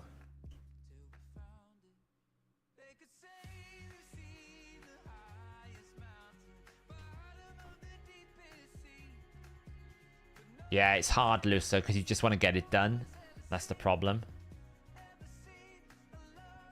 You just fall into this trap, you want to get it done, you know?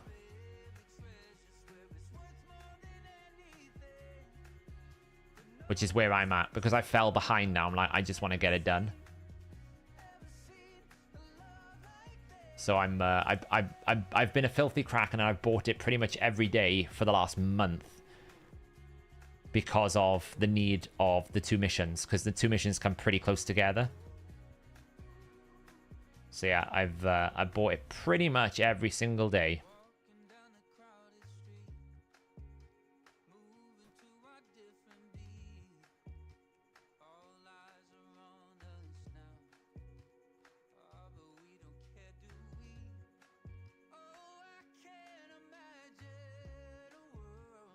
So yeah,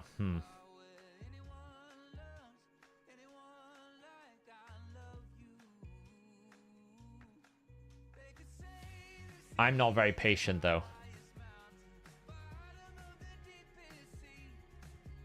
That's the thing. I'm a very impatient person when it comes to some things. Right, I closed Dragonair finally. I've had Dragonair open all day. I know I gotta look at this new boss thing that Never's probably coming in here to tell me all about, but I'm like, I don't know. I gotta look at this new boss tomorrow. See what the hell it does.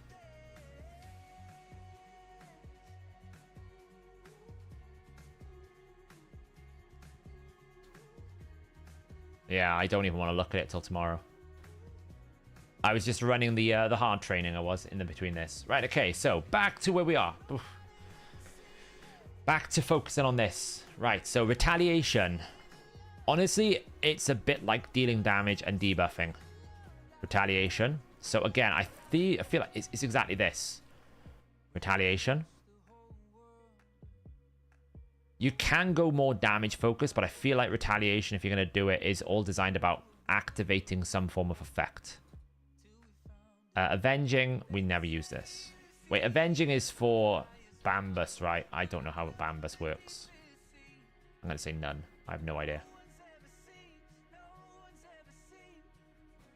Like, what do we say for Bambus here?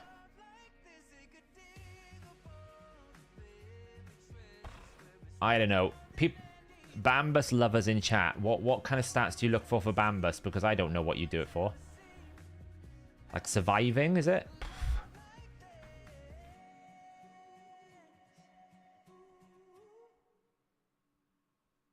There is that way, Sam, but I also look at it like I'm spending 150 gems and at least I'm getting iron coins. So at least I'm getting mortal soul stones out of it. I'm getting something, I'm just not getting an awful lot.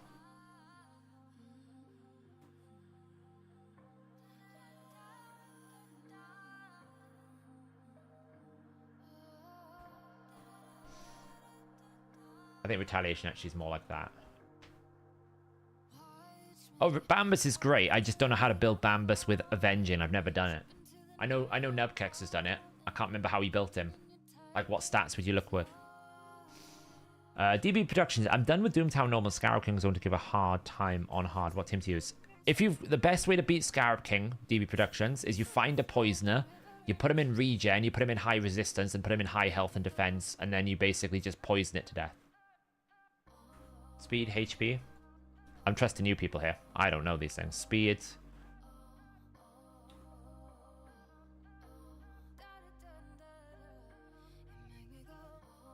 Do that. Beautiful. Okay. Right, Stalwart. Pretty much surviving. So really, you're going speed, HP, defense, AC. Resistance. That's the only way. I don't really think you built damage stalwart. You people. You people in chat, you know. My followers. You Bambus lovers. That's what I meant by you people. You Bambus lovers. Reflex. Now this one's a nightmare. This one you can do everything. This one you can go first. You can debuff. You can deal damage. You can survive. Honestly...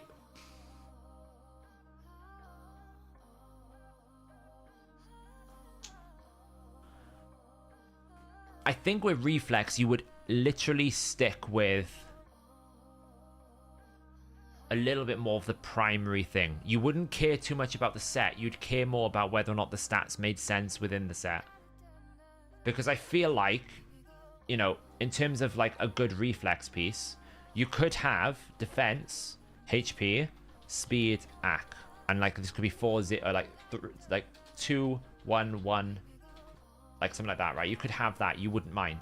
But you also wouldn't mind crit rate, crit damage. Right? But what you probably don't want is like crit damage, defense, like maybe HP percent, defense. Like this.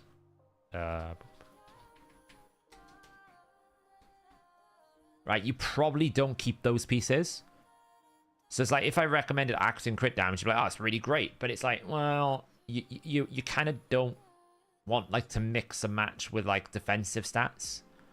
Yeah, exactly. It's kind of like the primary rule applies, I think, with Reflex, which is, do you have damage stats together? Do you have survival stats together? Do you have debuff stats together? So the purpose is more important than what you get, because I think it's purpose agnostic. I think Reflex is any purpose matters. You might even want a Reflex set where it's super, super fast and all you have is speed. So therefore, speed is all you need. Great, keep it. It could have speed, quad roll, and 3 flat stats. Because it's just for the speed. Now, if you wanted that for, like, damage, it's not good enough because the speed is too universal. Like, it's too niche. So what I think I'm going to do is I'm going to put all... use primary.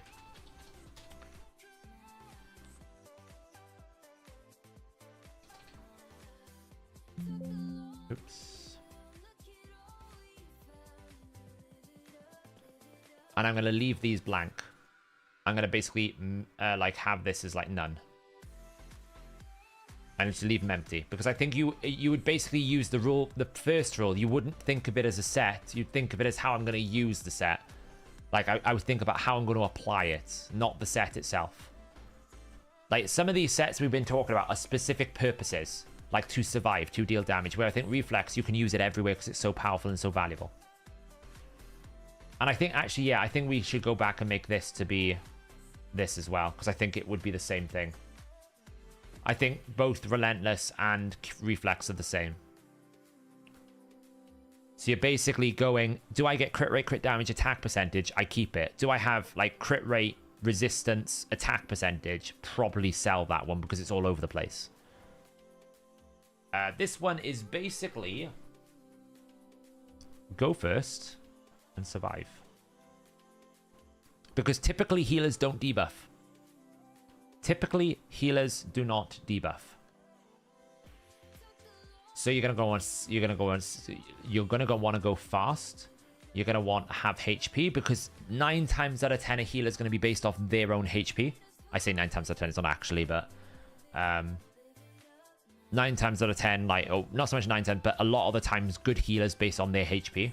So therefore you want a lot of HP. I feel like you'd want resistance because you don't want to be disabled. And then I would always look for accuracy is another one. Could be defense. The accuracy is good. You might want it as a debuffer, but 9 times out of 10, like, I'm trying to think of healers. There are some exceptions, like Oella is an exception. She does have a debuff. But if we looked at all the healers, like maybe like Badel, because what you need to remember about curing is applicable to direct and continuous heals. So you can combine a curing set with the new blessing that's coming out about continuous heals, and they will both work. So it's important to notice that, you know? Yes, of course, minions will get this before the video. Minions will get the video before everyone else. Yeah, Adlin's one of those exceptions. So, like, I think you still would want it. But predominantly with curing, you kind of want to go first and survive. Right, you're building it to heal and keep the team, but you want to go first as in the sense that you want to be faster than whatever you're fighting to heal up.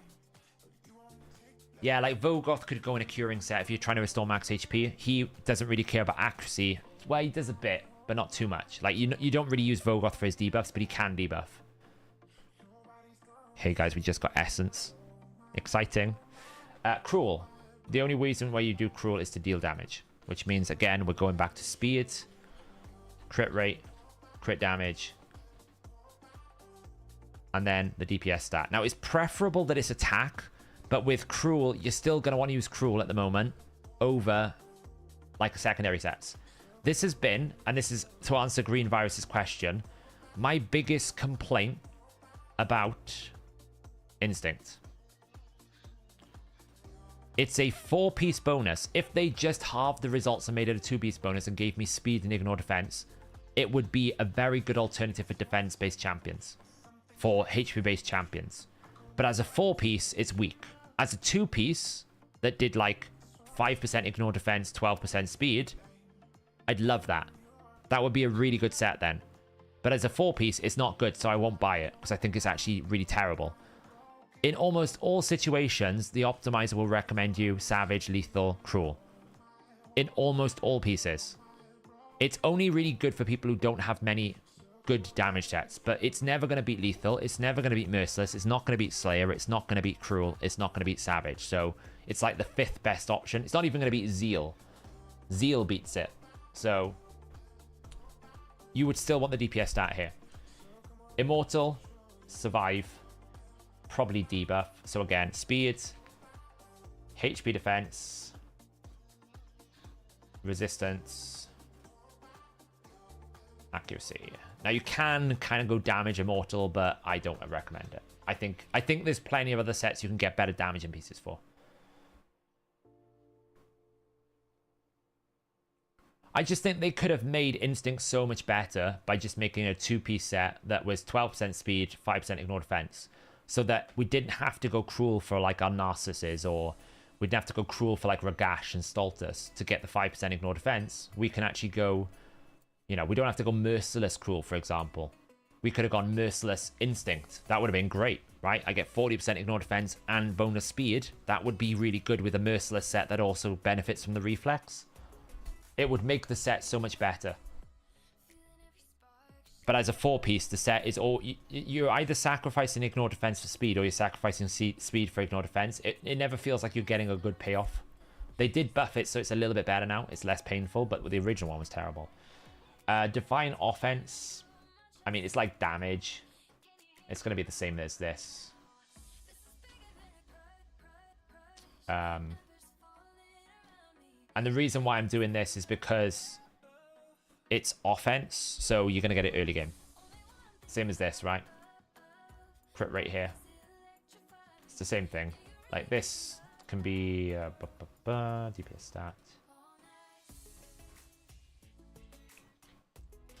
Divine Life is going to be this. The Divine sets are basically the normal sets. They're just terrible. Speed. Go first, debuff. Perfect. We can speed through those. Okay, Swift Parry is basically go first and damage. I think. Because you use it for speed and stay alive, or you go use it for speed and to stay alive and damage, right? So you kind of always want like this. It's a bit weird. It's a bit like this. But you can have like accuracy Swift Parry. It may even fall under reflex, but I think it's a bit more niche than reflex. I think you would always want speed. You'd always want crit. I don't know. I don't know. Do we think that?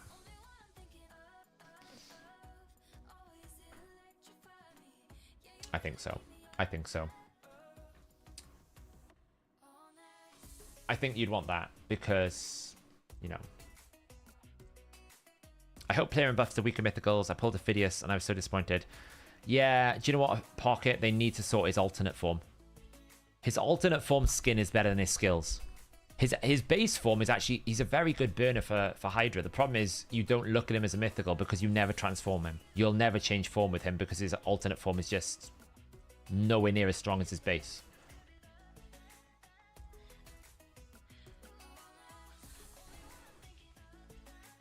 Yeah, it's only for revivers and nukers, exactly. So that's why I'm kind of like, ugh. Like, you could say this. Maybe.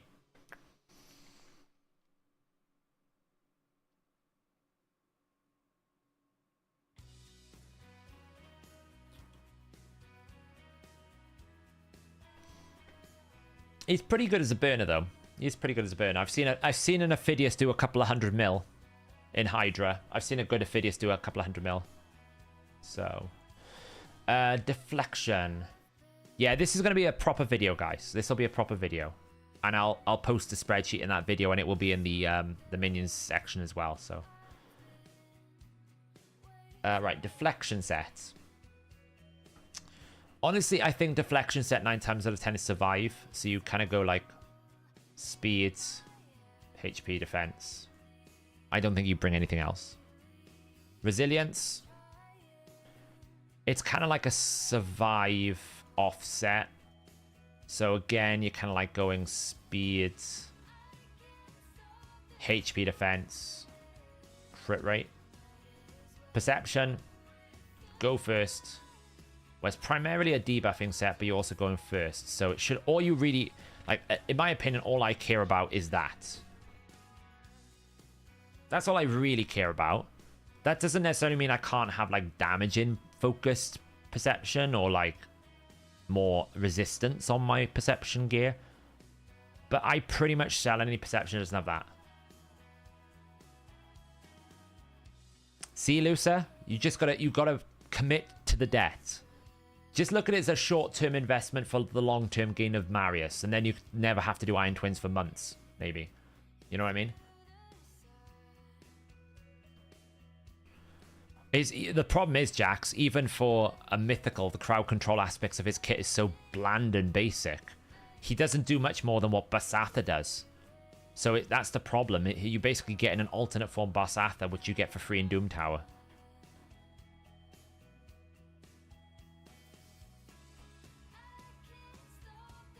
I have some ridiculous amounts of crit damage. Yeah, but... and here's the thing, Father Frodo. The rule 1 still applies. Which is, if you happen to get a perception piece, but that perception piece has a lot of crit rate, crit damage, and attack percentage, you ignore the perception part and you just keep the piece. But I feel like, for me, this is the only thing I care about. It's literally the only thing I care about. If I'm getting a perception piece, if it doesn't have these two, I almost sell it all the time. For me, anyway, because I'm super endgame. For the early game players, my recommendation is these are the stats you're looking out for if rule number 1 doesn't apply. Would 2 War Masters do around 10 million damage for Ultimate Nightmare Clan boss? Yeah, it's about 5 million each, Jonas. On average, War Masters about 5 million over like a 2-1 clan boss, 50 turn. So if you have a 50 turn 2-1 clan boss, it's about 5 million for a War Master proc. So I'm going to say that. This one is going to be... Ooh. I think it's primarily going to be this. So again, I think with this, you want speed, accuracy, HP defense.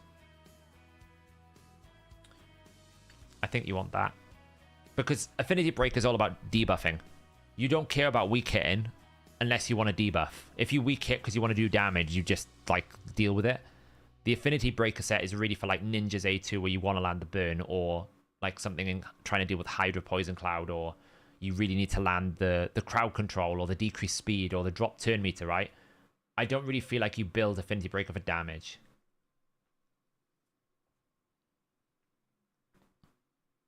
Yeah, the damage dealers is secondary, right? You could put crit rate, I guess, as a fourth. What do we do for immunity? There we go, immunity. Same thing. Fatal is damage, so we're going to do this. And again, Fatal, because there's an attack set, I'm looking for attack set. It's different with Cruel. Because Cruel has got the ignore defense component, I'm more agnostic. I'm more varied. Whereas with Fatal is an attack plus crit rate. So I'm looking exclusively for the attack percent. Frostbite, survive. Debuff, which means we're going to go for... So you can kind of see like the archetype usage. So if you think of the process we're doing here right now, effectively what we're doing is we're going, the set has a role, we apply the role to the set, and then the role has default substats, right? Surviving is archetypally based around these stats. Debuffing is, or going first, for example, is archetypally defined around these stats.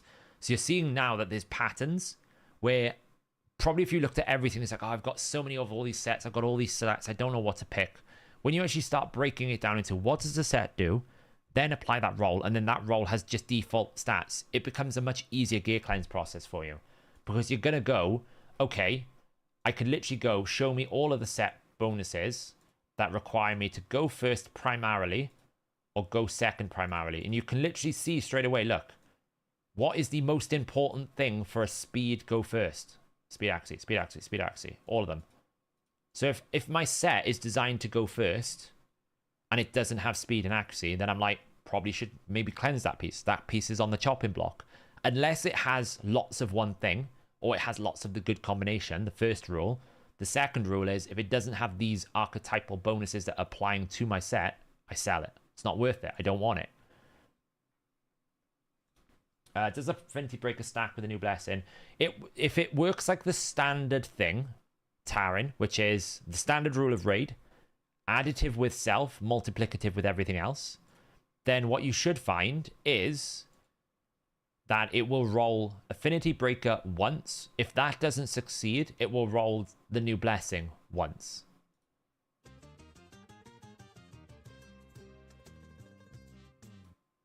That's the way it should work. That's the way that most things in raid work. So it should like go a 50% and a 60%, which means a 6-star blessing will give you an 80% chance to not weak it. It'll give you an 80% chance to protect yourself against a 50 and a 60 because it's not additive, it's multiplicative. Perception could use attack for bombers, but more of a niche case. Yes. Yes. It's a bit like, yeah, you could go perception if you need the accuracy, but you could also just go cruel with accuracy substats as well, couldn't you? So it's like, we haven't really covered that in cruel up here. Like, I suppose it has no accuracy, see, we haven't gone accuracy at all.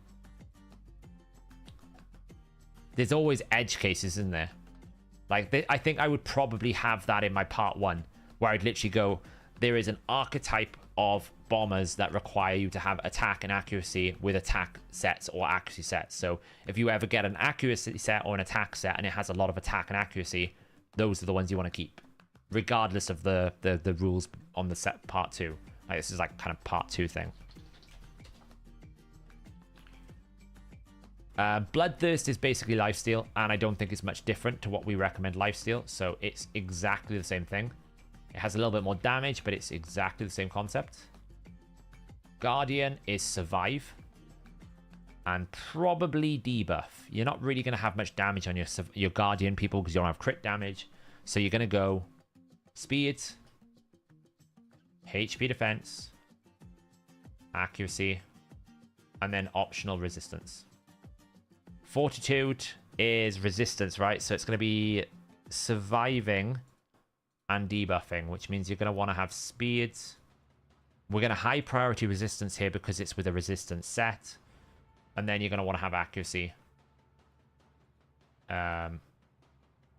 Speed resistance. I think actually that's all you... for fortitude, that's all I would take. Speed resistance, accuracy. Because although it gives you defense, it's all about surviving. You could probably just do this as a secondary, right? Like, I wouldn't take a fortitude piece with crit damage, crit rate. When does it become stat over set? It becomes stat over set when the stat contribution is in the right combination with the right quality. So when it high rolls with the right combination of stats in a good manner. If it evenly distributes stats across the board, it's probably less desirable. But if you have like a triple roll crit rate that's high rolled in a random set, or quad roll resistance in a random set, it's when you get a very high index into a specific way. With the T2 sets that come with crit rate 12, do we want crit damage instead? Probably not. No, probably not. Because if you're going to do damage, you want crit damage gloves, you still need to find another. If you think like with that, right, you start with 15 base, you're going to have 5 from your mastery, then 12.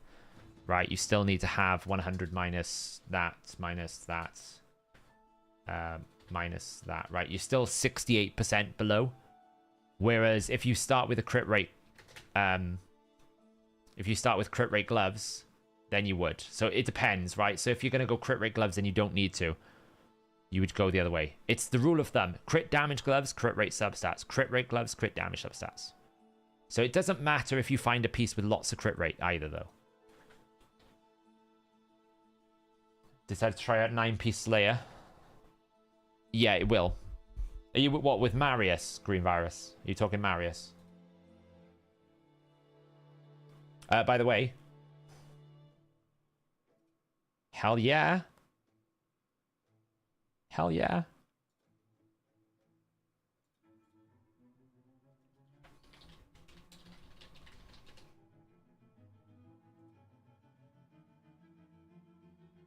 Gotta love it. We'll take it. It's only 4, but we'll take it. That puts me up to... I'll check in a moment. Where's the regular pack there? 58 out of 40. 58 out of 40. Get in there. We need another 22. Hope for Sunday luck, basically. Sunday luck. That's what we're hoping for. Okay, let's knock out the last sets then, and then we're going to call it a night because it's quite late here. What do we got? Lethal. Well, the only thing you do with lethal is do damage. So what do you need? Damage dealer. We actually want the other flip of damage dealer, which is this one. Protection. Okay, we're going to leave the variable sets to last. Kill stroke. The only reason why you take it is to deal damage. So it's going to be, and because it's speed orientated, it's going to be more like this. It's like the upgraded version. Instinct. Deal damage. Let's just see what else we got here. Zeal. To deal damage. Impulse is all. Defiance is to survive and probably debuff. So survive and debuff, it's kind of like this. Look how quickly we can do it now that we've figured it out. Bolster is normally survive and deal damage and debuff. So, but you do sometimes want speed. This is a little bit, you know. So I would say for bolster, the most important thing is like speed, resistance, accuracy. Oh, actually, no. What am I talking about? Probably HP, speed, res, ac. You can build a bolster crit damage set, but 9 times out of 10, that's like a Mountain King. It's one set you keep. Predominantly with bolster, you want HP, speed, resistance, accuracy, because I use bolster on people like Elva, on people like Ancora.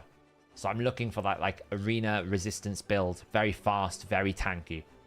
Speed, resistance, accuracy, HP. That's what I want on bolster more than anything else. And then righteous is very similar, but instead of there, we're going to go speed, res, and we're going to put HP defense on righteous. Because actually I want to go first and survive. You finished speedrunning in my first unkillable team. Now I just got to up the damage. Now you got to tweak it. That's the fun part. Yeah, it's like 1:44 in the morning here. Yeah, they really need to do something about the essence. It's so bad. It really is. It's so bad.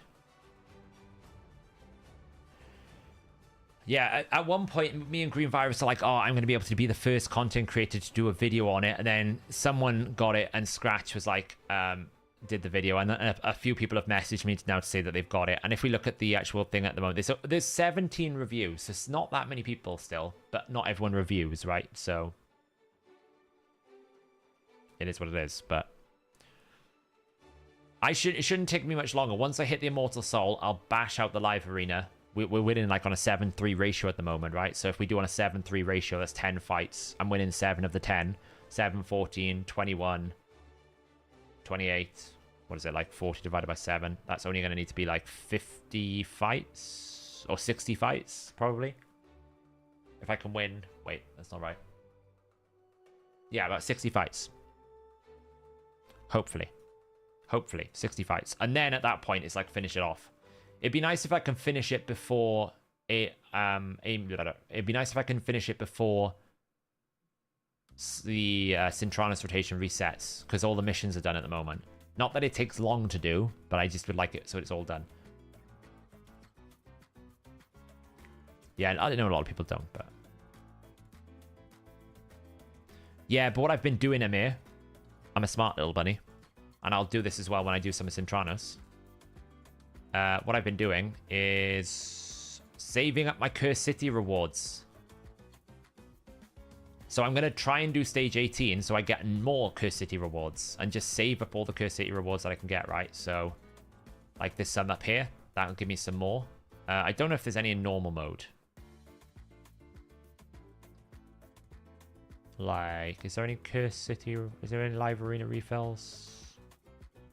Doesn't look like it. So I've been saving them up for the moment when I need them. Smart bunny me. That's what I tried to do. I may have already claimed them in normal mode. I can't find them, but I don't mind buying them. It's when it gets to 100 gems, it gets a bit expensive, right? That's when I'm like, ugh, I don't want to do that. Right, let's finish this off then. So the only thing we have left now are the hardest things to gear cleanse, in my opinion, and that is variable sets.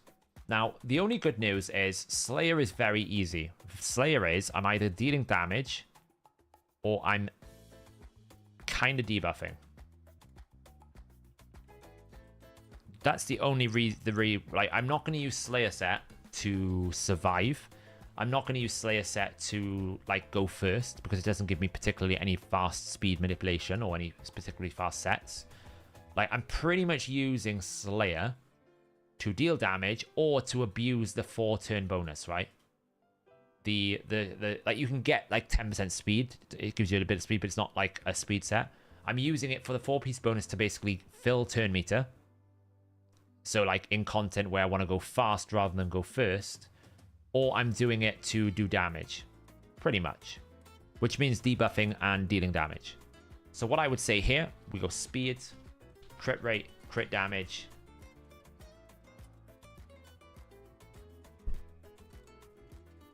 and accuracy. I don't really care about resistance on Slayer. Like, these are the stats I want. Debuff and deal damage. I don't think there's anything else, you know. Oh, lovely. That's awesome, Wild. You got it down. Nice. Congratulations. I'm glad I'm glad I've been useful this week. Instead of just trying to get everyone's wick swells nerfed. Look, I'm helping people. So yeah, that's what I would say with Slayer. I want to go fast because I want to repeat my attacks. I want to basically do damage, and sometimes I want to debuff if I'm abusing the 4-turn mechanic. So I think that's fine. Right, so I think Supersonic is go first and debuff, which means I'm only looking for speed accuracy. I don't care about anything else in Supersonic. Would you rather use speed or crit charms for Slayer Instinct? I feel like because of the 9-piece bonus with Slayer, you want to go fast, right? Because the more I can AoE, the more I can repeat the AoE, which means I'll do more damage. So in that essence, speed.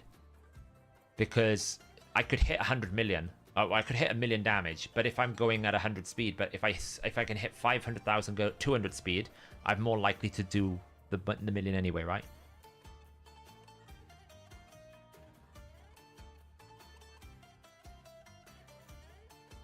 I think you missed it. You helped me beat hard 90 Bommal today for the first time. Oh, brilliant, Matt. Excellent. That's a massive barrier as well, because I think after 90, beyond the difficult waves, you only really have to deal with 120 at the top, and 120 is one of the best bosses to farm. It's I would say Dark Phase, once you get the speed tune right, is the easiest auto farm 120 of the lot. Like Iragoth is very hard to auto farm, and Sorath is really hard to auto farm. I feel like the 120 one is the best one for Dark Phase. I suppose Sorath not so much now, but it's difficult in terms of stats. So. Hey Brissinger, should I pull +3 my Rotus? Should you +3 your Rotus? I mean, the +4 is what you really want, but if you don't have much use for another Rotus, it depends. 2 Rotuses is better than 1, but a +3 Rotus is pretty exciting as well. It's difficult to know. That one's a difficult one. I would probably hold on to it until I got a +4 if it was me, because I don't really feel like +4 anyone that does damage is worth it until a +4. But if you just like don't care, you don't plan on building that Rotus, then yeah, go for it. Yeah, I know what you mean. Take a legendary over a rare, right? An epic. Yeah, but even like Envy, I tried to do it on stream, and actually I appreciated how challenging it is on when you don't have the really good A1 champs. It's actually really hard to farm, is what I'm saying. Whereas I feel like Dark Fate is quick, and it is quicker to get over the line, and if you fail, you just rerun it again, right? Is it 2 rotas or 2 rotai? Supersonic, I feel like speed accuracy. When I look at Supersonic now, I pretty much sell anything that doesn't roll speed accuracy, because I don't plan on using Supersonic for damage. The set is pretty much designed to make me win the speed race or debuff, right? Armand's, or what does Armand's care about? Speed and accuracy. What does Arbiter care about? Speed. What does Mikage really care about, for example? Speed, accuracy in arena. Would you want to resist? Is resist that important? Would you roll... Here's the thing. If you had the option, would you roll resistance on Supersonic? Because if you don't want to roll it, then you don't want the stat, really. I view it as an arena-only set. I think it's too variable for it not to be, in essence. Like, the filling for the buffs is the only place where that actually gives you a lot of value is arena. I kind of view it as an arena-only set, yeah.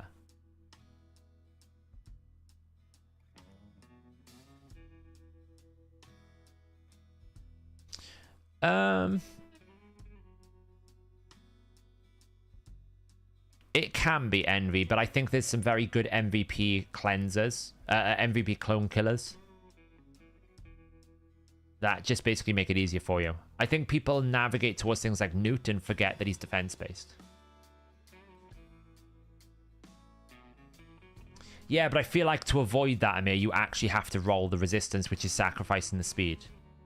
Because if you think about it, if I'm going into an arena fight and I don't want to get locked out, I need like 900 resistance, which means I'm not going to have like accuracy. You can't have that level of accuracy that you need with that resistance. You can get maybe like 400 accuracy, but you can't really get like 300 speed for like my breakpoint for Supersonic is 325. Any champion that I put in 325, that should beat a 400 speed Siphi when she triple buffs. So if I have to get to 325 speed, 800 resistance, and 500 plus accuracy, that's going to be too difficult, I think. But I do see a point that you could say if it rolls resistance, it's not terrible.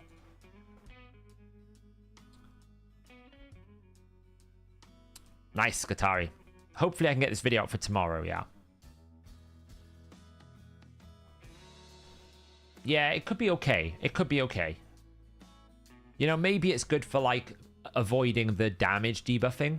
People like Leorius, right? Avoiding the Leorius fear. Having a little bit. Maybe flipping it the other way. Like, I've got 600 accuracy, about 250 resistance, so therefore you wouldn't mind the stat. I could see that. No, it's good. Oh, so the next thing to do is use set P1 and P2 to fill the wild P3 and P4. So the next thing to do is use second set P1 and P2 to fill the wild P3 and P4 on the first set choice. What do you mean? You've lost me there, Ben. Explain your madness. You've lost me on that one.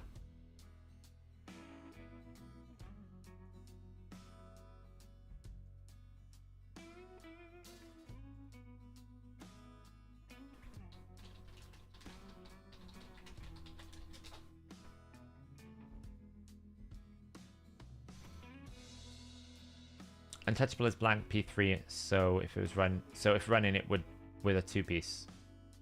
Oh, these aren't, sorry, these are optimal stats. These are optimal stats. I should be freezing the top row. Like this. These are optimal stats. So what we're saying is we want speed, then accuracy, then resistance. They're not set piece, they're not set slots, if that makes sense. It's not like I'm picking speed in like the helm spot, if that's what you mean. Yeah, exactly, Amir. The resistance is probably going to knock off like the Leorius Fear or, you know, like the, I don't know, the Vlad decreased defense if he's got a little bit of accuracy, but not too much because he's built for damage. So, okay, so those are the cool ones. Now, protection, I feel like, is a go first and a survive set. So for protection, I really want speed, accuracy, resistance. With HP defense. Now, you could make a case for damage. You could make a case for damage protection if you wanted to bring someone like a damage Feral. Or like a, I don't know, like a damage Pedrig. That doesn't exist. There may be some exceptions to the rule.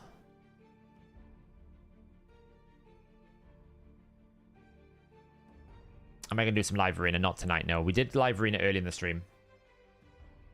This is just finishing out these last few rows, and then we're going to probably end the stream because it's pretty late here.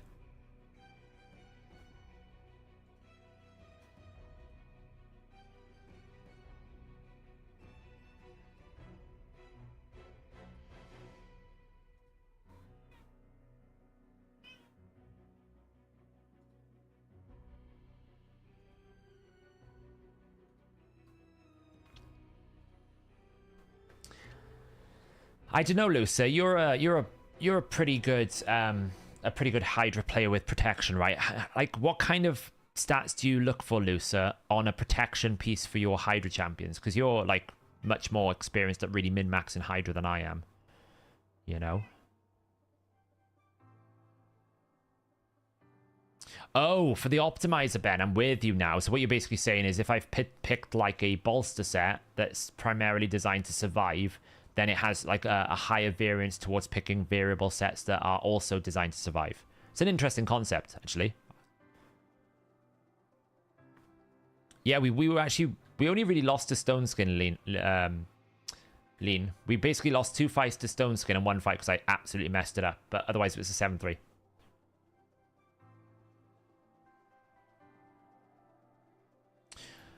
They do more often do debuffing, Geek.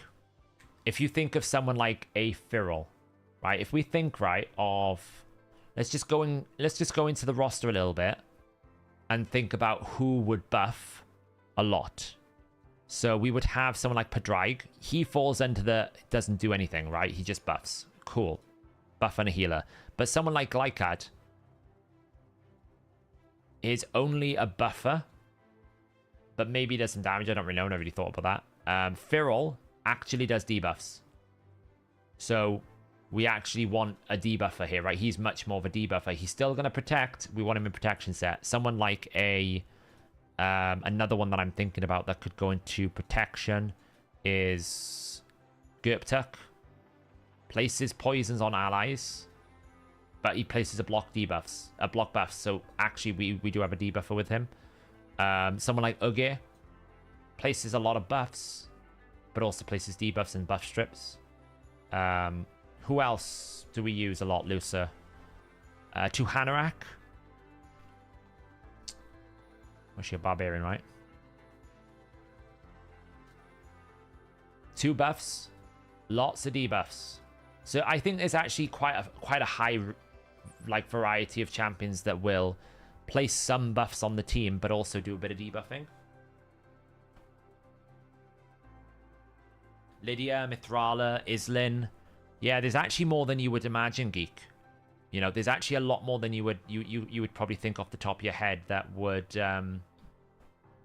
use a debuff blessing with protection sets, right? Obviously, protection is very dominant in a Hydra, but it's still very useful in other places as well.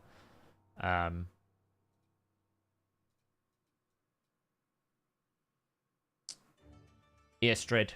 Yeah, Earstrid's another example with protection sets. Cardiel. Yeah, Cardiel doesn't debuff too much, though. We're looking at basically buffers that debuff. Pedriga, Mithrala. Yeah, Mithrala does debuffs as well. Wixwell does debuffs. So, yeah, I think from a protection point of view, this is going to be the most likely. That you're going to want to have accuracy, you're going to want to have defensiveness. I don't really think you're going to want to have damage protection. There's very few damage protection champions, I think. I agree with you there. I don't think there's many buffers that would do a lot of damage. There are buffers that will do damage based on their hex. Right, Mithrala's going to do damage from hex and poison, but not really direct. So I think that's good. Now, Stone Skin, in my opinion, Stone Skin is the worst one. I think Stone Skin can be anything. Would I put resistance over accuracy? If anything, I would do this.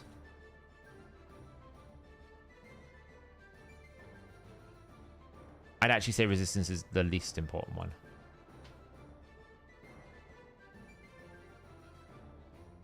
It does, doesn't it, Vi? I feel like, yeah, Stone Skin is the worst variable set, because you can literally have a super slow Ultimate Death Knight Stone Skin build, which is all about defense, HP, and resistance. You could have a immunity fast build, which is basically the same as Perception, where all you care about is speed, accuracy, but you're using the Stone Skin to protect yourself. You could have damage for someone like a Go Second damage dealer with like 1 turn Stone Skin. You could use 4 pieces of Stone Skin, 6 pieces of Stone Skin. Like, I feel like Stone Skin is just is all about part 1. And part 1 is literally, do I have the right type of stats in the right combination? And if it's in Stone Skin, great. Stone Skin is just everywhere. I feel like Stone Skin is archetypally driven across everything. Night Titan. So you end up just keeping pieces of Stone Skin all the time. It's one of the hardest ones to do. And probably when I record this in a video, I'll spend about 5 minutes just talking about all the ways you can use Stone Skin. So I would leave it blank. I feel like any combination, as long as as long as you haven't got like resist, health, crit rate, and like flat defense, right? Those pieces are pretty terrible because they're not helping you. Or if you've got like 2 rolls in accuracy but no speed. Not really great, right? Normally you want the speed with the accuracy because you want a debuff. Accuracy is a proactive stat. You need it to do stuff. It's very rare that you want to go slow with accuracy. You want to go slow with resistance. Like, resistance on its own is fine. But you don't really want to go slow with accuracy. And then the last one is Merciless. You do... Yeah, that's true, Envy. This it's not like... Again, this is the problem, right? It's not like it's the rule. But in general, if I want a debuff, I need accuracy. And if I want a debuff, I need to take a turn. Generally. There's very few, like we're talking Krisk is the type of champion that would debuff on a passive. It's very few people. Hey, Seth, are you planning to share this? Yes, it's going to be in a video and then the link will be available for everyone.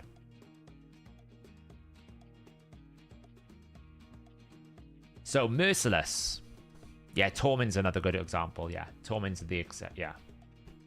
Does Urust work well on Hydra? No, because poisons are pretty crap on Hydra. Poisons just don't do anything in Hydra. Half the heads are immune, and then the one heads that aren't are the ones you want to provoke, so you over poison them, and it's just all sorts of problems.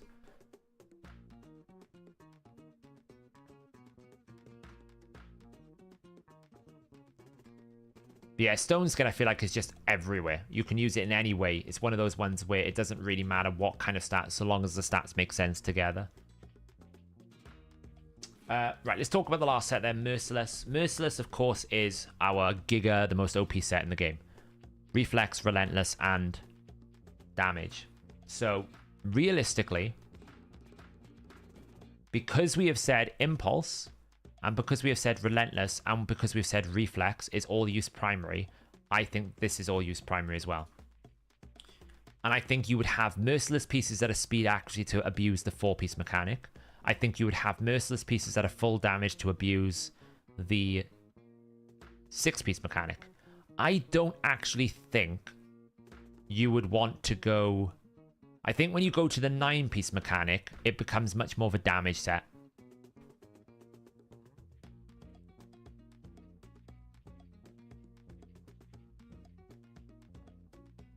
Yeah, exactly, Willis. Like, you can literally go through this and go, right, well, I know this comes from a dungeon. I know this comes from crap arena rewards. I know I get this from faction wars. I know I get this from Doom Tower, right? It's much easier for you to see where you can get things.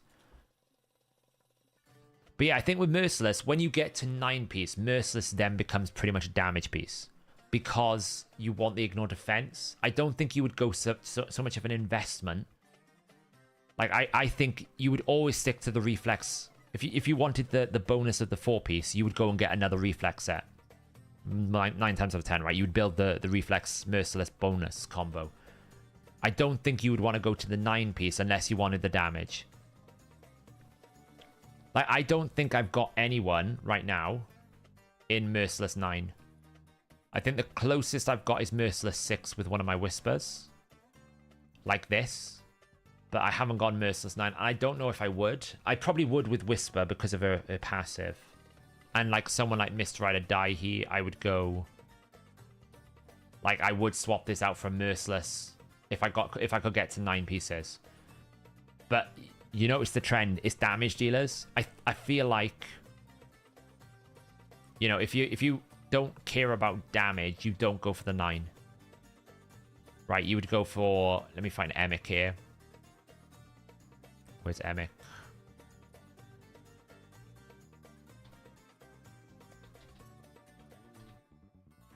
He's in the vault. You'd go for this, right? If you wanted this effect, you would just go and get another one of that. I don't think you would want to go all the way down here unless you were doing damage. And then you start going, these are the only damage pieces. So, but that doesn't mean that it's not still all use. It's just that for a usage case, it's a debuffing set at 4, but a damage set anymore. Nice, Hamo.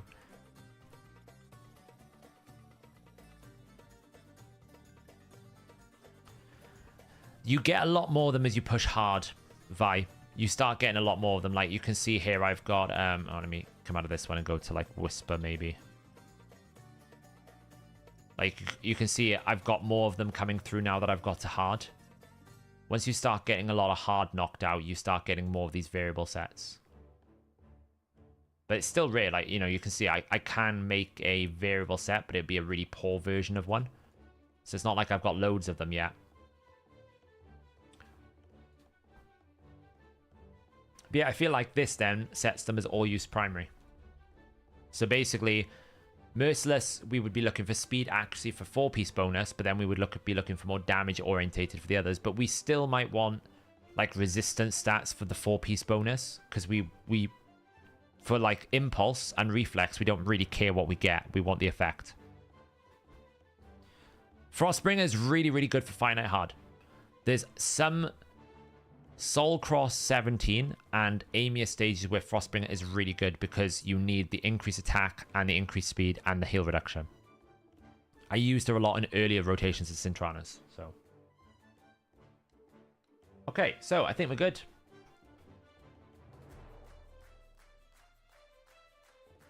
So the only thing we need to do is part 1, which is going to take me another time. My brain is fried after this.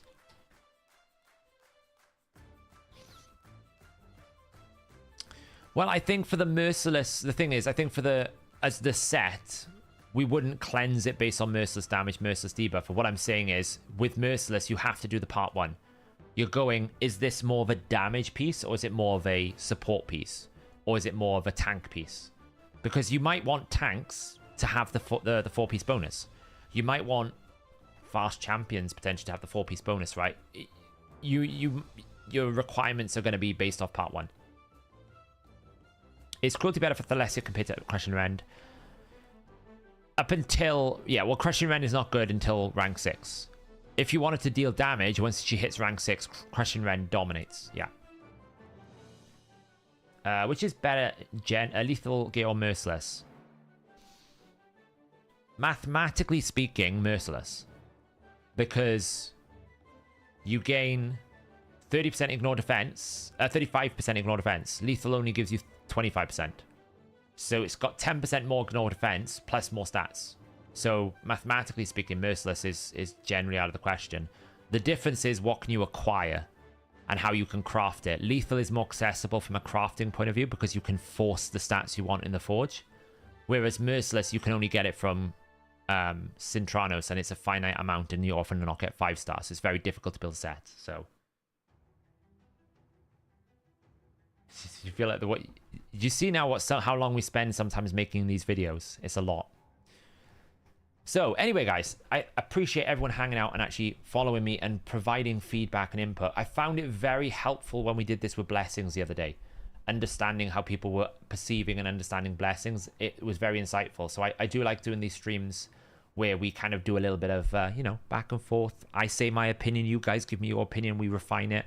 This will be probably the topic of tomorrow's video, where I will go through how I would approach gear cleansing and trying to give people a better way to understand what pieces of gear you want to retain. And then, you know, this can be taken and made. If someone wants to go and make their own like sell file as a result of these things, they can absolutely do that. But at least then this way people have got a better understanding of what am I using these sets for. And I think that's the most important learning. So thank you so much, guys. I am going to end the stream right now, and I'm going to ping it over. It will probably redirect you over into the to the Fateless stream if you want to hang out with the guys. I think they're playing some Dragon Vampire games or something, so you can say hello to the Fateless guys. Maybe they'll leak you something. You never know. We'll see what happens. So we'll see what happens in there. But anyway, guys, thanks for hanging out. I will see you all on Monday. Oh, wait, before we go.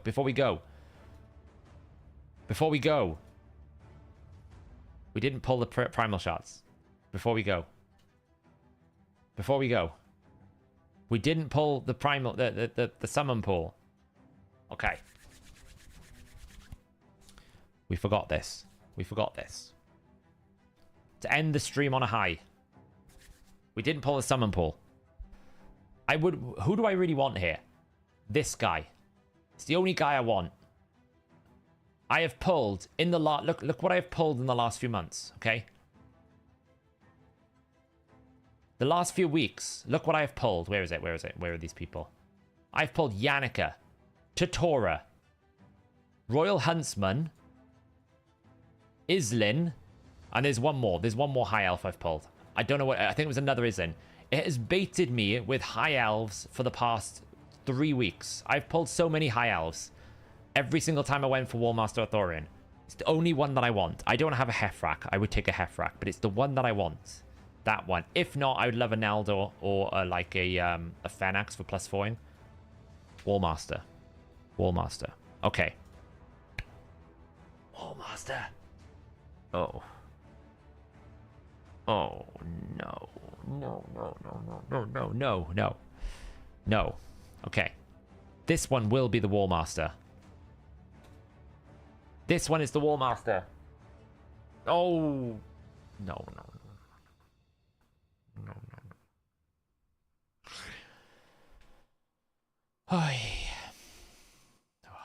It's okay. We got one more to come, though, because I haven't done the artifact enhancement event yet. So we've got one more to come. Goddamn seas. I'm going to get pinged by notifications here now, aren't I? I don't even know which one to empower. I don't even know which one I'm using. Let's just empower this one, shall we?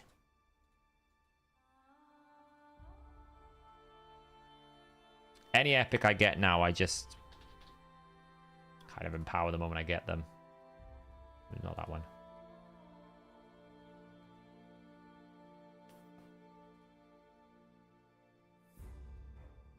Oh well. We were unlucky. I'm getting pinged by all these notifications. I got one more to come. You never know.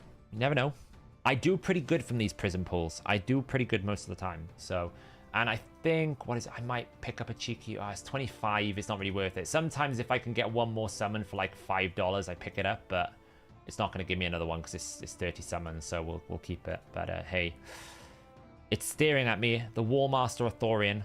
Been waiting for that one. Anyway, I'm going to end it there, guys. We nearly got it. I will be pulling my Primal Shards tomorrow as well. We'll see what we get. I'll see you later. Have a nice evening.